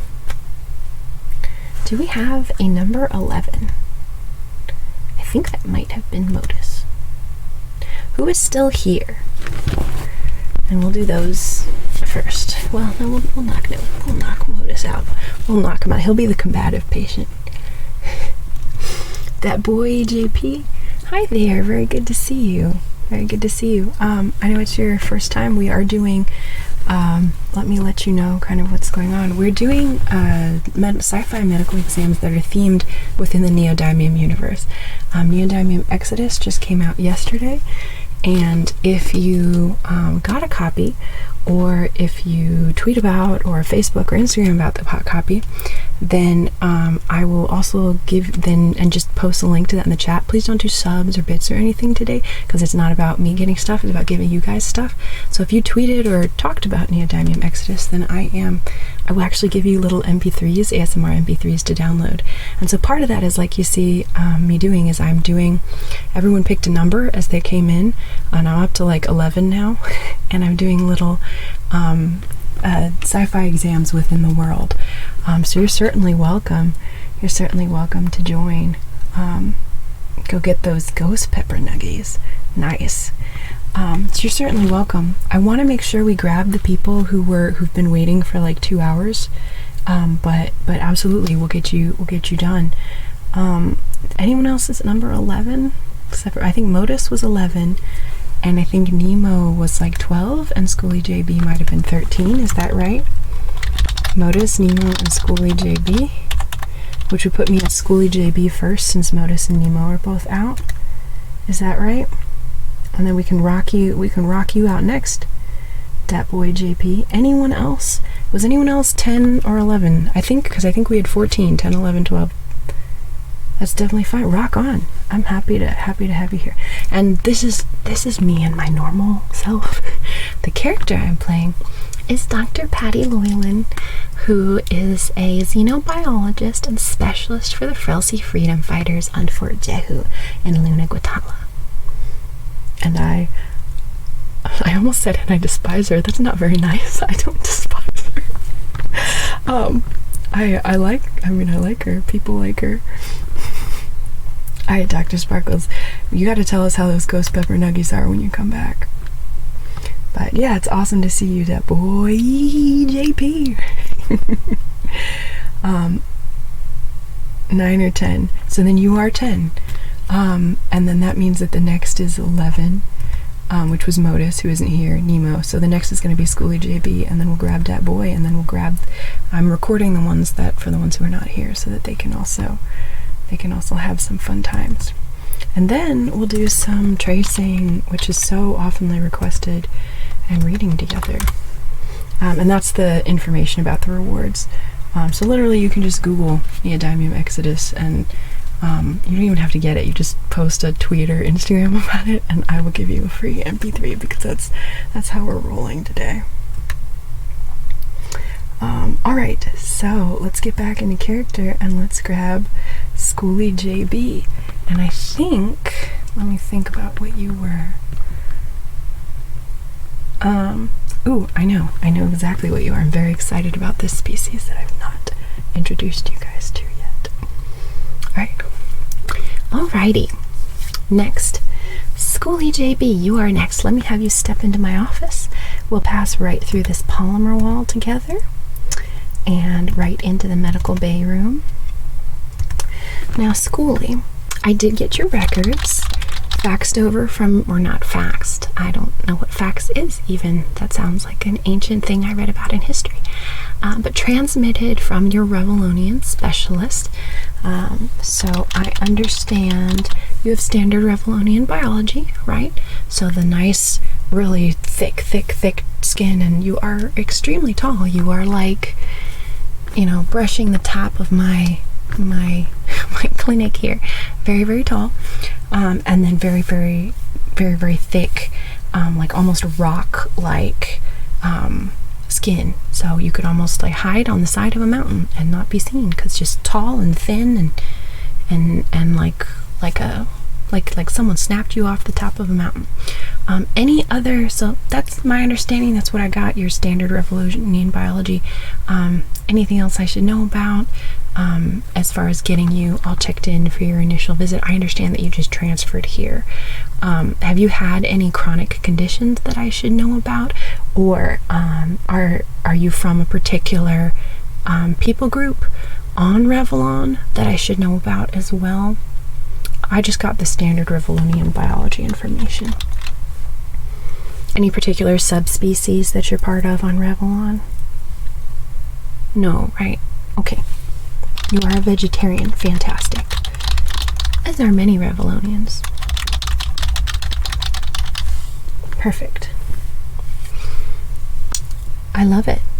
Okay. So, since we're getting you checked in for your initial visit, I understand that you already got your wristband all set up. That will be, you know, the way that we here in the Frelsey keep contact with you. So, your simple wristband with your interface. On here is where all of your commands and everything else, all the information that you get will show up. I will also send you medical information through that wristband. So, really common chronic issues that we have for Revellonians who've just moved from Revellon to Luna Guatala. It is really musty here compared to the very cool light air of Revellon, and it's very heavy. The gravity is about 1.5 times. So sometimes we have where people will develop issues where they have symptoms similar to osteoporosis, and you are a little bit more prone to certain kind of fracture because your bones are so thin coming from Revellon, right? On the plus side, if you go back to Revellon, you will now have very, very solid bones compared to folks there, and you have a much lower risk of osteoporosis in your later age. But for right now, we do want to focus on avoiding fractures. So I am going to give you an exercise regimen that you do need to begin right away now that you have moved here, okay? And that's going to be really to strengthen and protect you. And I actually have notes on it here.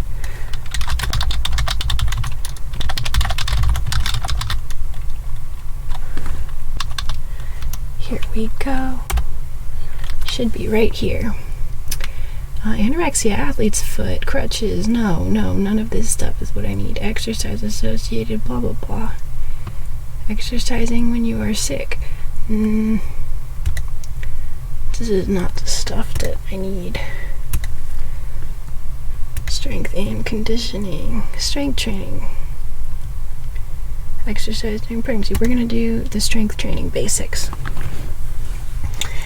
So let me get these set up for you.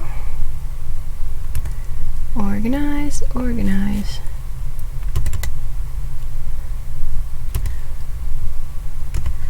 Let's take a look.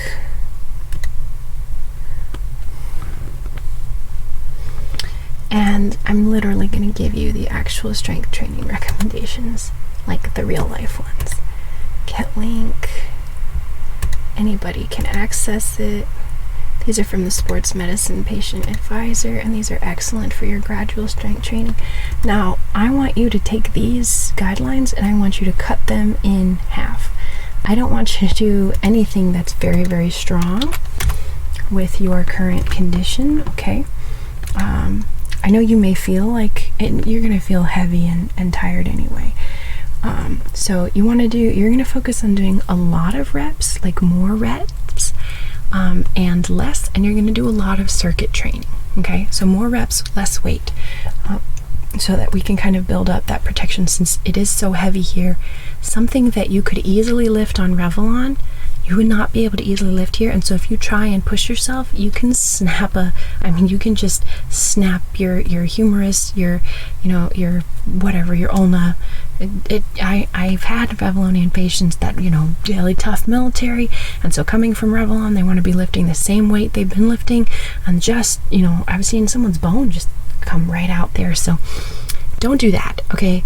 You're going to take what you could normally do, you're going to do half, and then you're going to do half yet again, okay?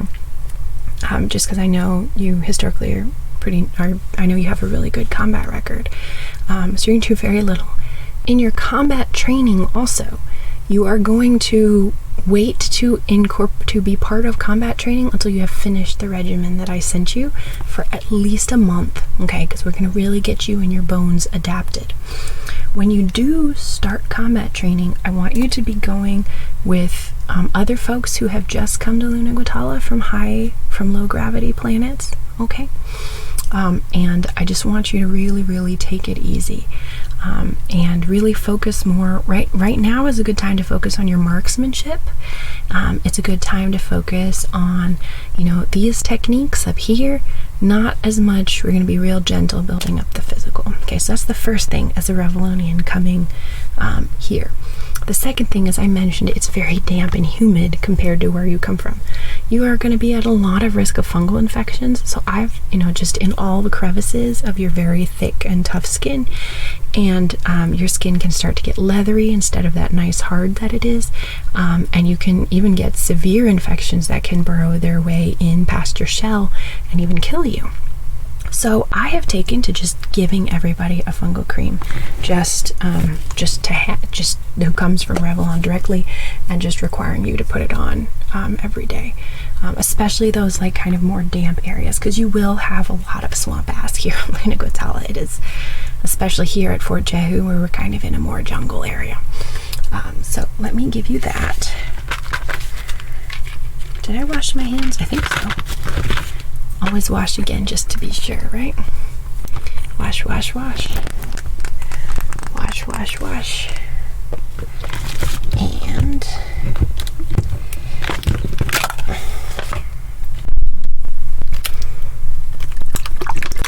oof, that is a sound. I don't like that sound. Alright, we gotta get you the orange cream, not the blue cream that the Wonder Frog had. Okay.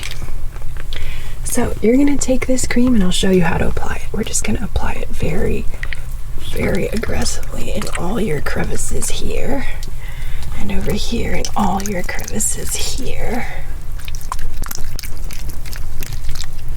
And some spaces here.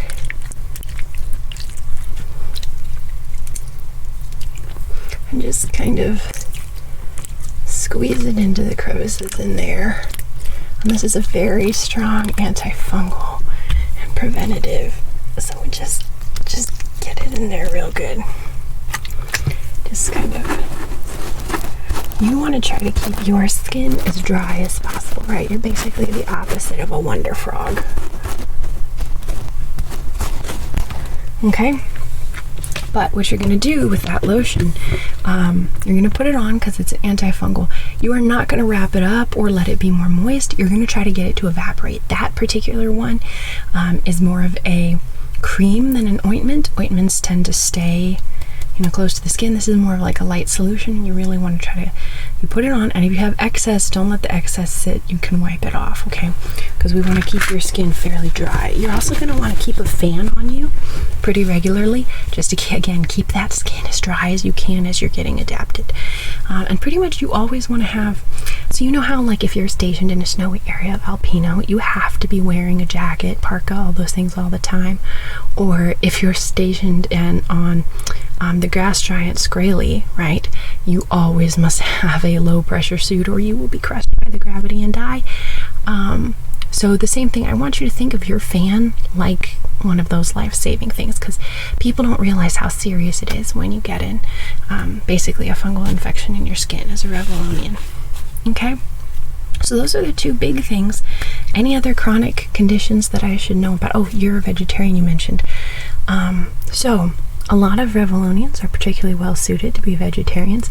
I still want you to, because your diet, even non-vegetarian Revolonians, the diet is like 90% mineral or plant-based, right? You're not going to have the same mineral access here on Luna Guatala. So when you get the nutrient slop at the cafeteria, make sure you get the green one.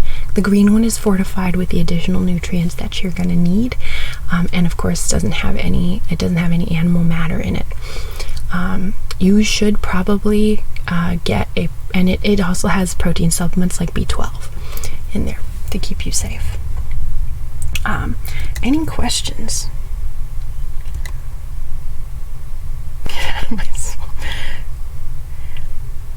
I think that should take care of you. I think that's, so if you do find you have issues adjusting, see me and I can either be your counselor or get someone else to be your counselor, just to kind of help, because it can be stressful. It can be stressful moving to a new planet. It's not even just a new country or a new city, it's a totally new planet, and you're doing it to fight an evil intergalactic regime that's incredibly stressful. So so I don't want to stress you out.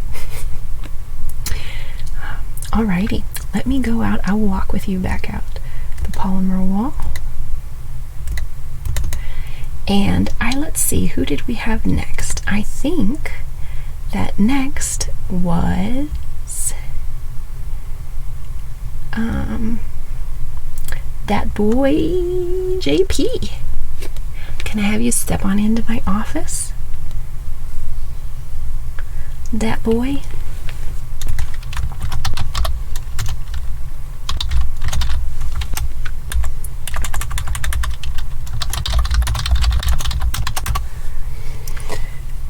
Are you here? Are you here still? I don't know. I don't know if you're here. Perfect. Let me have you step on in. Oh, you're out. Oh, we're going to have a lot to talk about. Let me have you pass through the polymer wall with me back into the medical bay room. So let me just pull up your records here. I see that we already got your vitals in the hallway. And you are Alpinoan. So many of our humans are Alpinoan. But you, I have it marked on your record that you are part of the people group that's always exchanging information with the blues. You're a blue. You're always the people group that lives symbiotically with draconians in the volcanoes. So you raise dragons, or you used to. That's pretty phenomenal. That's pretty awesome. Absolutely. Well, let me see. And it says that you came in today. Oh, because you were having, you were having some nausea and vomiting. I'm sorry. Now, you've been stationed on Luna Guatala for a while. More of a family thing. Oh, that's really cool. That's very neat. I've never seen one of the dragons. I understand that it's a myth. They don't have wings. Draconians have wings. Dragons are like a giant, very fast land-moving creature, right? Like a huge, like almost like giant snake thing with legs and that big snout. So I understand that, but I really don't know a lot about dragon raising other than that. I think it certainly sounds phenomenal from all the legends. So, Unigoto, if you can give Zach 9P a lowdown on what's going on, so that he's all welcome and knows what's going on, because I want him to be welcome and have fun too. I'm just please, if you want to let him know, let him know what we're doing. So JP, when did the nausea and vomiting start?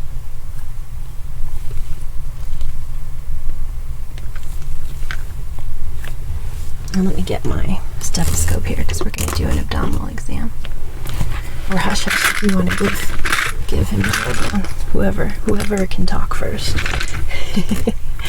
So JP, when did the nausea and vomiting begin? Wrangling gets dicey, but always a rush. That is phenomenal. That is awesome to know. About a week ago. Now, I know that you've been here on Luna Guatala a while, so it's not likely any residual space sickness. Has anything changed in your training schedule?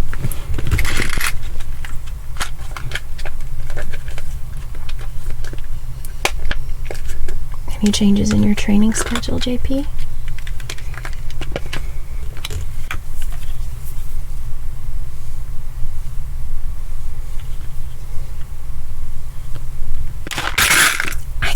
The pills on the floor. Don't worry, I won't give you those pills, JP. It'll be okay. I'll give you better ones, new ones. So, no change in your training schedule. That's good to know. How about, have you had abdominal pain with the nausea and vomiting? And if so, what area of the belly? More supply runs and lifting? Okay. Any change in your diet? Have you eaten anything different? Because I know sometimes on the supply runs, people go out to the city, especially if you're near Red Track City or one of the other communities, or the nearby settlement, and then they eat food that's not here, like they don't eat nutrient slop. I understand that. I promise I won't give you floor pills. They just keep falling open. I'll give you better pills.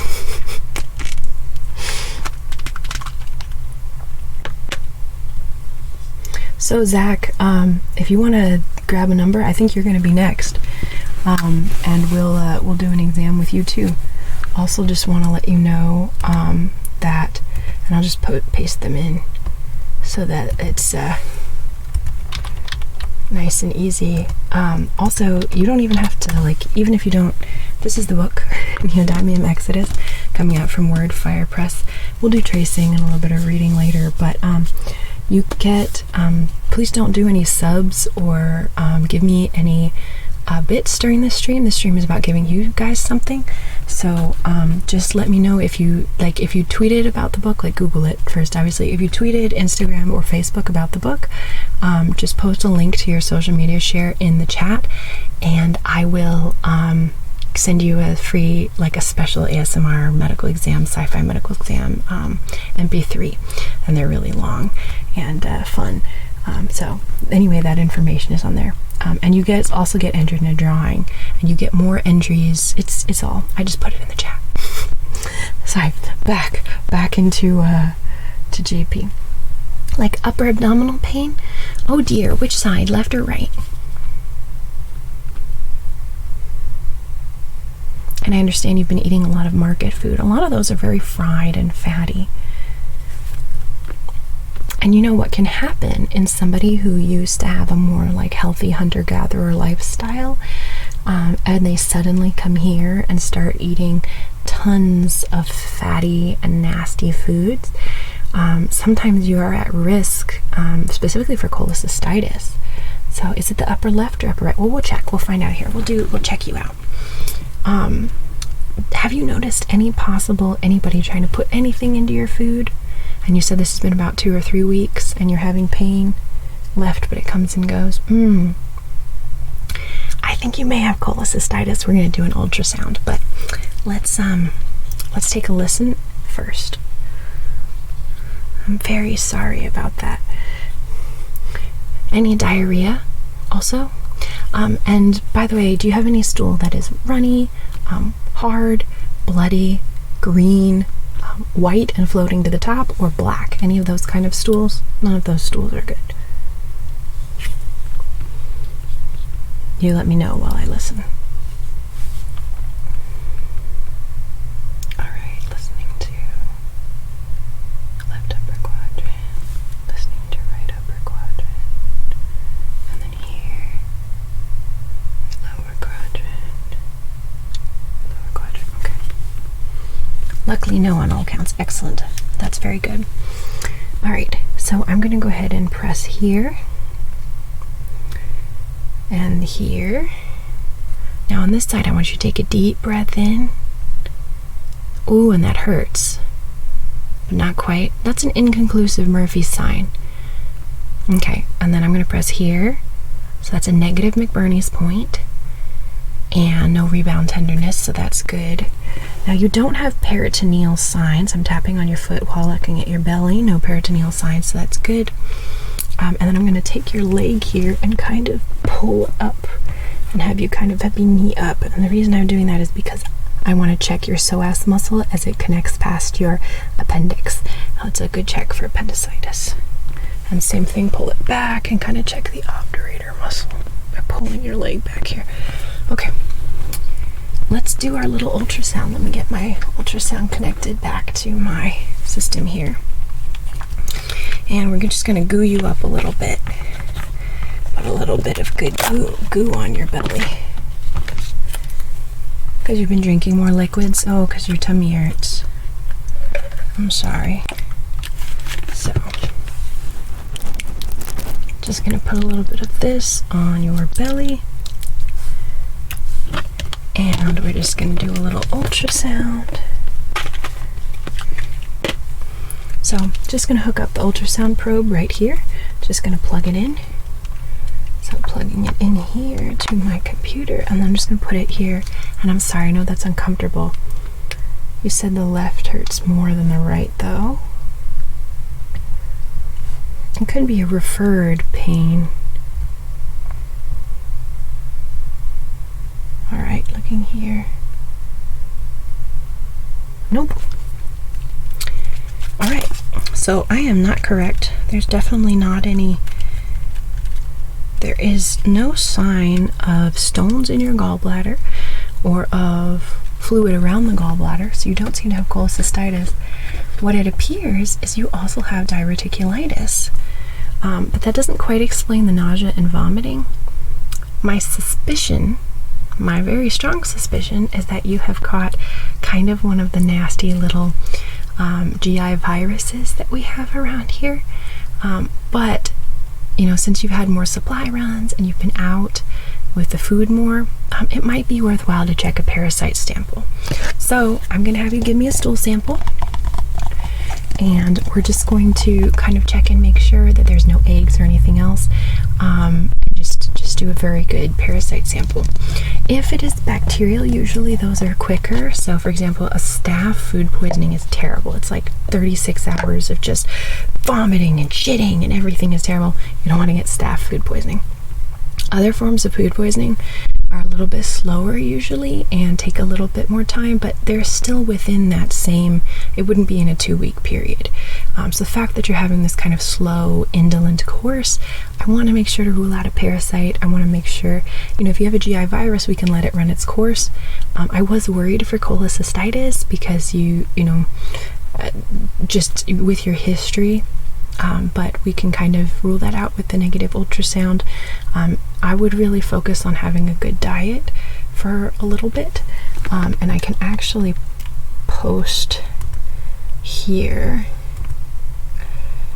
I can post for you a high fiber recommended diet right here.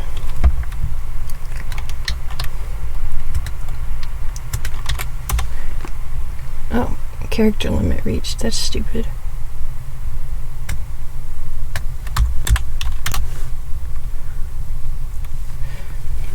So, I am an actual physician, but anything that I'm giving you is for self-care only and is not including the handouts on neck pain, abdominal pain, all the other handouts that I'm doing. They're for self-care only. They're not official medical advice for diagnosis or treatment of any illness, because you and I have not met in real life.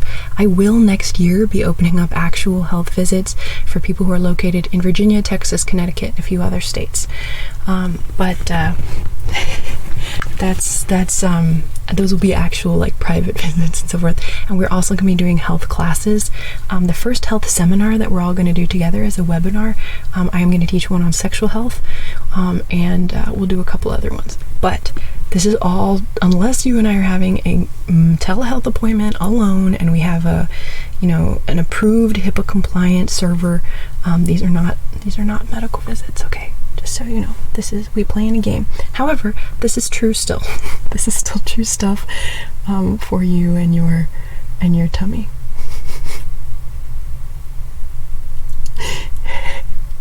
All right, hopping back in. Yes, I did. I just got licensed in Texas. I just now have to pay like $250 in order to register, which blows chunks. And so I'm going to wait the full 90-day period before I pay that, because that blows chunks. My license is normally in Virginia, but I'm having a couple. All right, let's keep going. Let's go back to the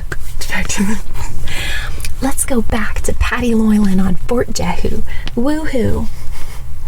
All right, JP. So, that's where we're going to focus. We're going to get this stool sample done. I hope that you love giving poop samples, because that's what I need from you. And then let's go ahead and I'm going to give you, since you are having discomfort, I'm going to give you some Zofran, okay, or ondansetron. And those are going to be the little blue pills right here. And then I'm going to, in real life, Zofran is not blue, okay? Don't worry about that. And then on the yellow pills are going to be your loperamide, and that is going to help stop you up so that you don't have to deal with any things being too runny. Don't take them at all unless it's very, very bothering you, and then certainly don't take them more than every 4 hours, because it's better to just let all the bad stuff pass out and get rid of it.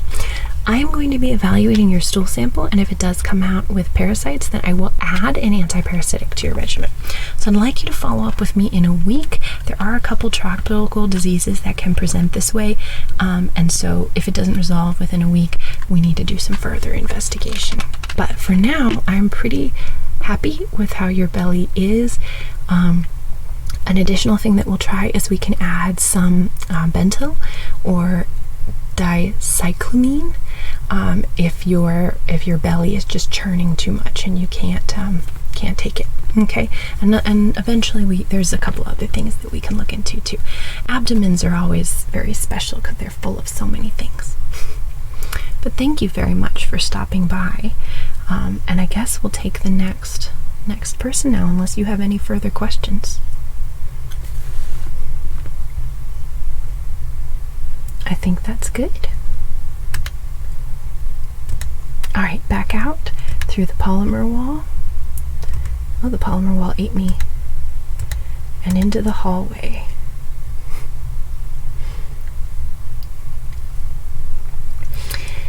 And I think next on our list then is going to be Zach. If you are still here, then you will be next. Otherwise, I will do Modus and Nemo next. Ooh, I'll do them as a couple that are coming in to get pregnant for fertility counseling. No, I'm not going to do that to them because that might be awkward. That's always fun. I love that kind of stuff. All right, Zach, step on into my little office here. We'll get you situated. Now, I did get your information sent in. We have seen each other before. Let's just wash hands. So, how are you adjusting after your last mission, your last combatives mission with your squadron? you all did well with no losses, which is always a good thing, right? Would you like some too? This is some perfect antiseptic fluid. I'll give you a little bit of it. Where's my... Just wash up my hands. So I hope you're adjusting well to squadron life. That's good. So it looks to me here that you are here for a refill on your allergy medications. So I understand as an insectoid, right? And this is something that, you know, stop me if you have questions about this. But I think one thing that a lot of insectoid people don't understand when they're in this just very humid, plant-filled environment here, obviously you're used to it on, you know, many different, you are adapted to be in many different places, so it may surprise you when you have allergies. My goal is for you not to be on allergy medication forever. I would like you to develop a slightly better immune response to this area. Obviously an allergy is being an overactive immune response, and there's different ones, type 1, type 2, type 3, and so forth. And understanding, right, that because you know, as an insectoid, right, you are obviously not a real insect, right, because real insects have an open circulatory system, and breathing has to happen through diffusion, through small pores, right? And so they can't get too big. If they get too big, they can no longer breathe, right? So there's a certain limit. And obviously you are full-sized and giant and very good looking, by the way. I really, really love the colors on your carapace this season. So obviously, so there's some misconceptions where people think an insectoid is actually insect, and sometimes insectoids themselves will think that.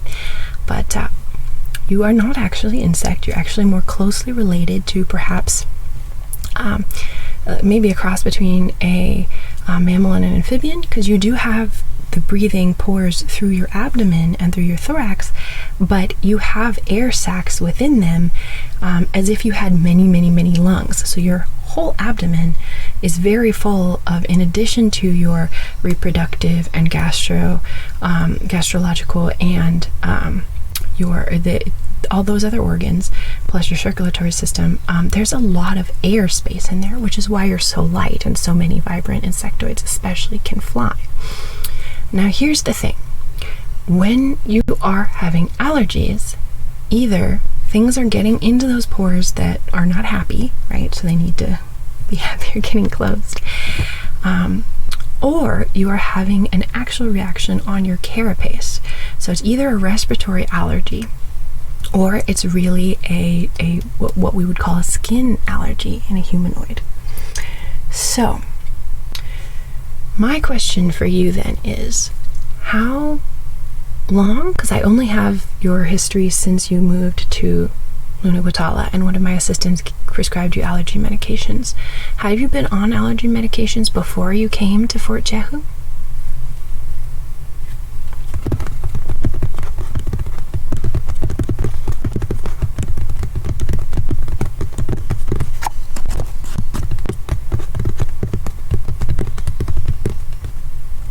No, right?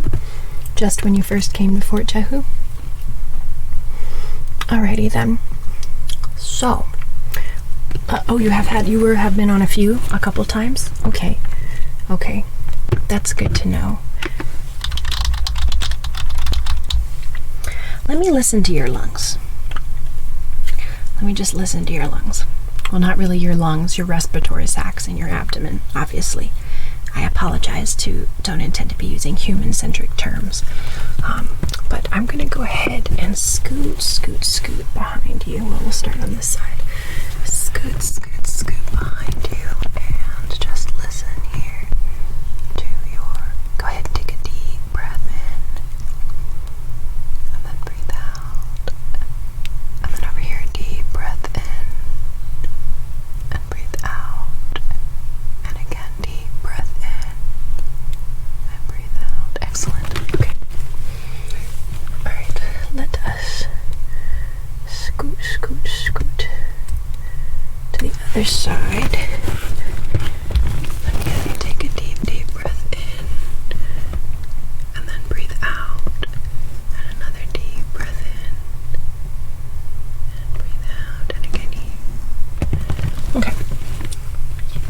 So I don't hear congestion in your air sacs per se, so that's good.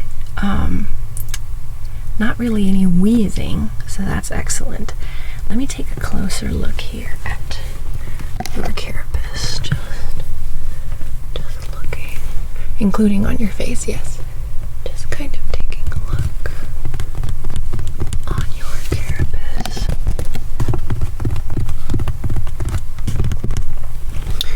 So I don't see color changes that I am supremely concerned about. Your color is looking good. So I do have a question for you. Have you been working, and this is something I keep telling them, have you been working in the chemical shop? Or around any of the armory? Specifically, 3 places. I want to know, in the armory, have you been working around packing oxidizer cartridges? Okay. Secondly, if you work in the hangar bay, have you been working around a lot of fuels? And then thirdly, do you work at all in any of the chemical laboratories? Any of those? Because it may not be that the outside is the problem, it may be that it's your work.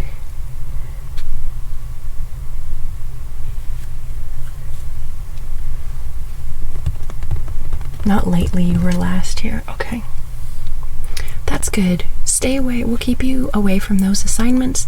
Really, you're going to be best suited in a more combatives focused or logistics and food supply focused chain. Obviously, you can do whatever you want. No one should peg you into a role based on your species. Health-wise, however, you just need to take a lot of precautions if you're in any of those roles and continually wear a chemical protection suit, because you do have so many pores and that puts you at so much risk, right? Of any kind of, all insectoids are very sensitive to chemicals. And so that's just something to consider, but you were last year. So this may indeed be a plant-based allergy since it's been a while and you still need your allergy medications. So let's have you eat a ton. If you can eat your weight in local honey, that would be very, very good. I'd like you to focus on that. I'm going to try to change your allergy medication just a little bit to a slightly lower dose of a slightly different medication that you can use as needed instead of every day. And you can actually just spray it over your pores, just coat your abdomen with it. And I think that's probably going to be, last month. Oh, okay. And have you had bad allergy attacks this whole month, or have they gotten a little bit better? That's a very different situation.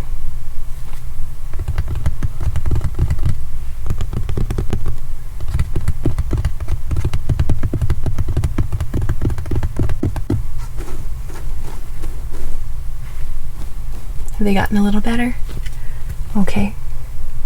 Well, in that case, I am going to recommend that if you do work in those areas, you wear a full suit. No, it hasn't gotten better? Or it has? I don't know what we're saying at this point. Yes, it has. Alright, let me make sure. So I'm going to order you a fitting for a new chemical suit and make sure that you wear it when you are in any of those occupational positions. It's okay. We're just figuring ourselves out here. And new allergy medication, that is a spray. Here we go. This, okay? I'm going to want you to pour this, and you can actually just use whatever little spray insert that you want, and you're just going to coat your pores with it, okay? And that's on an as needed basis when you need to go out, and it'll definitely help. Should you experience difficulty breathing and start to hear wheezing or whistling coming out of your abdomen, you immediately need to come see me. We need to get you a different medication, okay?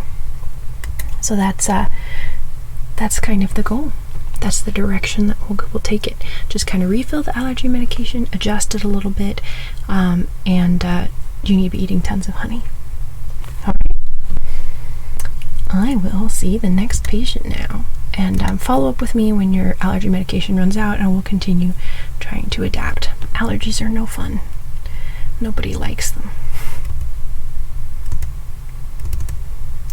All right, next up, I think we have Modus. Oh, are you all family? Oh, fantastic. All right, come on back with me right back here. Thank you, Zach. I hope you have a great day.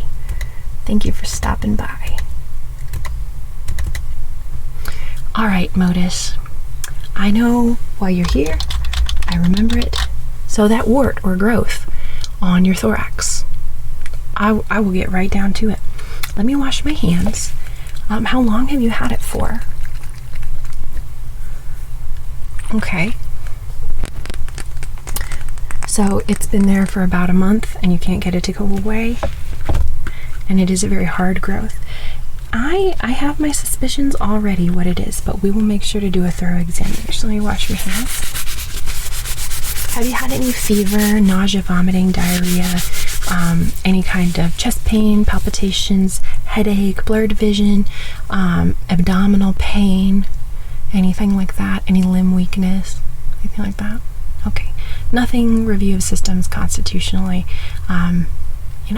general malaise or anything like that. A little bit of malaise, you feel a little bit extra tired. That makes sense. So this is not a wart that you have here. In fact, I'm going to put on gloves. I know it may seem like a wart or a growth and you keep trying to chop it off, but I will remove it right now and then we will give you a medication while we explain what it is that you have got here. So, don't break gloves.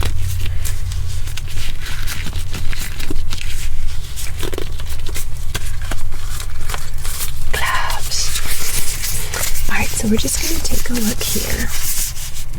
And let me get my tools to resect it. Let me get out my scalpel.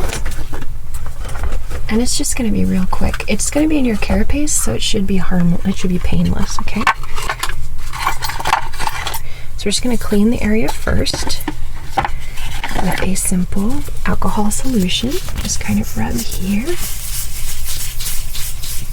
Okay. And then we've got our tweezers and our little scalpel. Okay.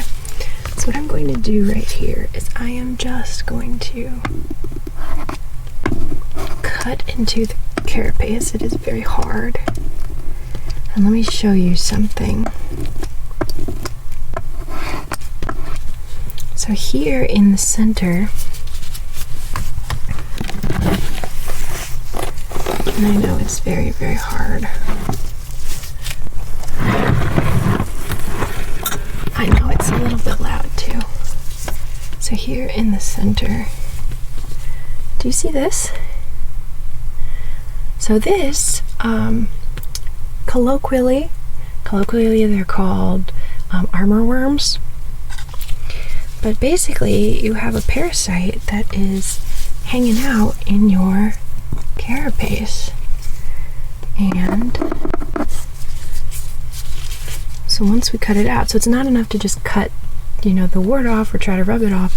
You actually have to resect inside in the little circular area here. And then we need to get the remnants off, and then we need to apply a very strong anti-parasitic medication. Okay. There we go. That is that. All done.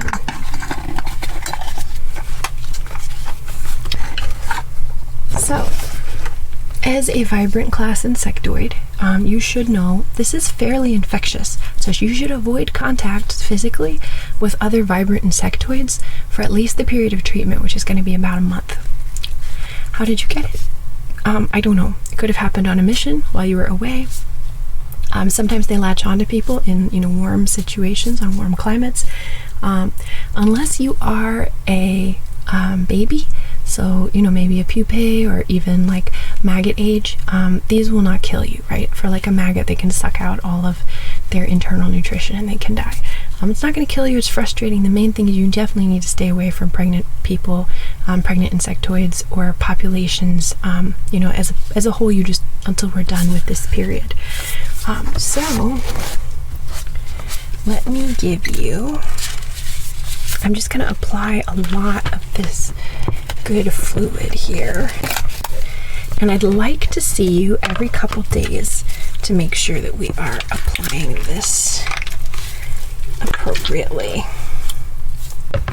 Okay? And I'm going to be applying it. I know it looks similar to something you've seen before, but this can be fairly toxic. So we're just going to apply that here to the area.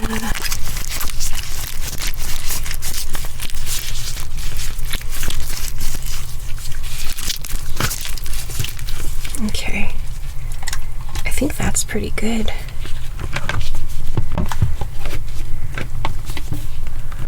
All right. So, if I can have you come back in a couple weeks, do you have any other questions for me, Modus? Yeah, I can listen to your, let me listen to your heart.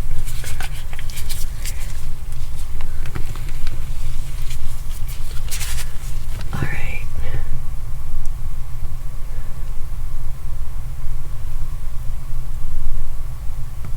And I'm actually going to listen down at your side here. So, vibrant insectoids have a combination of a closed and open circulatory system. In the periphery, it is an open circulatory system. In the center, it is a closed circulatory system.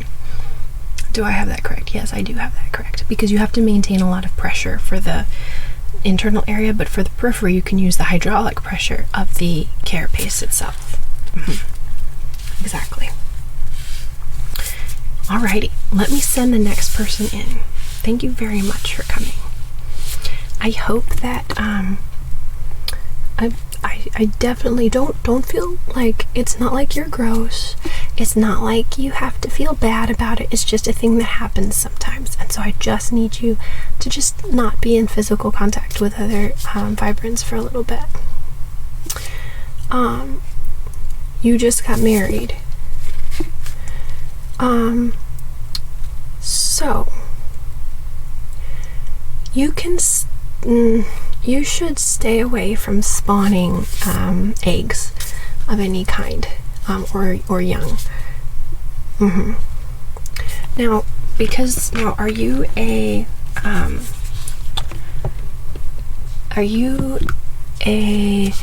tribe A vibrant or tribe B? Okay, so folks who give birth to live young definitely need to not be doing that while they have this parasite. And so you definitely don't want to, if your partner if your partner gives birth to live young, you don't want that. That can be dangerous. If your partner is egg laying, the eggs themselves would be at risk, right? So just let's avoid spawning for about a month. You can still do other fun stuff. Just make sure to put basically a barrier between the two of you, and just try not to have physical carapace to carapace contact. But we actually carry like big sheets of literally plastic basically that you can put between each other so you can still cuddle and everything else like that. But yes, for a month, you just want to be careful, because again, parasite's not going to kill you, but it can hurt anybody else. All right, thank you. Let's send Nemo in. All right, Nemo, you are my last patient of the day. If you wanna pop back in here. Let me just pull up your information. So and I gotta get new gloves on. Well, depending on the issue, actually. So for my understanding, right, are you a swamp wonderfrog? Wonderful. So you're from Berbera? That is excellent. I have been to Berbera, but it was a very long time ago. I don't do much interplanetary travel these days. I'm mostly here on Fort Jehu. Unless something changes, this is where I will be. So, how did the medication treat you? Good. Excellent. Yes, I can absolutely you've been having a sore throat? I can absolutely take a look at your throat. Let me wash my hands first. And if you like, you can wash hands too. You can wash hands too.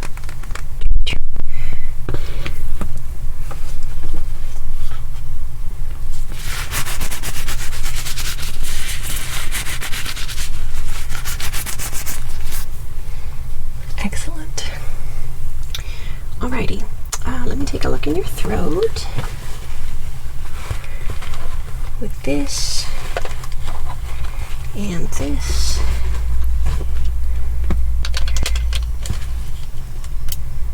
Alright, go ahead and open your mouth really wide and stick out your long tongue. I do see a couple of spots there. Let me go ahead and take a swab. Give me just a second. I'm just going to take a swab here in the back of your throat. Okay, and I'm just take a sample of that and send that off to the lab. So, I did see a little bit of erythema. Now, have you been having coughing with this sore throat? No? Have you gotten anything stuck? Anything stuck in your throat? Oh, the ASMR you like is looking in the throat? Wait, I'm confused. Taking a swab of your throat? I don't know what happened. Are you saying I need to look in your throat again? Oh, the drying hands bit. That's easy.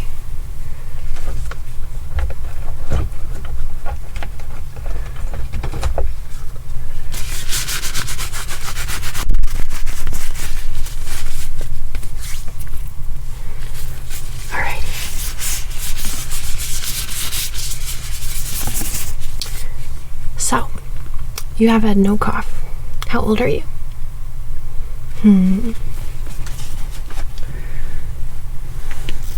Well, let me put this in here. Have you ever heard of the Centaur criteria? It's basically estimates the probability that a pharyngitis is streptococcal. That's for humans. Obviously, you have a different situation. I do notice you don't have exudate or swelling. There's just some redness, some cough. I'm gonna feel your lymph nodes, okay? Just some good lymph nodes here. And then up here under your jaw. And back here. And you don't have a temperature. And you don't have swollen lymph nodes. So okay. And you didn't get anything stuck in your throat? Okay. That's good to know.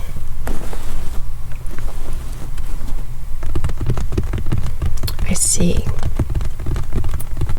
So I don't want to give you an antibiotic because I don't want to hurt your kidney. And it does appear from what you're telling me that this is viral. Viruses and amphibians can be a little bit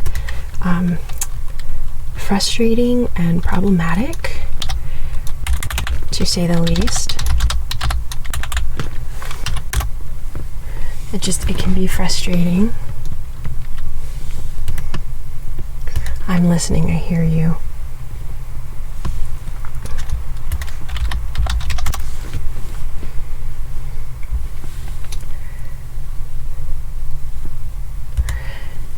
Have you been having any, have your legs been turning red at all?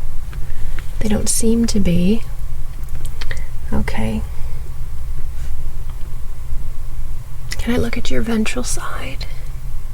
I don't see any ventral hyperemia. Let me just document this.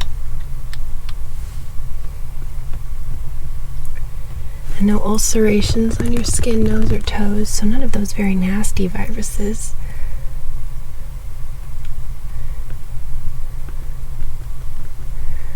I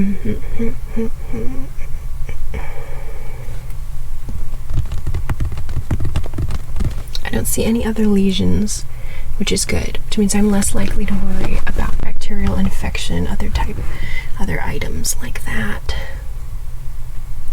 What kind of water quality have you been keeping yourself around and in? You should make sure to do your dipstick test pretty much every other day.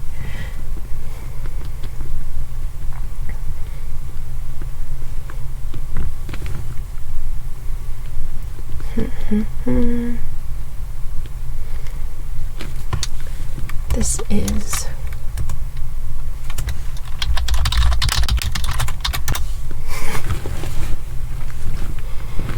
okay. I am pretty happy with what I am seeing here. I think that my biggest concern is we want to watch for viral, so I'd like you to be eating just the best quality nutritious food for the next week or so. I want you to not eat the slop at the in the cafeteria, but I want you to actually eat the garden food that your and the insects and so forth that your squad gardening specialist has available, okay? And then I'd like you to follow up with me in a week if the sore throat isn't better. Unfortunately, it does seem that you have a small viral infection, and we don't want to give you antibiotics and make it worse. However, if it's not gone in a week, we can do some alternative testing. I'm going to send this sample that I got off to the lab, and we're going to see how that goes. Okay, and I'll let you know, but it's most likely going to come back viral. Okay, so mostly supportive care. So for your sore throat, I'm going to order you some cough drops. In fact, I have some here. And you're going to take these to try to coat and numb your throat a little bit. I'm so sorry. It's not fun to have a sore throat. I hope that you feel better soon. Absolutely. Well, have a wonderful night, Nemo.